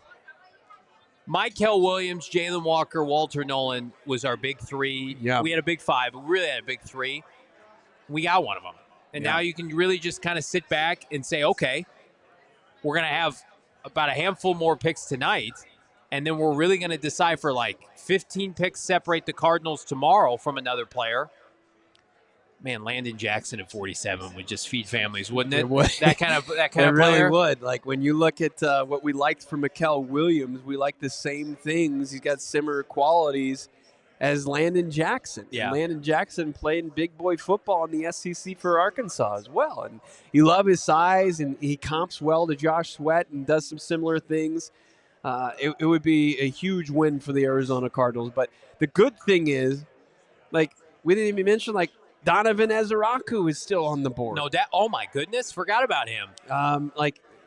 You mentioned, they're probably not on green. You're out on green, you're out on green. Are you out on complete? Oh, James Pierce Jr. going to the Falcons. Atlanta Falcons trading up for James Pierce Jr. Falcons going with 2 edge rushers in the first round here. I mean, you like the aggressiveness from Atlanta. Yeah. They clearly thought, the Falcons feel like we are a pass rush away from competing in that.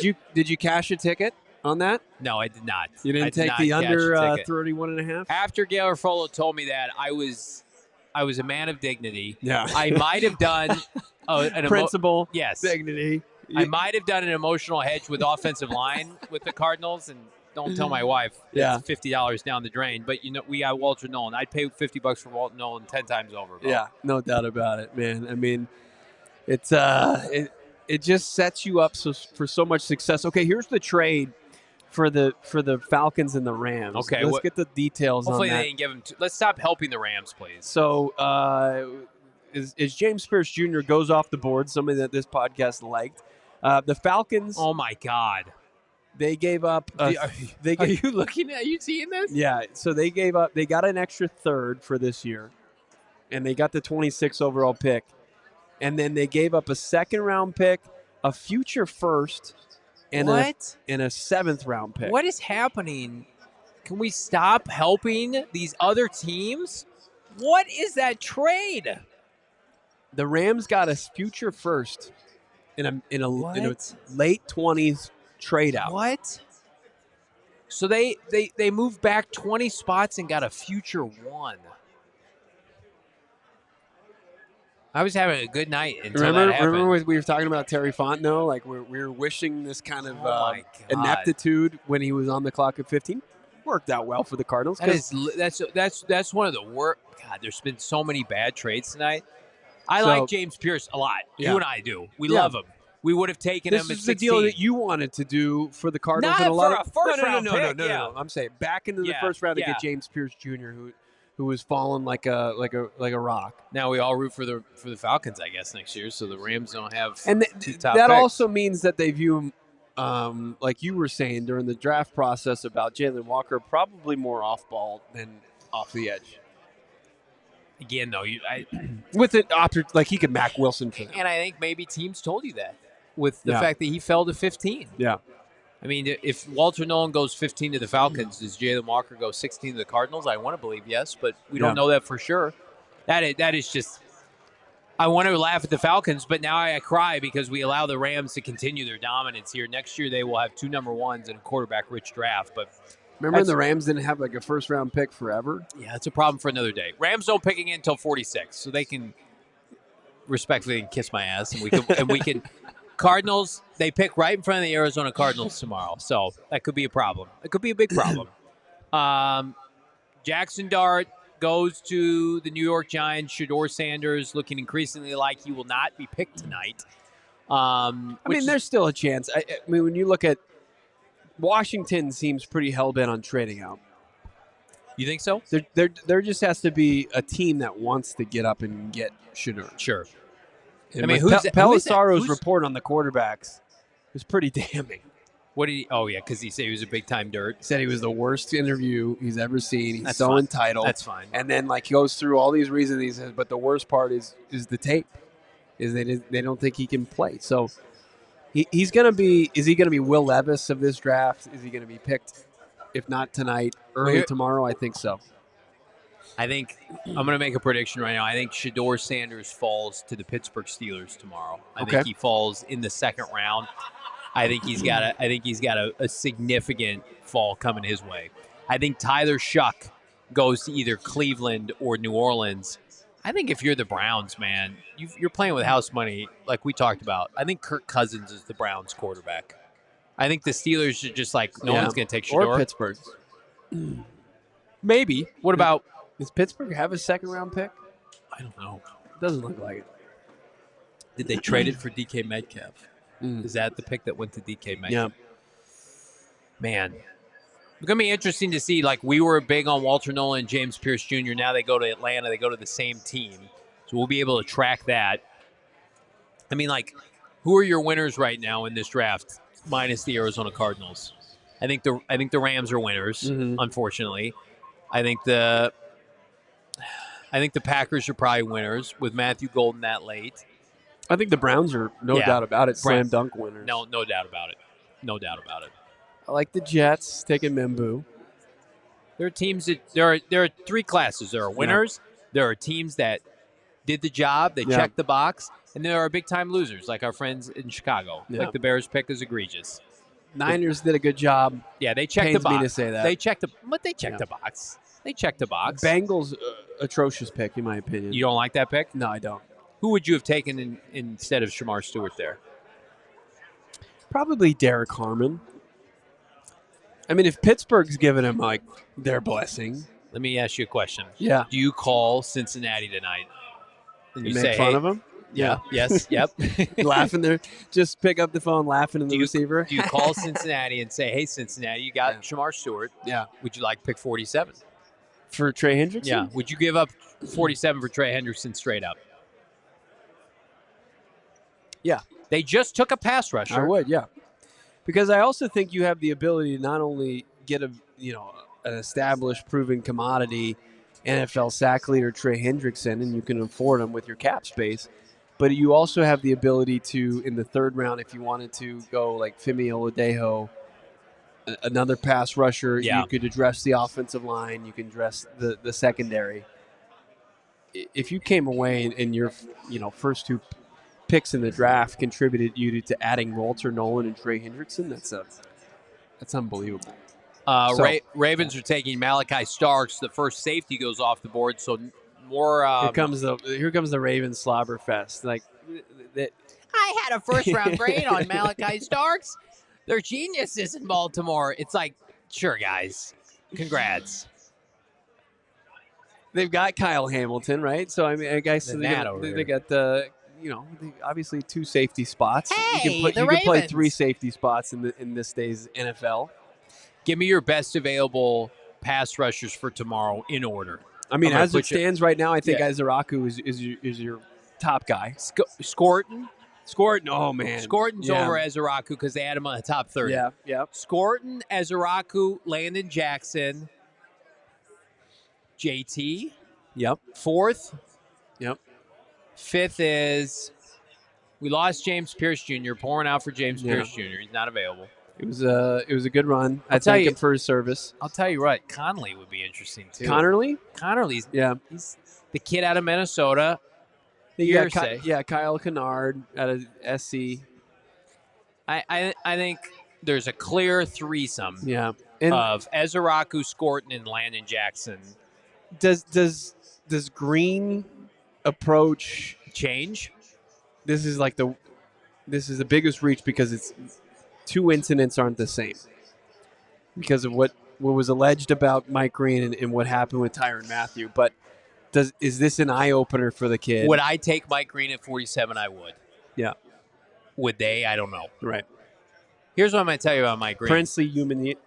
So there's like 5. Yeah. It's like 7 edge rushers. Mm-hmm. We're not out of the first round yet, though. Lions are going to take an edge rusher here. Mike Green, to me, if you could get him at 47. Do we want to give young Noah an opportunity to jump on here? He's our Lions guy. Noah, what do you think for this pick? I would assume edge rusher. Okay, so Izaraku would probably fit that need. Scorton or Izaraku? Let's say that. They've been big on Landon Jackson, too. Their Twitter's been big on him. Or just because Cam Skattebo is literally a Dan Campbell guy, and he will take him if he wants to. Anthony Chotri, the only person on record that thinks that Cam Skattebo is a first-round pick because there's a gnat that I'm trying to kill on set here. The Lions pick is in, Noah. How do you feel? I think they're going to take an edge rusher. Feeling pretty good. Yeah. Is there anything at this point in the draft, you can't be upset really because your roster's in such good shape. How about Will Johnson, hometown kid for the Michigan Wolverines? Is there anything you would be grossed out by, Noah? That's more what I want to know. Probably a tight end or cornerback. Good news, the Bears drafted all the tight ends. There's none available for you to take. Good news. The Bears have saved a lot of teams from themselves tonight. No, I mean, as a guy that roots for a team in the NFC North, to see the Bears just ineptitude, how fun is that? Oh, it's awesome. Yeah. Also, if Ben Johnson really thought that was Sam Laporta 2.0 and told them to draft him, that makes me so happy. Rat. With Ty Warren on the board. That's sickening. That's sickening for Bear fans. I guess, 5,000 people, congrats to them, were watching that stream when that happened. Oh, man. That's tough, man. That's tough. We might, honestly, we get to do 2 more days of content. Oh, I can't wait. And we're going deep into day 2 and day 3. The Walter Nolen pick gave me life. It does. But before, I'm going to ask you a question, and I think before the end of tomorrow, I think we get either Braggs and or Hogue on the show tomorrow to call in. I think we do that. I think we say, hey, can you guys step aside from your stream? You want them because I want them to relive it. Yeah, but look, I want PTSD. That's bad friending. To say, hey, can you just come on and be miserable? I'll text Braggs. Yeah. Tell him. All right. Arizona Cardinals pick 47 tomorrow. Yeah. Who will be available? Lions pick is in. We don't know yet on the Twitter streets what they're going with here. Still can't give over that Rams package. What the hell is going on there? Jaxson Dart goes to the Giants. Jaxson Dart, first-round pick. How about it? Our guy Justin M., who's been so clutch throughout this draft process, had a conversation. He called it a spicy Q&A with Walter Nolen and said this was a quote from him. He says, "I'm the next Aaron Donald." I think you love hearing that. Those are things we love to hear, friends. Hey, you can just be like 70% of Aaron Donald. Yeah. We'll be in good shape. How about we got a thing on PHNX Sports on Twitter. Social media director Emma put it out there. It's fantastic. Kyler Murray, during our sit-down with him earlier this month, talked about Walter Nolen in that sit-down with him. He brought up Walter Nolen.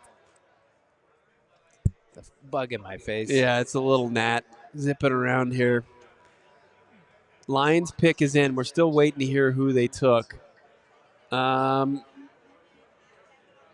Listen, we're playing with house money. This is the definition of house money pending these next couple of picks. Here's what I don't, and we'll talk about this more when we preview tomorrow, is you have no business trading down from 47 tomorrow. He's done it each of the last 2 years. No. They have too good of players available tomorrow. They have players. Well, that's the same thing. It's the same thing as the defensive back situation last year. I just feel like you trust your board. You say, hey, we like these three guys. If any one of them falls to us, we can take them. Lions going defensive tackle, Mykel Williams. Oh, at Ohio State. It's a good pick. I like that pick. Noah, thoughts? Push those edge rushers down. I'm going to be honest. I don't know who he is. Noah, here, I'll give you some insight. Give us a scouting report. During his pro day, he fell down running the 40. Do you like that? No, he was very productive. We for thought the he Buckeyes. popped an ACL, hurt Achilles, running his 40-yard dash. They should throw that footage up.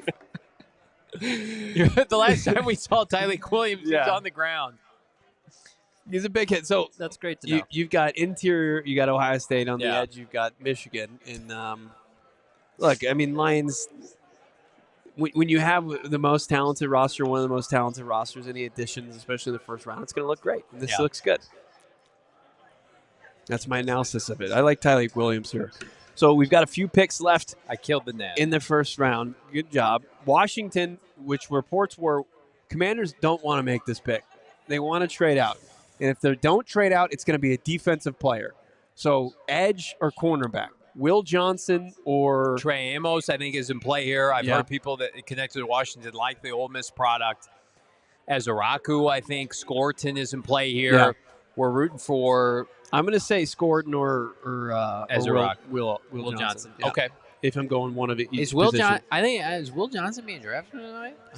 Yeah, it doesn't look like. I'll tell you who hasn't been drafted is Josh Simmons. I think the closer we get to 47 tomorrow, you start messing with patella tendons. That's tough. So the Giants end up with Abdul Carter and Jaxson Dart. They're the only team to have two picks thus far. Atlanta has Jalon Walker and James Pierce. I mean, Atlanta on face value has done well, but again, what you gave up for 2026, difficult. Who are the big time losers right now of tonight? I want you, Jacksonville, right out of the gates. Jacksonville, a trade up for Travis Hunter, so bad. And then, I think Atlanta almost came out of here looking good with Jalon Walker falling into their lap, but they can't help themselves, and they give up a future first for. What was it, the 26th overall pick, 27th overall pick? In what people think is a bad draft. Yeah. I don't like the Bengals pick. The Bears are, no doubt about it, the biggest losers of all losers. No, I mean, you can't deny that. Here's what I'll say about our Bears brethren. At least Chicago, you have your picks tomorrow and you have picks next year. Yeah. But you might as well. Can I just say this? You might as well have lit that pick on fire. As a young man in his mid to late 30s that have watched his team take a blocking tight end in the third round, Colston Loveland is not better than Cole Kmet. Right. He has a ceiling of about 500 yards a year. Mm-hmm. And if I'm Caleb Williams and his family, I'm not in a good place with that. They wanted Genty. To your point, Genty was gone. I think then you still have to be aggressive and get maybe over New Orleans to get Kelvin Banks Jr. in that scenario. Ryan Poles, to me, he's living off of that trade down for Bryce Young for Carolina. He really doesn't navigate the draft well. Horribly. He had that one trade with Carolina that has just made his name, and that's about it. Right. What has he really done with the draft capital that he acquired in the trade down? I mean, so true. He was given the number 1 pick. Yep. And then you can't say like Odunze was a good pick.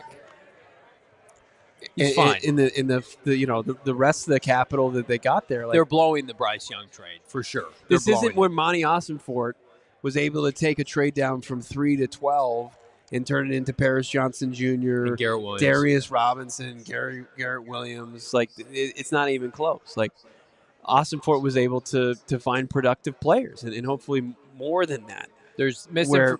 Go ahead. I'm sorry. Where you've got Poles who he makes one good move that will give him just the ability to continue on.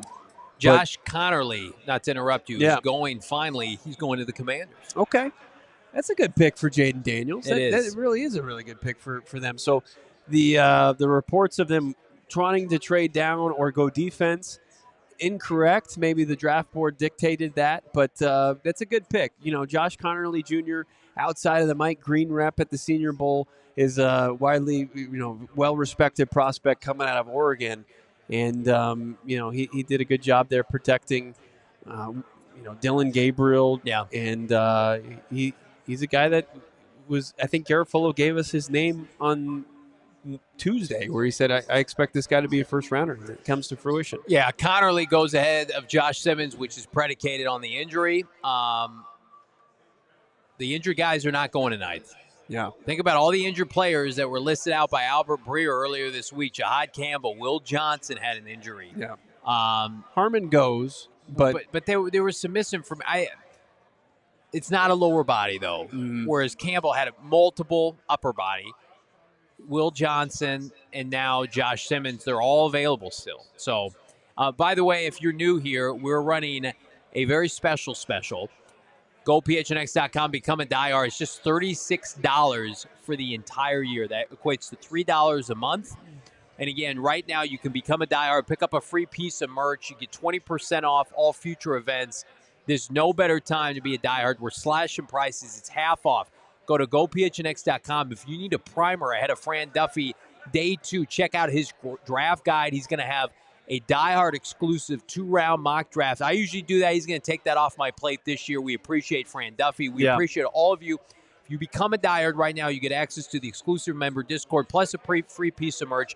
Tag us on Twitter, on social media, immediate retweet, immediate follow from the Beat account. We appreciate all of our diehards, many of whom are in this capacity crowd tonight at Gila River Resorts and Casinos Wild Horse Pass.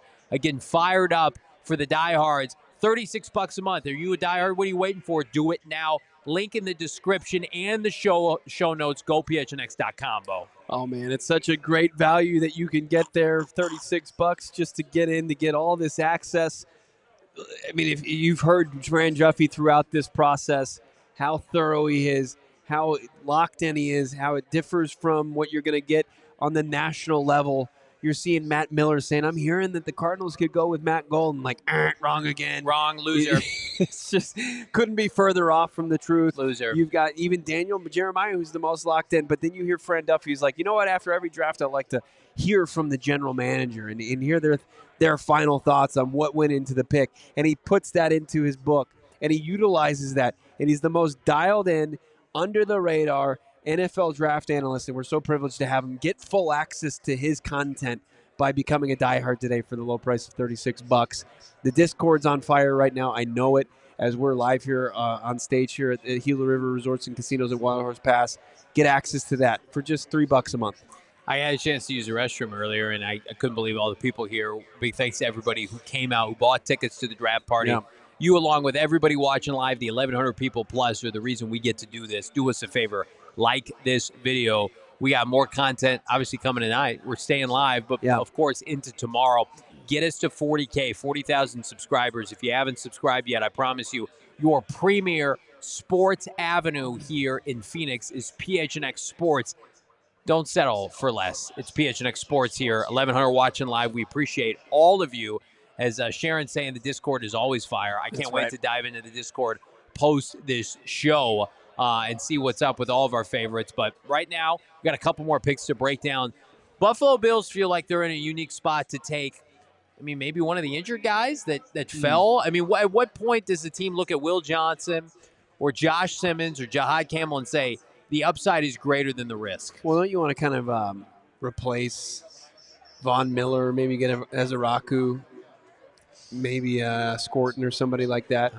Yeah. Are we like, is it fair to say, like, the D-tackle group was as advertised? They went high. Yeah. Is the edge rusher group overrated by the NFL league circles, or is there just too many question marks with this group? There was a ton of question marks, but then there was the two guys that I think people liked but didn't love. Got so it. you got the two Georgia guys, right, that went early, like within the top 15, which was as expected. Didn't look like what a lot of people thought it was going to look like. But then after that, there was the red flags, and then there was just like, we feel like there's not that big of a difference between, Scorton, Ezeraku, and then who's going to be in the second round. Landon Jackson. Yeah, exactly.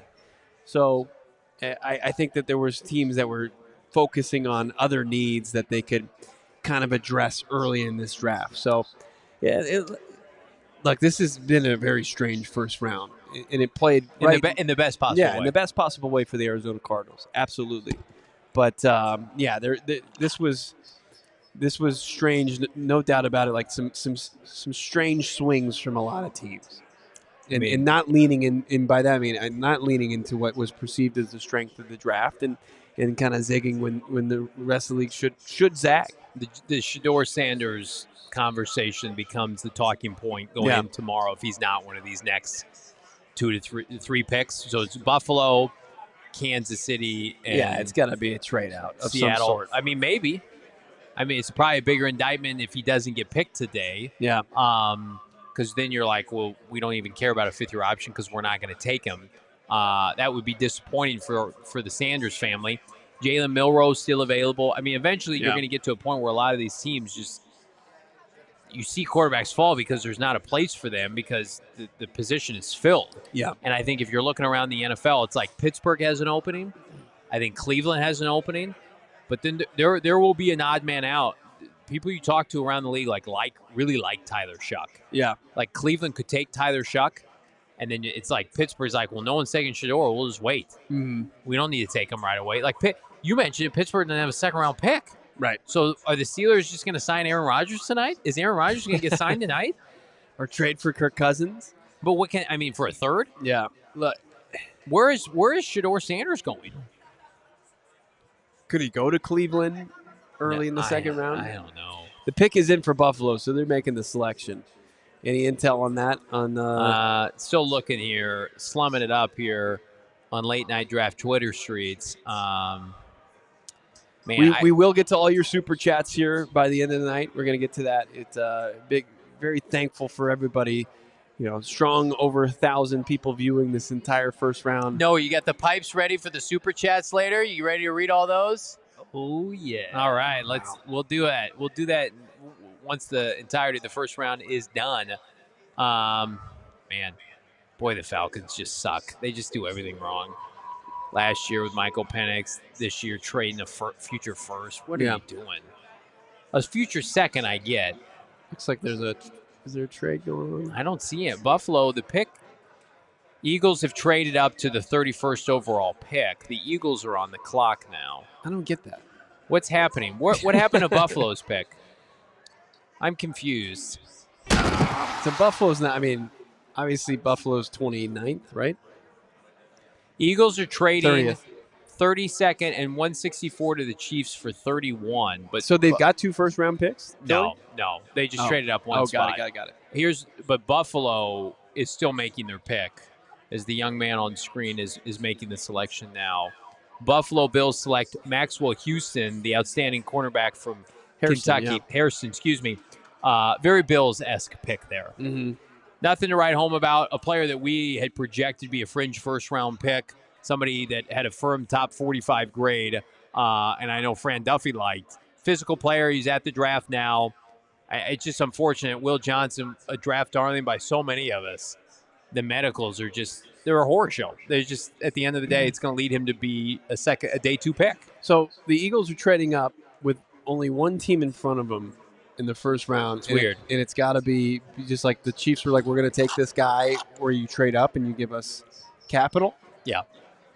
I think they were afraid that they were going to get jumped, or they've been trying to trade up. I fear this is for an edge rusher because the time they were trying to move up. It was literally one team to beat, though. It's just I know, one team. But I mean, or like they were afraid somebody was going to jump them and move up with Kansas City. Yeah. I would have concerns about an edge rusher going here because it sounded like the Eagles tried to trade up for James Pierce Jr. Yeah. Eventually when Atlanta got him, and there might have been a bidding war to get up for him. So I would expect Philly to go edge rusher here. They lose Josh Sweat. They really only have Nolan Smith off the edge. I would think we don't have confirmation of the pick yet. You got to think this is an edge rusher. Yeah. Scorton or Ezeraku. Landon Jackson. Yeah, whomever. I mean, they're going to let old man River, what's his name, the coordinator of their defense, Vic Fangio, pick that pick. So Max Harrison off the board, Philly on the clock. Somebody in mind shouldn't be on the clock. They won't use nearly all the time. Get us to 1,000 likes, by the way. We got 841 watching live here on YouTube alone. Get us to 1,000 likes. We would appreciate it. Go ahead, Bo. And as Johnny's mentioned many times, we are back tomorrow at the beginning of the second round for rounds 2 and 3, and then rounds 4, 5, 6, and 7 on Saturday. This is going to be a blast, man. It's been an unbelievable banner first round. Thanks to everybody here at Wild Horse Pass, the Gila River Resorts and Casinos, and, of course, everybody that's tuned in here via streaming services, wherever you watch and consume this podcast. We appreciate it. You can, of course, find the audio version wherever you find your podcast. Leave a 5-star, leave a review. So Hairston's gone. Are you seeing speculation, pass rusher or the LSU tight end Mason Taylor, who we have ahead of Colston Loveland if you're scoring at home. That would make sense with KC maybe looking for Jahad Campbell going to the Eagles, being broken by our very own Zach Berman. Wow. Jahad Campbell finally goes in the first round. He's a little bit of a crash test dummy in terms of the injuries that he's had to his upper body, but they're rolling the dice. They're going to go with Jahad Campbell and Zach Baum, who they gave a big money contract to in free agency. So don't have an issue with that. See you later. Yeah. See ya, Jahad. Off-ball linebacker. Like KC, was KC an option for that? Like, it's such a strange trade-up. They gave up. I know it only cost him a 5th. He wanted to get to his dinner reservations early. Speaking of dinner, we're going to be eating good tomorrow, man. Yeah. This day 2 fixins is going to be good for your boys. Scorton, Landon Jackson, Mike Green, Trey Amos. Feel pretty good it's going to be a defensive player tomorrow. Yeah. If you can get odds with our friends I at think the only Bet365. guy that could buck that is Ursi. Or Simmons. Yep. And that would be great value there. Doesn't it feel Simmons at 47. It would be unbelievable. It would be nuts. Doesn't it feel like, though, Ursi's going to go before the Cardinals pick at this rate? I mean, these linemen, who are some, like, are there any, like, second-tier offensive linemen that we haven't listed yet?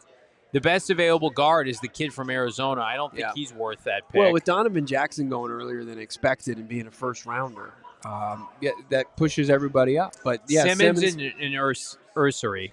Yeah. Those are the only 2 guys I would take. Trapio is interesting out of BC. He's a guy that played 2 years at right tackle. Could be a good fit for the Cardinals. I mean, they worked out the kid from what? Was it Maryland? No, it was NC State. NC State. Yeah. Which is more likely for pick 78. I mean, I think just you're looking at Mike Green, you're looking at Donovan Ezaraku, Nick Scorton, Landon Jackson. God, the edge rusher class. You have to take an edge rusher tomorrow. It's played right into your hand. You got a top 2 defensive tackle. Tomorrow you get to go BPA edge rusher, and then you just do this. You say, hey, we've crushed this draft, and it's on the league. Like it's on the league. Like you couldn't let Jonathan Gannon get a defensive front 7, and he's getting one. They screwed up and let him get one because now Cardinals are going to be a problem defensively. We can't argue. It was the most consistent side of the football for the Cardinals last year. But now they have the firepower to truly make some noise. Now they have real players. Yeah. They didn't have real players this past year. We had to watch guys who respectfully should have been backups, should have been street free agents, should have been practice squad guys. I mean, like Bilal Nichols and Justin Jones are not going to be on this team this year. Or if they are, they're going to be on the team. They were the leading men in last year's defense, and they went down, and then they were left with nothing. Now those guys are at the bottom in the depth chart. Goodbye. They could be released after the show's over. I wouldn't have an issue with that. Baron Browning, Zaven Collins, B.J. Ojolari. You're such a cold-hearted man. My God. At a night of celebration. They've got guarantees coming their way. I'm sorry. Giving them walking papers. I think Justin Jones looked good in the OTA shorts that I saw the other day. I think if you're Bilal Nichols, you're on borrowed time. I think that's a tough scene.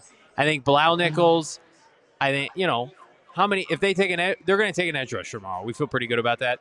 Baron Browning. Love to see it. I'd love to see it. Baron Browning, Zaven Collins, B.J. Ojolari, Xavier Thomas, Josh Sweat, Landon Jackson. I can work with that. Yeah. Oh, that's doable. One more pick here in the first round as Jahad Campbell goes to the Philadelphia Eagles. I know the telecast is waiting for that to hit the podium and Goodell make it official. And then we'll have the Chiefs wrap this thing up. And then what we're going to do is we're going to go into overtime and we're going to recap and with an emphasis on what the Arizona Cardinals did in selecting Walter Nolen 16th overall and what the absolute true impact that makes on the Cardinals defense and team going forward. It's going to be a fun conversation, how he got there and really what it kind of spells out for Gannon in this team in year 3. We're also going to talk about the winners and losers of round 1 as we see it, and then preview tomorrow, day 2. It's always my favorite thing. Yeah. Best available. I can't remember a better best available than tomorrow. It for really is what astounding. The Cardinals need. It really is astounding. The ineptitude that's been going on as far as what these other teams are doing. Listen, I don't like to speak ill will of anybody. Yeah. But when you look at some of these teams and the mistakes that they're making, like this is what gives the Cardinals a window to contend. Well, and it's also what gives you confidence, too, that you can take the Cardinals from being in that group and put them over in the teams that seem to do the right things all the time, most of the time, right? As far as, especially when they want to be a draft and develop team and they're utilizing their main tool correctly. Yeah. And you're not seeing these foolish picks. You stole Walter Nolen at pick 16, and you're going to steal a play. You're going to at this rate. If you don't trade down, he's a crafty SOB though, is Monti Ossenfort. He has traded down each of the last 2 years, but both of those picks, Bo, have been top 40 selections in 2023 and 2024. 47 is a big difference. You're in the middle of the second round. Yeah. If you're trading down for scraps. You're not getting a third round pick trading down at the bottom of the second round. You're not. Yeah. So it's just not worth it. The movement of years prior warranted it. Mm-hmm. Tomorrow, it was about leaving this draft with your first 2 picks ready to contribute. You're on pace to do that right now. You're 1 for 1. Tomorrow, land this plane, Ossenfort, and then have some fun, Skattebo. Yeah. Skattebo. Look, he lands this plane, he can go any direction. You're probably not going to find as disgruntled Johnny Venerable as you saw last draft because a lot of the roster is built. This is almost more This is already more impressive than what he did last year. I feel like Marv, you knew was going to be available. Yeah. Darius, it's quality over quantity. I just feel like if he gets, it's not more impressive than last year yet. If he gets an edge rusher of note tomorrow, like Scorton or Landon Jackson or Mike Green, it's better than it's already better than last year. Ellen. Yeah. If you get an edge rusher that we were projecting to be a first round pick tomorrow, Ezaraku, yeah, it is more impressive than last year because this draft, you have peaks and valleys. You've got, hey, there's Abdul Carter. Hey, there's Colston Loveland, right? There's a valley. Hey, we're doing really great. We've got Jalon Walker and, Walter Nolen. Oh, there's Jaxson Dart. We need a couple.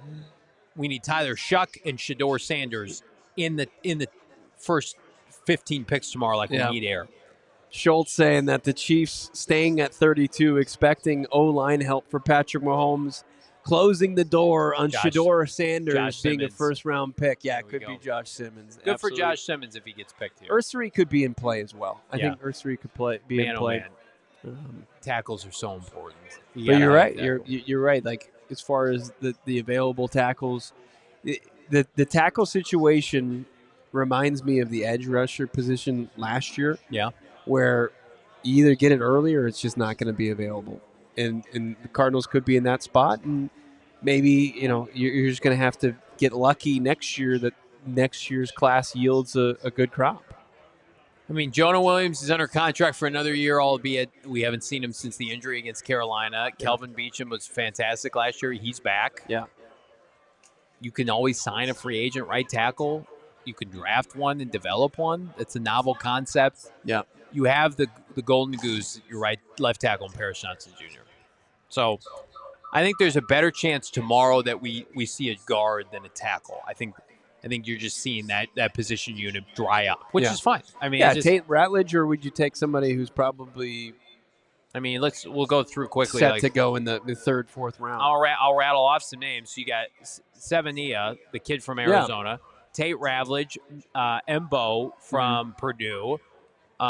You've got Fairchild, the other interior offensive lineman from Georgia, who's a good player. I mean, there are guys like you talked about when Robert Hunt got paid. Good interior offensive linemen are drafted everywhere. So I just feel like Yellow Frohold, center of the future. Isaiah Adams, right guard of the future. Paris, left tackle of the future. You got to find heir apparent at left guard and right tackle, but you don't need to do it tomorrow. Chiefs are taking Josh Simmons. Good for Josh Simmons. I think Medical's total clean. Now it's just a matter of getting himself in a position by training camp to where he can go compete for a spot. Good for Josh Simmons. Pour one out for those that were hoping for an offensive tackle. It's just not going to be worth the positional value for tomorrow. Yeah. If you don't think a tackle or a guard or a combo is going before the Cardinals tomorrow.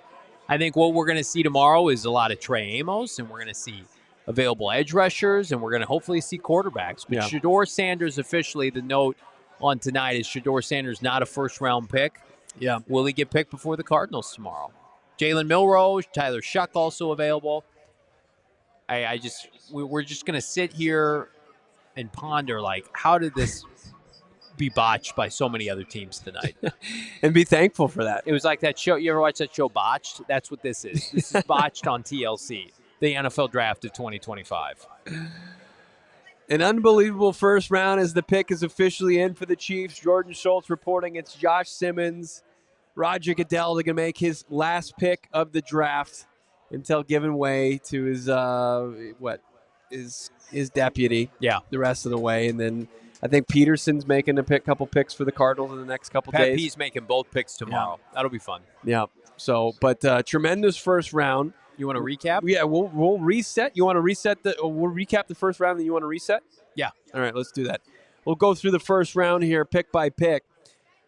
Draft kicked off as expected. Cam Ward goes 1-1 from Miami, and then things got fun immediately. Jacksonville trading up from 5 to 2. They take the two-way player Travis Hunter, second overall. Browns drop down to 5. Abdul Carter as the Giants stick and pick there at 3. Will Campbell goes 4. Smart money was there.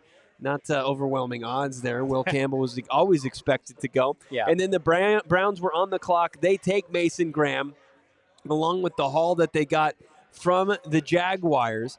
And then you look at the silver and black, the Raiders, taking Ashton Genty, 6th overall. Bears couldn't get up there. Can't wait till you hear what happened with them. Armand Membu going to the Jets, 7th overall, the tackle out of Missouri. Tetairoa McMillan, big-time playmaker at a University of Arizona, goes 8th overall, one of the first curveballs of the draft. He goes to the Carolina Panthers, 8th overall. Kelvin Banks Jr. goes 9th to the Saints. And the biggest head-scratcher of the first round, the Bears take tight end out of Michigan, Colston Loveland, 10th overall.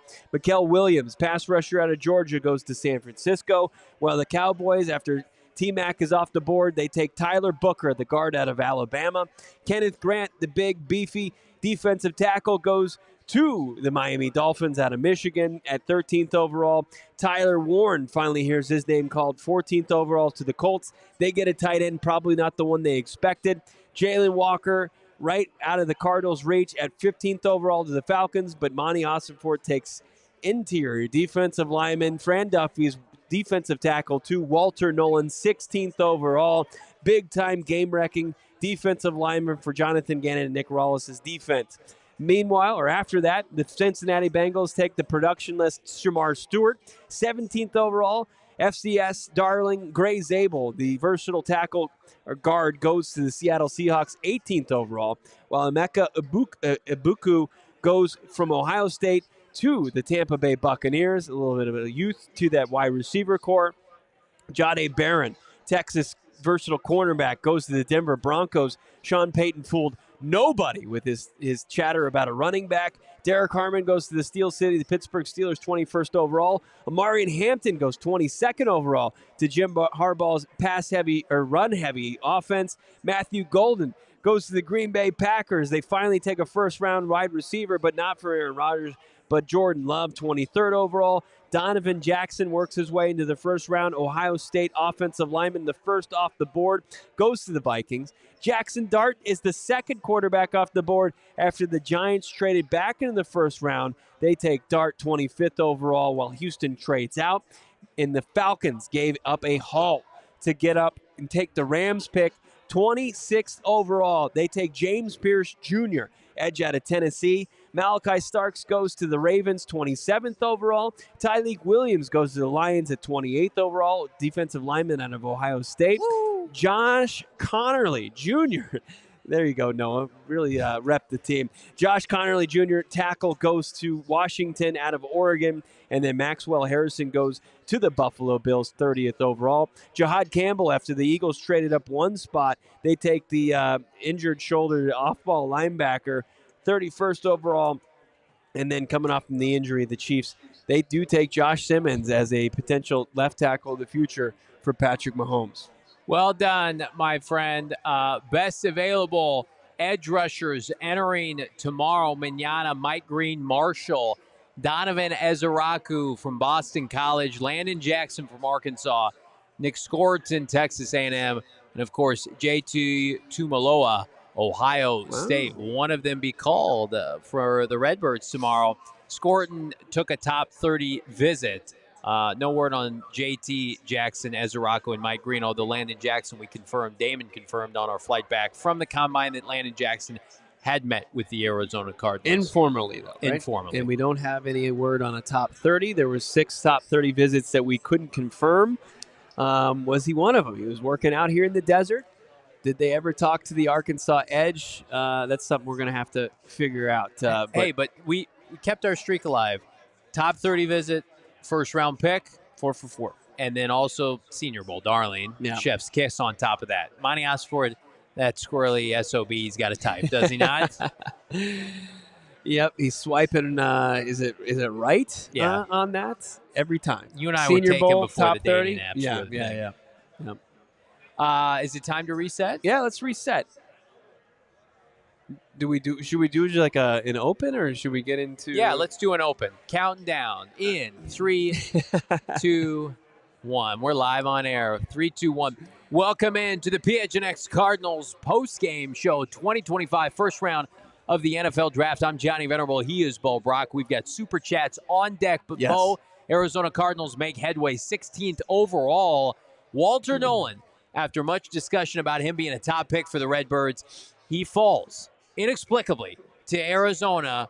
What do you make of the pick? It's a slam dunk pick for Monti Ossenfort, who's able to kind of complete his defensive front seven rebuild. Sure, there's still opportunities for additions to that, but this was the one that made the offseason for the Cardinals. It was nice to see a reunion with Calais Campbell. It was nice to see the addition of Dalvin Tomlinson, but this is a guy that is a building block for the Cardinals' defensive front seven for the foreseeable future. Walter Nolen, he is a guy that's going to make a lot of noise against opposing NFC West offenses going forward, and you just love to see it. It was one of those things where the anticipation, the uneasiness, picking 16th, not picking 3rd, not picking 4th, not picking 6th like the Cardinals have done, the uneasiness of taking 16th and who could land your way. The draft dominoes fell the way of the Arizona Cardinals despite Jalon Walker being picked right in front of him at 15th overall, and Monti Ossenfort, why did we ever doubt him? He makes the right selection and takes the guy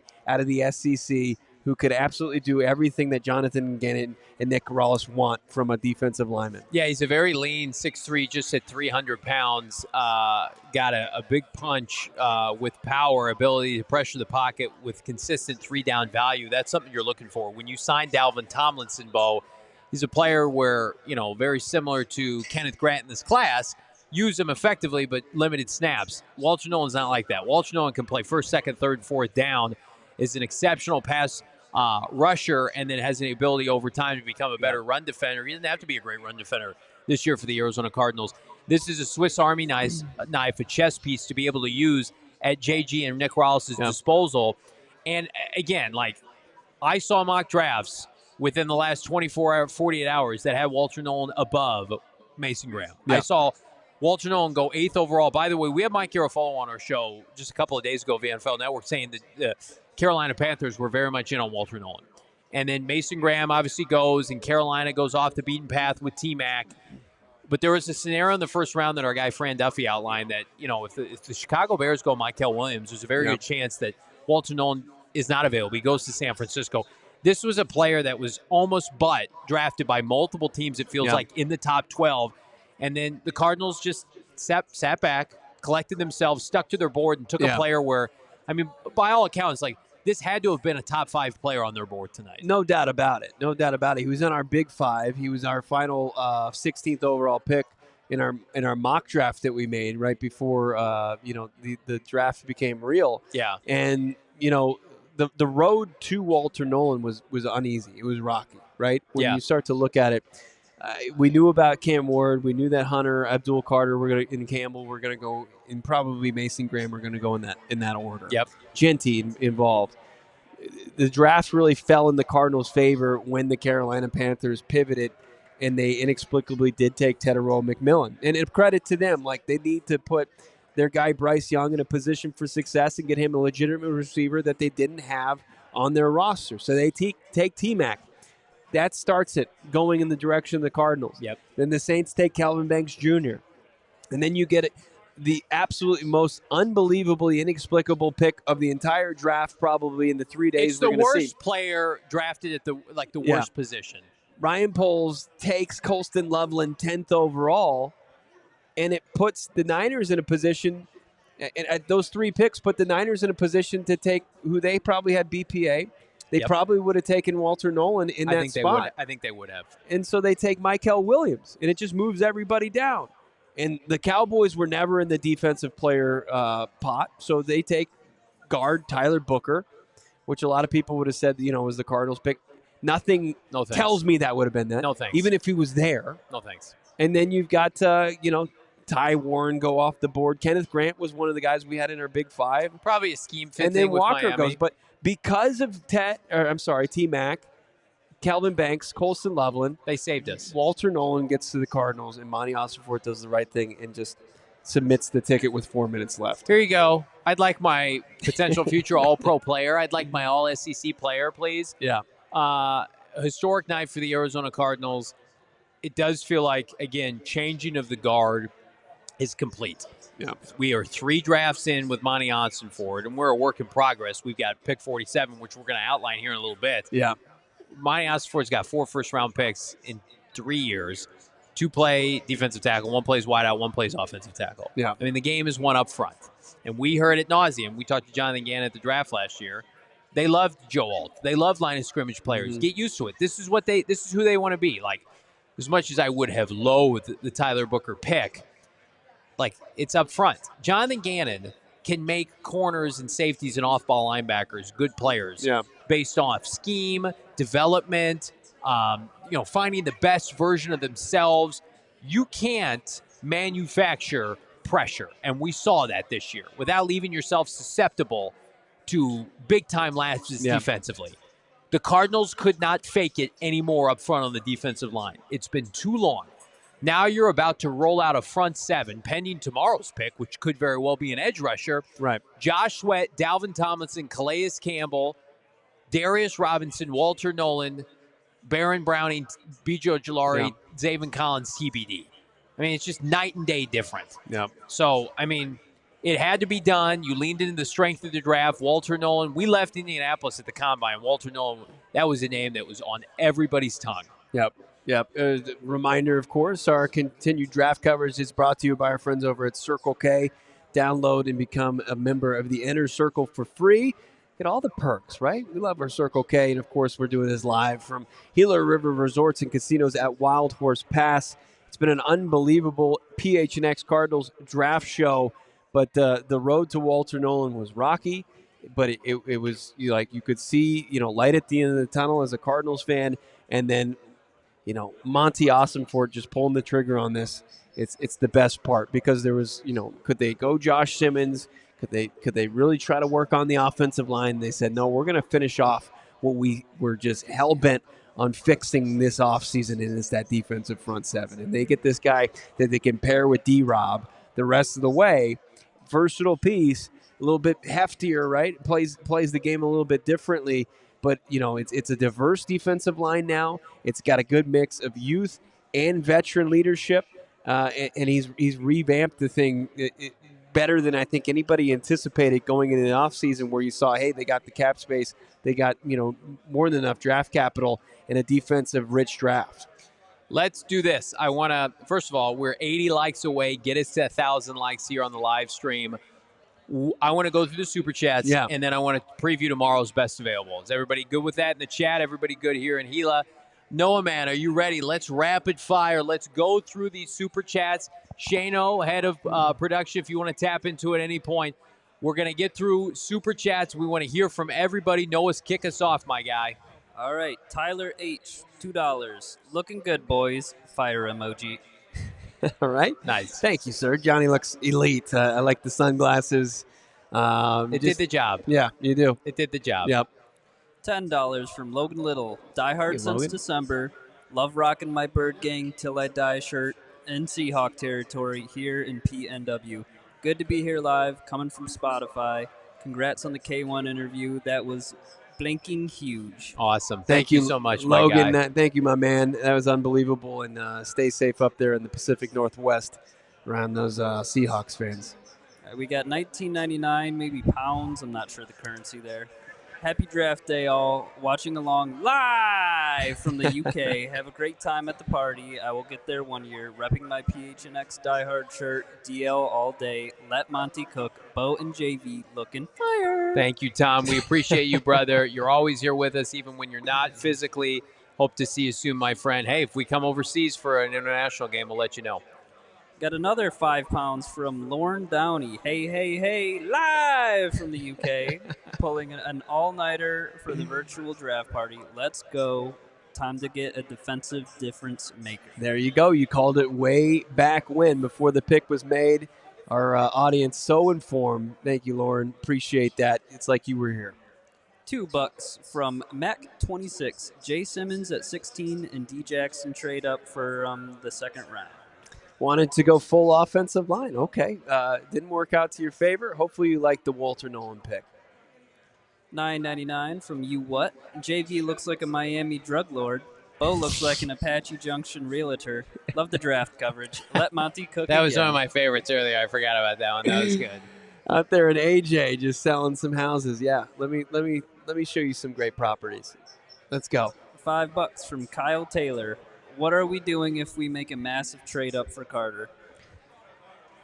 Abdul Carter, yeah, I mean that was something that people were interested in. It's just too far to go. I mean, you saw some future firsts go. That it would have been that at the very least. It was too rich, and Giants were just going to stick and pick and go there. $2 from Dana R. Looking better than some of the red carpet suits. Wow, how about that? Wow. Thank you so much, Dana. All right. Was that in the super chat? Nope, that was just okay. me. You're just going McConaughey on him. All right. Sorry I like about the improv. All right, $2 from CBK. Getting bargain bin O-lineman ain't it. ... See, that was in earlier, and CBK's a big advocate for offensive linemen, and I get that, but I just don't think that the draft board fell in the spot where you wanted to get any of those O-linemen. I don't think that they had like the edge on who you currently have on your roster. Like the difference makers went early in the draft, so I don't think the Cardinals view their offensive line that they're running back with in 2025 from 2024 as bargain bin. They've got a lot of confidence in that group.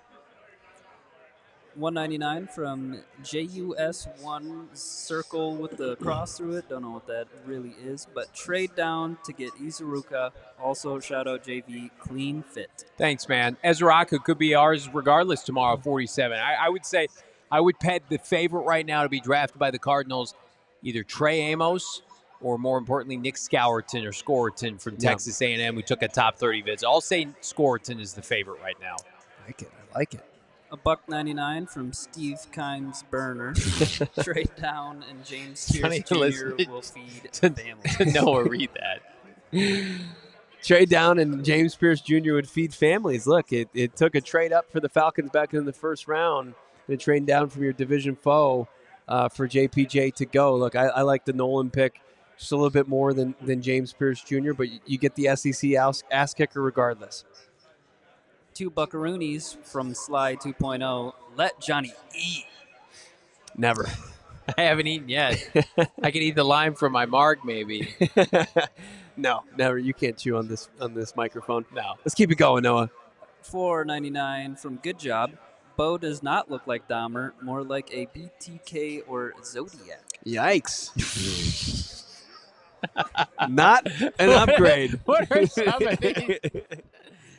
This is getting dicey. Move on quickly. Thank you for your super chat. Rapid fire, Noah. Let's do it. $5 from Jeff Wagner. I'm vulnerable for Oh, Venerable, my good friend looking Jeff. mega sexy. That's my dear friend Jeff Wagner. I went to college with him. He's one of my dear friends, one of my best friends. Great to see you, Jeff. Hope all is well, my guy. $1.99 from Jessica. Looking snazzy, fellas. Have a blast tonight. Football emoji. Love it. Thank you, Jess. A diehard. We love you. Appreciate you. I think I saw Jess in the crowd. Was I right? Didn't get to say hi. Things ramped up so fast that we didn't get to say hi to everybody we wanted to. Yeah. Some people are asking, we need to have a day 2 watch party. I'm in for that. And I think that's in play for next year. Yeah. Absolutely. If you're saying you're sick for that, then I'm on bed rest. We're sick boys. So gross. $1.99 from Rocky. JV hooked me up with a dime bag. Hey, we are 42 likes away from 1,000. Come on now, get us to 1,000. I don't have that, but I have 1,000 ready to go. Hit the like, and Johnny can give you a nice little special surprise. Thanks, Rocky. We don't advocate for dealing drugs, despite how my guy's dressed. Tomorrow will be much more conservative, I promise. $1.99 from Josh. I want 6 Skattebos. I do too. We're on Skattebo Watch tomorrow. We'll talk about that here in a sec. Skattebo Watch. Yikes. Tribe 7 even. Or 7. Oh, yeah. That makes sense. Johnny, are you wearing a turtleneck? I am, yes. It's a fitted turtleneck, too. It's a little tight. A little tight for your boy. We were supposed to be wearing matching turtlenecks, but mine was late. It came in about just a few moments before showtime, so I couldn't rep it. I apologize. That's all right. We appreciate you. $2 from Ryan. Are those Shady Rays, JV? They're Fish from the ocean? Yes, they are. They are. Those are Shady Rays. They are, yeah. Yep. They are. $2 from Reezy Baby. Keep calm and hold the line for James Pierce Jr. James Pierce Jr. would have been a godsend, but after what you saw the Falcons have to do for him, there was a price the Cardinals were never going to pay. and you pivot now tomorrow, but we're not laboring with a guard pick where we're fighting for our life right now. Yeah. Where you're like, oh, somebody fall to me. Just let the draft come to you tomorrow. It'll be just fine. Reezy then follows it up and says, please no Bulldogs to the Cardinals. Didn't get a bulldog. You got to run. You got a Reb. Steve Kimes Burner returns and says, Pierce over Mykel. Okay, well, listen, we'll be able to decipher that long term, but Jeff comes right back with another $2 and says, don't hurt me, Johnny. He does like he could hurt you. Yeah. I was about to hurt everybody that was pro guard at 16, but I don't have to do that now. Reezy baby with 2 consecutive $2 super chats. Let's go, Reezy. He starts with Mykel is a low ceiling player. Great news for the Cards. Okay, that's fine. I know there are a lot of people who are anti Mykel Williams. And he goes, thank the football gods! Exclamation parts to the moon. We came here to do a job, and the job was completed. Got a $1.99 from Alberto. Says Walter Nolen. Perfect. Love it. I wonder if that was pre-pick or post-pick. I think it was probably post-pick. You got $2 from Zachary. Says so glad to have a GM that doesn't mess around. It is nice that we freak out and we're stressed and we just show up tonight and it's just like, oh yeah, he did the smart thing. He didn't do the dumb thing like Ryan Poles did. Yeah. It also is because the rest of the people in our class aren't paying attention. Right. They're getting failing grades. And while we see it one way, everybody's seeing it a different way. And they say, well, he could go a guard here. Because they want a guard. It's like, no, I'm going to tell you right now. They want to work on the defensive front. And they'll emphasize it, and that's where they want to invest draft capital. I'm going to tell you right now. The Cardinals had Walter Nolen rated ahead of Tyler Booker. Don't believe anything otherwise. They would have taken Walter Nolen over Tyler Booker. Are you kidding me? Are you nuts? Let's keep going. All right, $2 from Libertarian Sasquatch. Meh. Probably okay, hey, to each their own. Should I respond to it? I like it. $1.99 from Jonathan. The D-line is officially bolstered up. Yes. So, I mean, it's like you demoed that house, baby. You're building it from the ground up. You took that shack and you demoed it with a crane. This is extreme home makeover with that defensive front. It's like you walk in and it's Thank you, Chip and Joanna Gaines. What happened? What happened to all the asbestos that was here? Chip and Joanna Gaines. Alberto with It's not like Pimp My Ride and you've got hey, look at this N64 aquarium in your trunk. There's no engine in my car. Hey, look at this Tyler Booker N64 in your trunk. Isn't everything great? Hey, look at this John A. Barron PS3 in your dash. It's like, excuse me, I just need a reliable vehicle. Yeah. There's no steering wheel. It's Exhibit, like Monty's please help me. I'm going to get you a steering wheel. A nice braking system. Is going to be fantastic. Exhibit's actually my uncle. Oh, nice. That's interesting. There's no way that's true. Keep going, Noah. Alberto with another $2 says Monti Crockpot Ossenfort. He's a slow cooker, huh? I like it. Okay. I like it. Good job. $4.99 says Zabel Panera bred you. Sure. I could see it, baby. So Gray Zabel, Panera bread. All right. Dylan Peters, $9.99 says the Cardinals need to trade up and get Jade Barron. He gone. Went to Denver, but wouldn't have had to trade up. No. Could have traded down. I think we're after the we're after the Walter Nolen pick at this point. Oh, got it. $4.99 from Good Job. Our table cleaned up at the raffle at the draft party. Nice. I saw a bunch of people walking out with Marv jerseys, helmets. There was a bunch of stuff. So people did well at the draft party tonight. Grinzone 480 with a $1.99 super chat says LFG having a great time at the draft party. What? Love that. I'm glad everybody had a good time. We do apologize once again that couldn't make it out to talk to everybody. Party's just starting. That's something we'll tweak, and then there's people hanging out, so we'll talk to everybody as soon as we get off air. CBK, another $5 says 0 starters acquired on the offensive this entire offseason. Yikes. Good luck to K1 in a make or break year. It seems like they're ready to move on. I think they're just putting all the pressure on K1 and Petsy. They literally locked him in a janitor's closet and said, "Figure it out." Defense was a personnel problem. Listen. The offensive line was good for most of last year. By the way, I don't want to interrupt. Anybody remember what Carolina did to the Cardinals' defensive line the game they had to win? It's just going to create more opportunities. Yeah. You're going to have an ability to get off the field way earlier. Like the bend don't break defensive days are over. This is going to be a strong defensive team. It might even be their strength. And then like the offense has the ability to prove people wrong there. But this is a team that's going to win with defense and create opportunities for their offense. And if offense wants to play that complementary football, this is going to be a really good football team.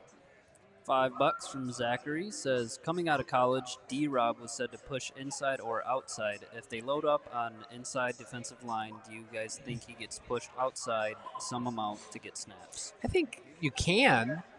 Same with Walter Nolen. I think he could play outside in certain sets. Yeah, he could play 4-3 defensive end. Yeah. So can Darius. Yeah. Yep. Jake the Plumber with $10 says, trade up or down with the second and or third round pick. You don't need to now. You literally, you want to do a mini trade up. You want to sell your fifth or your fourth to come up and get a player. Do it. I think 78 and 47 should be picked. I think you're making those picks. You're making 47 tomorrow. Damon Cat Meow 199. Love that. Walter Nolen is a big cat. Indeed, big cat. Damon not here to defend himself, so take that. $5 from Zachary again. Ryan Poles is Steve Keim. Took advantage of a bad team in a trade. Makes extremely questionable draft decisions. They're the same person. Non-premium positions, putting his quarterback in bad spots. Bears are toast. I mean, pour one out for our guy MP. We don't know where he is. In the chat. I'd love to see MP today. Oh man, tough times. Would you have Walter Nolen or Colston Loveland? Good Lord. Let's keep going. Brian with $4.99 says, so we are now all on the boat that we want Josh Simmons and then traded back up for Skattebo, or is Skattebo a bust? Skattebo is not a bust. Simmons is gone. I think now we're full steam ahead. BPA edge rusher, unless they love Benjamin, the cornerback from Notre Dame, or Trey Amos, the quarterback from Ole Miss. I just think there's too many good edge rushers tomorrow. You have to dip your toe into that pool, Bo.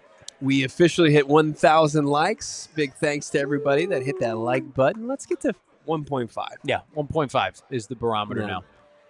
$2 from Josh says, Nolen, A+. He will be the next Donald in the West.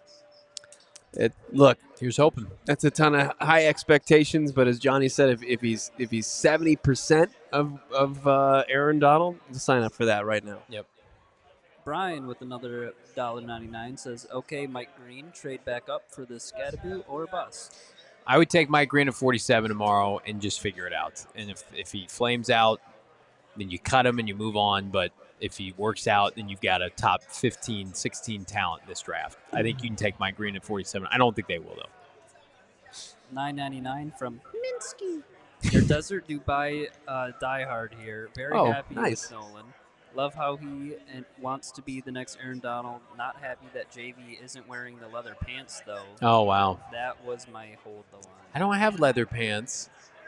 Maybe that's something for next year. I think next year we're going to go bolo ties and tuxedo, cowboy tuxedo, which is all jeans. Let's do it. I mean, it's a long way from now, but let's do it. $5 from Graham says, Josh Simmons going 32 hurts. Really wanted him, and do you think we need a right tackle? Don't think we can get one now. Rarely can you find tackles later. I think you can get a tackle on day 2. You're just not going to get it. All these guys that were drafted to play tackle tonight are going to start. Cardinals don't need a starter right away. Mm-hmm. Josh Simmons, notwithstanding, Connerly and Banks Jr., all these guys, these guards and tackles are going to start right away. Cardinals have their starting offensive line. It's the same as last year. Yeah. $4.99 from Good Job says, blocking tight end round 2, question mark? Never. Don't put that evil on me. It's crazy. The Bears gave up, 70 sacks last year? Or close to 70 sacks, right? The Cardinals gave up 30. You got, Bears taking a tight end after getting a couple veteran offensive linemen. The Cardinals, if it's the status quo on the offensive line, they're going to be in a good spot, especially if you're creating more opportunities offensively because you have a defense that can get off the field and create turnovers. That's what Jonathan Gannon wants to do. Yep. $4.99 from Trenton says, what's the difference between Jalon Walker, Jahad Campbell, and can Campbell not rush the passer and Walker can? Yeah, the projection is that Jalon Walker can be a pass rusher, but maybe the Falcons aren't going to use him like that. Remember, the percentiles did not favor him rushing, but were much more favorable to him being off ball. Yeah. So we'll see. $1.99 from Badger McBabyson. Says Scat Baby round 2 ? Trade up for Will J. You don't need to trade up. I think you just let day 2 come to you. Cam Skattebo's got a 10 to 20% chance, according to our guy Garofalo, to be a second rounder. I think Skattebo goes tomorrow though. 10% chance. You added 20. Nobody said 20 except for you. 10 to 20. I'm rounding up. It was at 10.9. We round up to 20. Go ahead, Noah. All right, $4.99 from Brewski says, hands down the best cards content. Please travel to Cincy for the road game. Me and my Bills brother will be there regardless, watching every show LFG. Let's do it. I love that. Thank you, Brewski. If it's not an international game, I would say the Bengals are in contention for sure. $5 from Brian says, I love you guys, but I told you Clancy needs a wellness check. Nolen and D-Rob elite. Worried about Clancy. Love you too, Brian. It's a shame. He'll be all right. He'll be all right. Yeah, he'll bounce back. Good luck to you, Clancy. 2 Buckaroos from Bees says, Bo with the Mr. Steelio girl suit. Encore. It's it. Bo was the only one who didn't return his suit last year, so I'm glad he didn't because he had it to tap into. T Vato with $2 says, great show, full steak time, boys. JV over Turdecki. What would a nice juicy steak do for you right now? I'd finish it. 14 ounce, 16 ounce. I haven't eaten in 12 hours, it feels like. You got to get a sloppy steak. There are places downstairs to eat at that I've always kind of lingered, on our watch party days. I'm like, this smells halfway decent. I might go smash a burger downstairs. What do you think? It's great. All the options are awesome here. Let's do it. Yeah. $4.99 from Richard says, had an absolute blast at the draft party. Thanks, Johnny and Bo. Thank you, T. Votto. Unbelievable time here. Nice meeting the few people we got to converse with before having to go live at 4:30. We're going to work that out. We're going to get the doors opened earlier next year. We're going to have a nice time to hang out, take some pictures, talk some ball, because that's the one thing I'm a little down that we didn't get to do more of today. We didn't have Britton here this year to substitute. Yeah. He's out there training Larry Fitzgerald's son. He's got big things going. Go ahead, Noah. Break him some news there. Cardi D, $2 says, watching from ATL, wish I could be there, Bird Gang. We miss you, Cardi D. You're one of our favorite loyal viewers, listeners out there, man. You are always missed when you can't make it to a watch party. Holding it down on the East Coast, the Atlantic Coast for us, though. Thank you.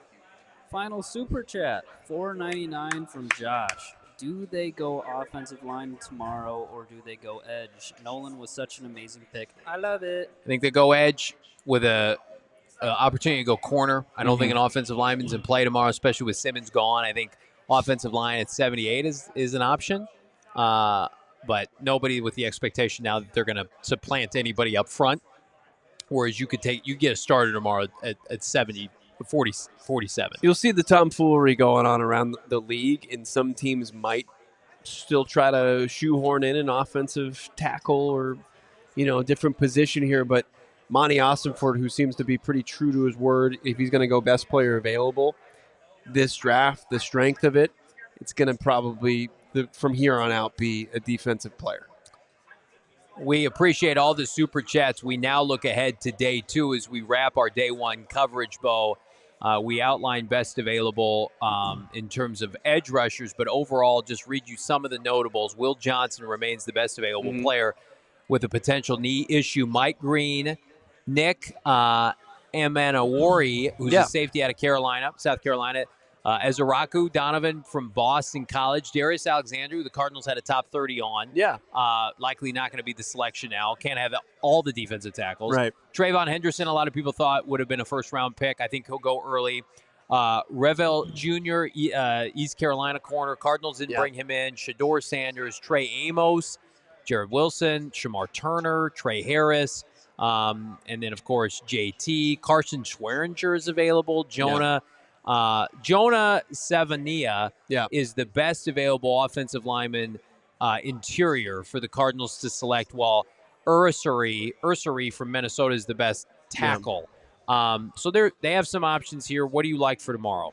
Yeah, I really like this edge class. I mean, you'll have a team probably take a green, but if you've got players like Ezeraku, Scorton, Jackson, Jordan Birch, Femi Oladejo that are just going to be right there at 47, even some of those guys you could start to push down and dream about at 78 potentially if you wanted to. I just think that there's going to be too good of a player at the edge position to pass up at 47. And then at 78, if there is a developmental type tackle, or if Ratledge maybe on the interior is available, or Belton is available for NC State that they brought in for a top 30, that's probably where you start to pivot for the offensive side. It's interesting now the Cardinals are in a position to get a fringe first-round player at edge rusher, which we talked about was an option for them maybe to trade back in. They don't need to do that now.